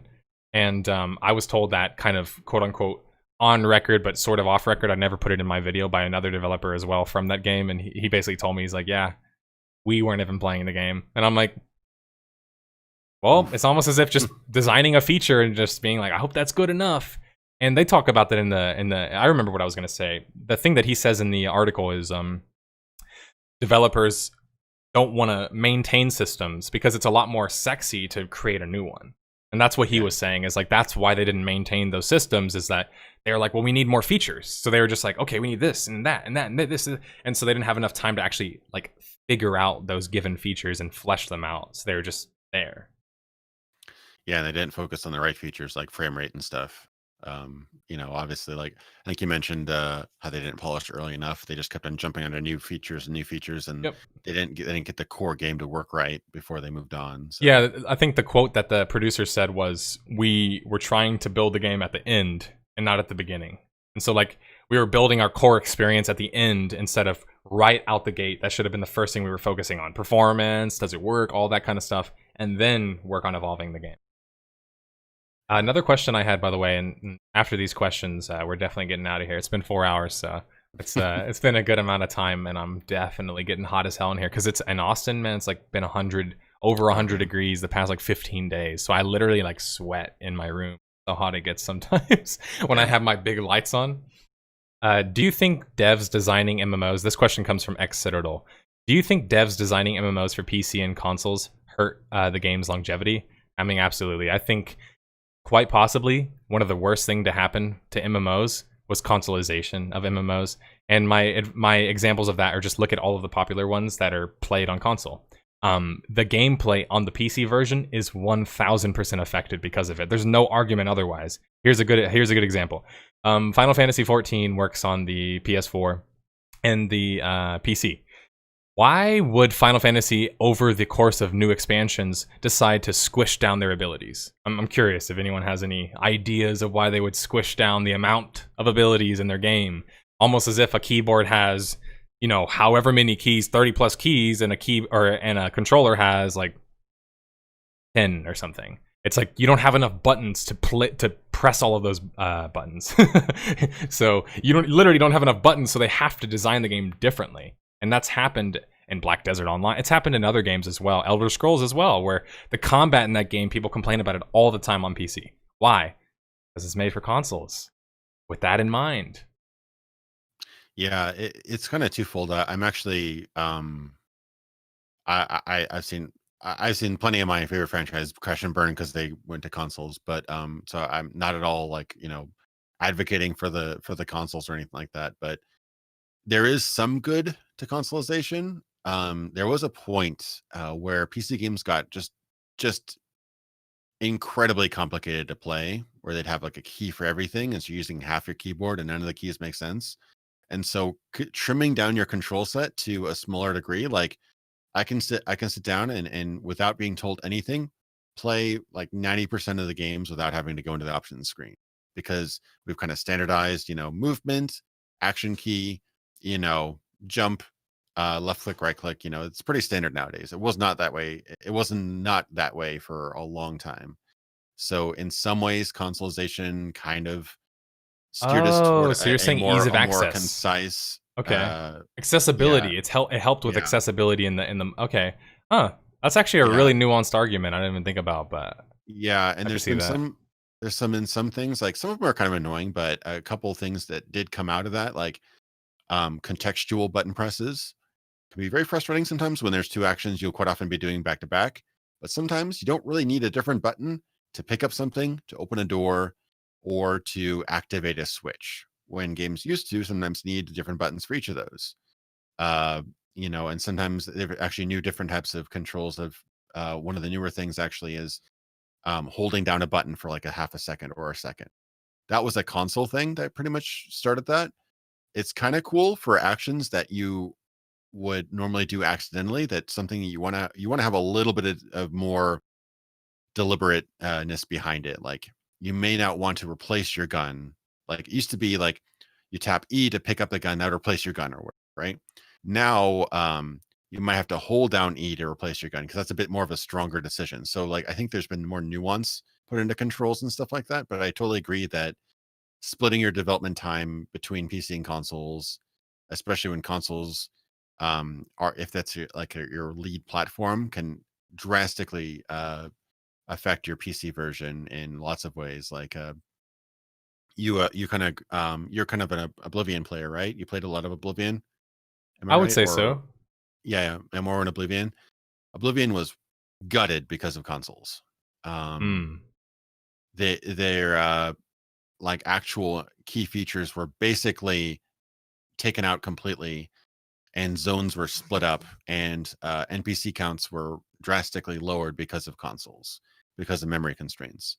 Like I think it's pretty much confirmed that the Imperial City was supposed to be one zone, and there's supposed to be like 10 times as many NPCs or whatever. It's supposed to be like a really crowded, busy, huge zone for the city, but they couldn't do that. So to cut down the NPC count, they had Yeah. to break it up into separate zones for like memory reasons, and because they put the cities into zones, unlike Morrowind, which cities were not specifically in their own zone. They had to take out things like levitation and stuff like that, because if you could levitate over the walls, you'd find out that there's no city in there because it's a separate zone. So like the actual features were literally gutted because of consoles for that game. So I can totally see both sides. I think in some ways accessibility and simplicity of controls have improved, but in other ways, I think that consoles tend to favor the lowest common denominator. It's like what would the average console player do, and if we have to sacrifice features to do that, then we just have to. Yeah, and along that line too, with the consoleization is actually sometimes it happens in reverse, which is a bit interesting. But it's happened in a couple of MMOs that I've covered, where actually mostly multiplayer games do this as like a last saving grace. I believe the biggest examples off the top of my head. So Age of Conan tried this and they canceled it. I really would have games that I've covered so far, but there's one off the top of my head where I think it actually was Gotham City Imposters, where it was originally released on PC and then they released it on Xbox and PS3, and that was after it originally came out. And oftentimes I've seen it essentially admitted by developers and publishers that the reason why they do it is to tap into another audience that they're not currently tapping into. But I've seen more egregious cases where people will literally say, this is our attempt to save the game. Like, they do it as a business decision to make more money so they can keep their game alive. But it's just so interesting to think that whenever you are trying to almost like reverse engineer your game the other way, it takes so much resources that I've never seen it really work in that case. I've never seen a PC game come out and then people just start releasing ports out of desperation and then it just works. Like, it doesn't really work. But then I also think about Skyrim and how when it really does work, then of course it really does work because they can put Skyrim on everything. Yeah. But Skyrim ain't an MMO, so it's much different, of course. Yeah, there was a weird time for a while where it still kind of is, but there was a weird time where the most successful and lucrative game was on PC, but everything else was on consoles. Like like really, World of Warcraft and maybe like a couple other games were really really big successes on PC, but almost every big hit was on consoles, at least as a lead platform, Mhm. and sold very few copies on PC. So it was a very weird time. I think it's just a lot easier for somebody to buy a $300 box and a $60 game, put it into the box and it to work. So I think there's still an appeal to that. It's becoming less that because Right. last couple generations, because you have like console updates, you have game patches, you have always online, you have subscription fees. It's way more complicated now to do PC game now. So honestly, there's a certain parity. There's becoming more and more of a parity between PC and console, and in some cases, I actually can usually get into a PC game quicker than on a console just because of the server speed of like, downloading something on Steam versus downloading something on PlayStation. Right. But yeah, so there it is kind of meeting the gap is closing. It used to be way simpler to play a game on console. Now it's like more simple, but not so much more simple. Um, but yeah, consoles still outsell PC games by factor of like 3 or 4 sometimes, or even more in some cases.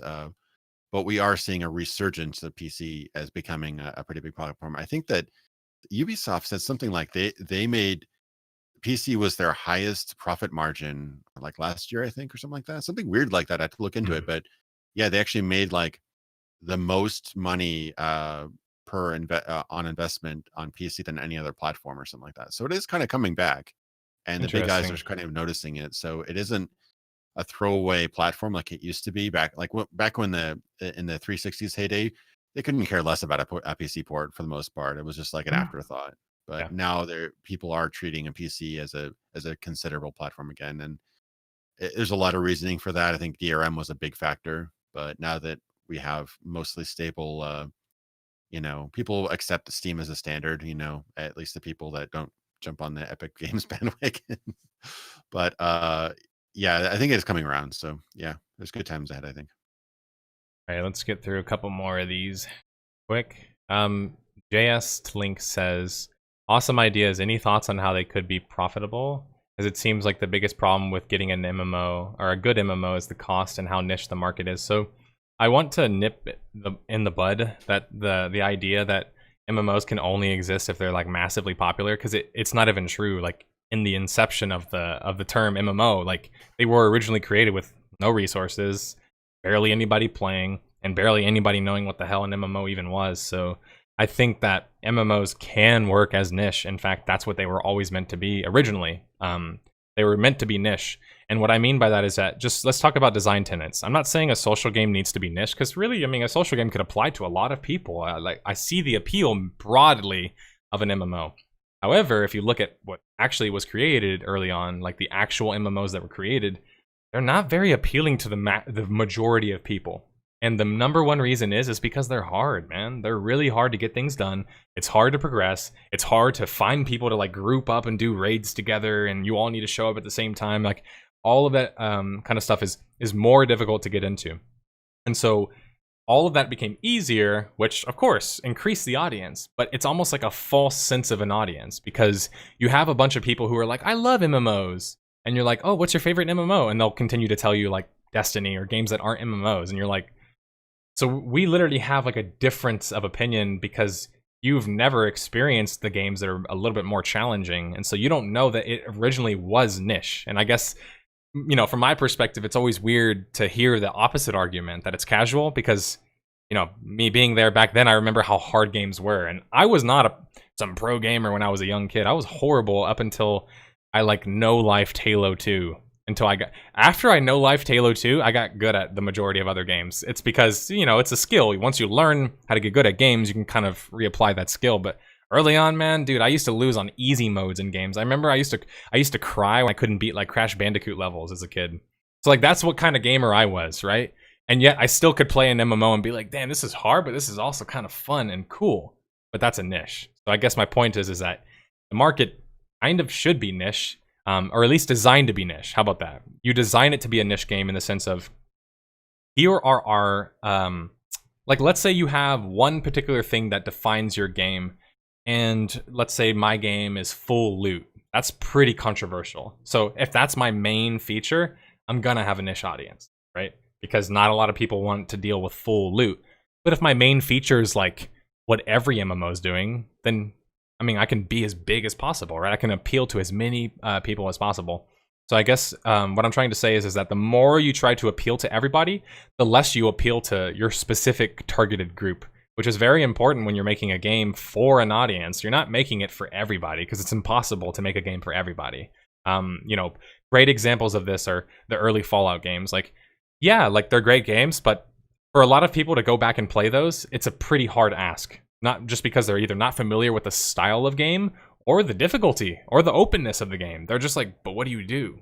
Like, people have that kind of opinion of games, and unfortunately, Arcanum, I've seen that as well, where people are like, oh, it's too old and hard to play, and I'm like, I agree, but it's also a great game. And so I guess that's what I'm trying to say is like, don't be afraid to stick by a statement and be like, this is my game. And so if it's niche, it's niche. And Mark Jacobs did this, the creator of Dark Age of Camelot, Warhammer, and then now working on Camelot Unchained. He basically said, look, with Warhammer, I was gobbled up by a publisher and I didn't have a whole lot to say. There's not much I can do. But now I can make a statement and say, this is the game I'm going to create. So either you guys can come play it, it's going to have a sub fee, or don't come play it. And that's kind of the statement that he makes. And that's a little bit different than trying to just appeal to everybody. Yeah, there's the old saying, if you try to appeal to everyone, you'll appeal to no one. Mm-hmm. It isn't always true, but it is an interesting maxim to kind of, live by, because the more you try to appease everyone, you're going to like do this one for this audience, this one for this audience, this for this audience, and not individually appeal to any one audience. So you're going to be pissing off them with these guys' preferences, and pissing off these guys with this guy's preferences. So it's going to be kind of a mess. And I think that a lot of games have really gotten a lot of success by just being, okay, we're a hard RPG. Like Dark Souls, for example, it's not really MMO, but it's a shared world RPG, I guess you could say, shared world multiplayer RPG, where you do see notes and interactions with other players. You know that other players are there, but they're not with you in the fight until you call them in. But that game was just, they stepped their foot down and said, we're going to make a really hard and punishing RPG, and it ended up selling millions and millions of copies. So I think if you do make a statement and do say, this is the way we're going to do it, and you have a concise and well thought out vision, there is a market for that. And MMOs may be on a little bit of, if you're not one of the top three, just like MOBAs, for example, is another industry. If you're not one of the top three, it's definitely tough. But yeah, I could see an MMO getting like maybe a couple $1 million and making a realistic, within their budget, a realistic world. Doesn't look terrible. I mean, you can do so much more with so much less money now. Oh yeah, because of assets you can buy, with engines you can license and things like that. You don't have to make everything from scratch like you used to. Yeah, Unity has a module actually, and I have game developers in my chat, so that they tell me about this stuff sometimes. But one of them who's working on a game, he told me that Unity has a module that you can buy these days, which literally comes with like server architecture, like what you would need to kind of make a multiplayer game. And that, could you imagine? Like that never existed when I was younger. No, as far as I know, like the big ones like EverQuest and stuff are probably coded from scratch. I'm assuming, unless they had something else to base it off of. It's like it's a huge process. But now, if you got a solid 3D engine, like people don't realize how much work went into just making an engine, a 3D engine that works, that has controls and stuff. Like I feel like that's hard to show people unless you've actually tried to like program it yourself. You can prototype a basic idea in an open world RPG like setting in Unity within 2 hours. if you know where to go and which assets and things to buy, you could at least prototype ideas Mhm. that early on. Like it's that fast. Like obviously making a fully fleshed out game with an interesting world and stuff like that takes a lot of time, a ton of time. But getting that far into your development is pretty quick relatively, when that used to be years to even get to that far, before. So I think it's doable. It would have to be a strong pitch. It'd have to be really well fleshed out ideas, and probably coming from somebody who, like a veteran, who's done these kind of games before, so they know the pitfalls. Right. Like it sounds great with the Camelot, because he's made the successes, he's made the mistakes before, so he probably knows where he's coming from.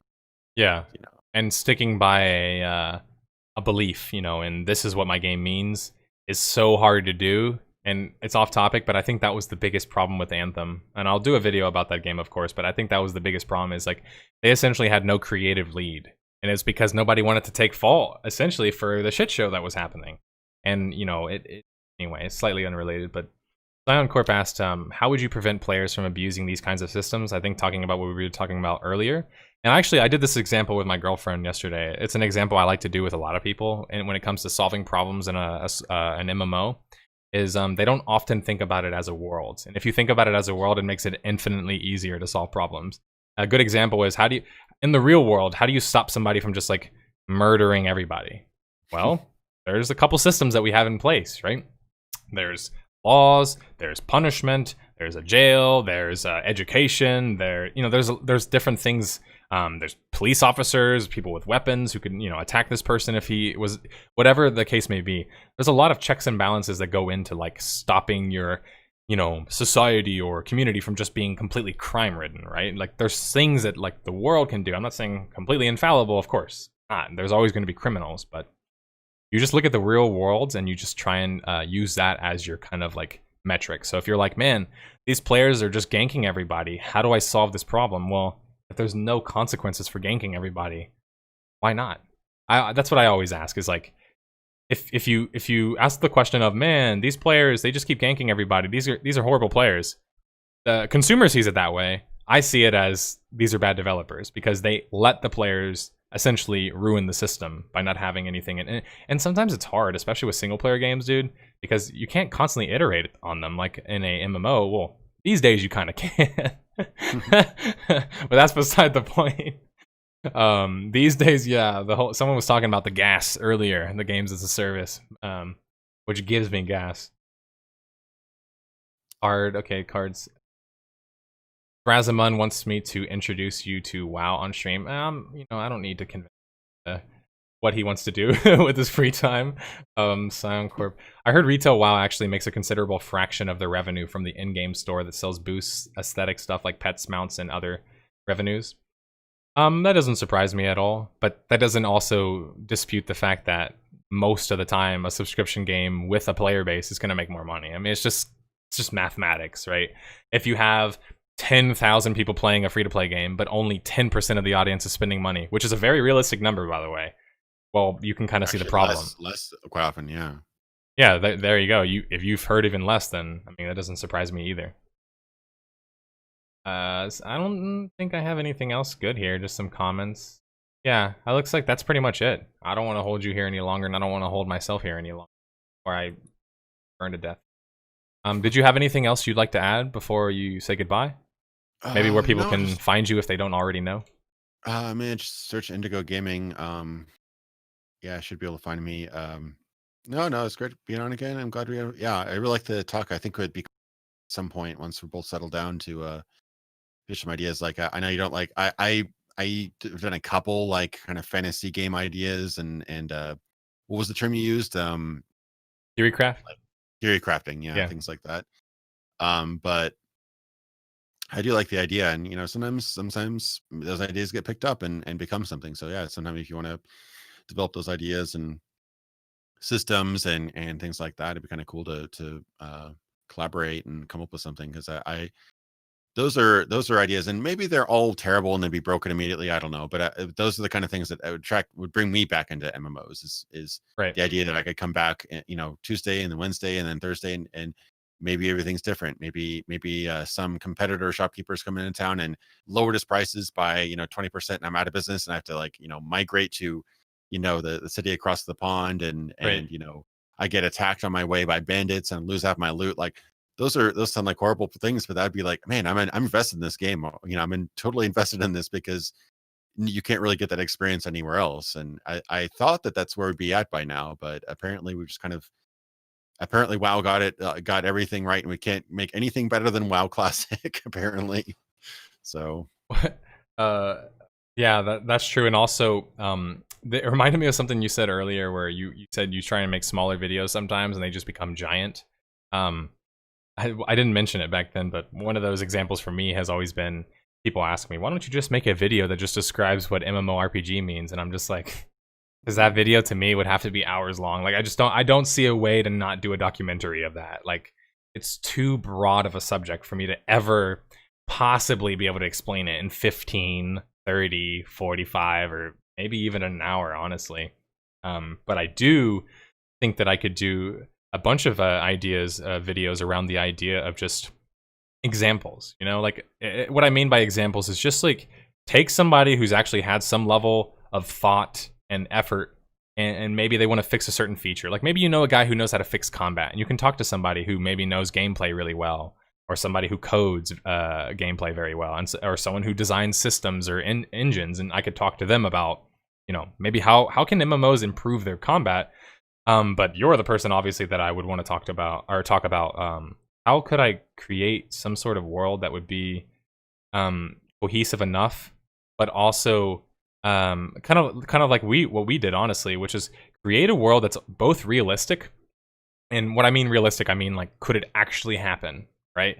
Versus like I want a game where Lord of the Rings, you just put a headset on and I become Legolas. Like that's not in existence yet. If it was, it'd be awesome, but we're not quite there yet. So I think that's why I wanted to bring up world building, honestly, with you, is since you cover that sort of stuff a lot whenever you talk about role playing games and what it takes to make a role playing game. I think that's really, really lacking in MMOs, and I actually think MMO storytelling, like from a writing perspective, I'm not going to say it's just because of the medium. Maybe that's part of it. Maybe the medium's hard to write stories for. I think it's kind of poor. I think storytelling in MMOs is rather poor, because I've asked another storyteller myself, someone who's worked in some higher profile games, about how come world story isn't a bigger focus in some MMOs, and his reasoning to me was just that it's difficult. It's harder to make a compelling world than it is to make a character do actions that you tell it to do. So. Yeah, and I think we mentioned this, I think, at another time, either on stream or in a previous podcast, where like there wasn't a whole lot of world building really in, like, say, Star Wars, but we cared what the characters were doing.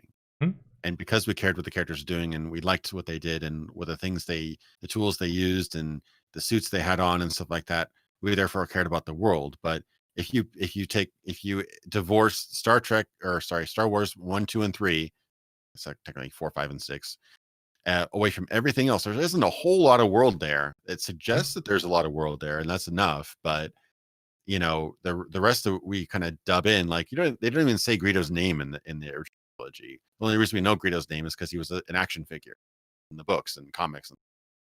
So you're right, it is a lot easier to tell a very tight-knit character-based story, and for you to care about that, than to make a world that you care about in itself. I mean, I think some stories have definitely managed to do that, like say Middle Earth, or things like that, Wheel of Time, I guess. And that's what I was going to use as an example, was actually, like, to me, that's the quintessential example of why Tolkien was so great and is still so great, was that he made what I like to describe as an iron tight world. And what I mean by that is that I personally, massive Tolkien fan, and also huge Lord of the Rings fan, read the books obviously, and gotten really into the literature, even like read through the letters. Ludin sent me some letters that Tolkien was sending different people, and I just like to see kind of his perspective, and the amount of letters he sent to just random people who would send him letters just because they're talking about his world and they were curious about his world. He literally would world build in the email to them. Like, what writer is just world building when he's talking to like random people by telegram or whatever the fuck? Because like back then, obviously there was no internet or phones or Yeah, no, that's amazing. And yeah, I think the word you're looking for isn't realistic because obviously Tolkien's world isn't realistic. But it's consistent. Right. You know, it sets rules, it describes things, and it's consistent within them. Like he set a stage, and then things play out logically within that stage. Like if you say that magic works this way, it has to work that way every single time. If you say that this character acts this way, or this region has this sort of geography and this sort of economy and these sort of politics and stuff like that, it has to work with that way every time. And I think that having a logical and consistent world is so important, because you see so many times where, like, that's what really kicked me out of ESO, amongst some other things, is our Elder Scrolls Online, was that it was so inconsistent. Like, you'd see people with Daedra pets just like talking to shopkeepers like Hmm. they're walking their dog or something like that. You'd see people stride in the middle of town, nearly trampling children with like a flaming horse, and I'm like, what? Just like any MMO, is just like you got these crazy pets and crazy abilities and Right. stuff, and it shouldn't ruin the game, but it's just enough to not make me not believe in it. It Yeah. makes it too unbelievable. Yeah, and that's a big part of it. Also, and this will honestly be my last point. But with world building, what I found the most interesting about Tolkien, whenever I was kind of thinking about it in theory, was, and this was a point that my girlfriend made, so I got to give her credit. But she said, "Well, Tolkien's world ended. It ends. It has an ending. Maybe the big problem in these MMOs is that they don't have endings. When you play single player games, they have endings, It's Yeah. go through and boom, there's the ending, and that's the story, that's the world. So every time I pick up that game, I'm in that world again, experiencing it, whether I'm replaying the game or whatever else. But it's almost like worlds aren't really designed to not end. That makes sense. And so I wonder if that sometimes is a big part of the problem is, I mean, we can't even figure out our own world in the real world. Like, we can't even figure out this. We still have people who don't believe that the Earth is round. So I'm saying, like, imagine this is difficult, and then now imagine we're trying to recreate it in some other, entity in some game, and it's just like, once you think about it from that perspective, it's a lot easier to feel bad for a lot of these MMO developers early on, because many of them didn't even have experience making MMOs. They were just a programmer, or like playing games, or knew how to program 2D games or something. And then they're just like, okay, now make a massive multiplayer online game that's supposed to like all this stuff. And you're just like, yeah, no wonder why it wasn't really working on, early on. It's so early. It's like an infant industry. So what I got from that is let's end the world dash Nerdslayer 2019. No, I agree with you. Maybe there's something to that. Maybe there should be an MMO where there's some cataclysmic event every year. Different cataclysmic event every year, and everything else is building up to that. And at the end of the year, cataclysmic event happens, and the world resets, and now there's something new. Maybe that's enough to kind of keep things going, because there's always that kind of clock. There's something that's going to be happening. I don't know. I mean, like I actually missed an opportunity to mention this earlier, but we're talking about keep us on longer, but Ashwin's Call, sometimes you'd see, like, you'd come back and a meteor hit your town. Sorry, town's gone. Yep. That was one of their weekly events or world events, and that was actually kind of crazy, because, like, oh, I used to go to that town. It's gone now. Oh, I Hmm. guess I'll have to find another town to go to, because that town's a big crater. It's like EverQuest, So, and remember Freeport and EverQuest, the city? It's like, imagine if that just ceased to exist. yeah. That's what Asheron's Call was, and that to me is just like that level of world. I've never seen a better level of world storytelling than I've seen in Asheron's Call 1.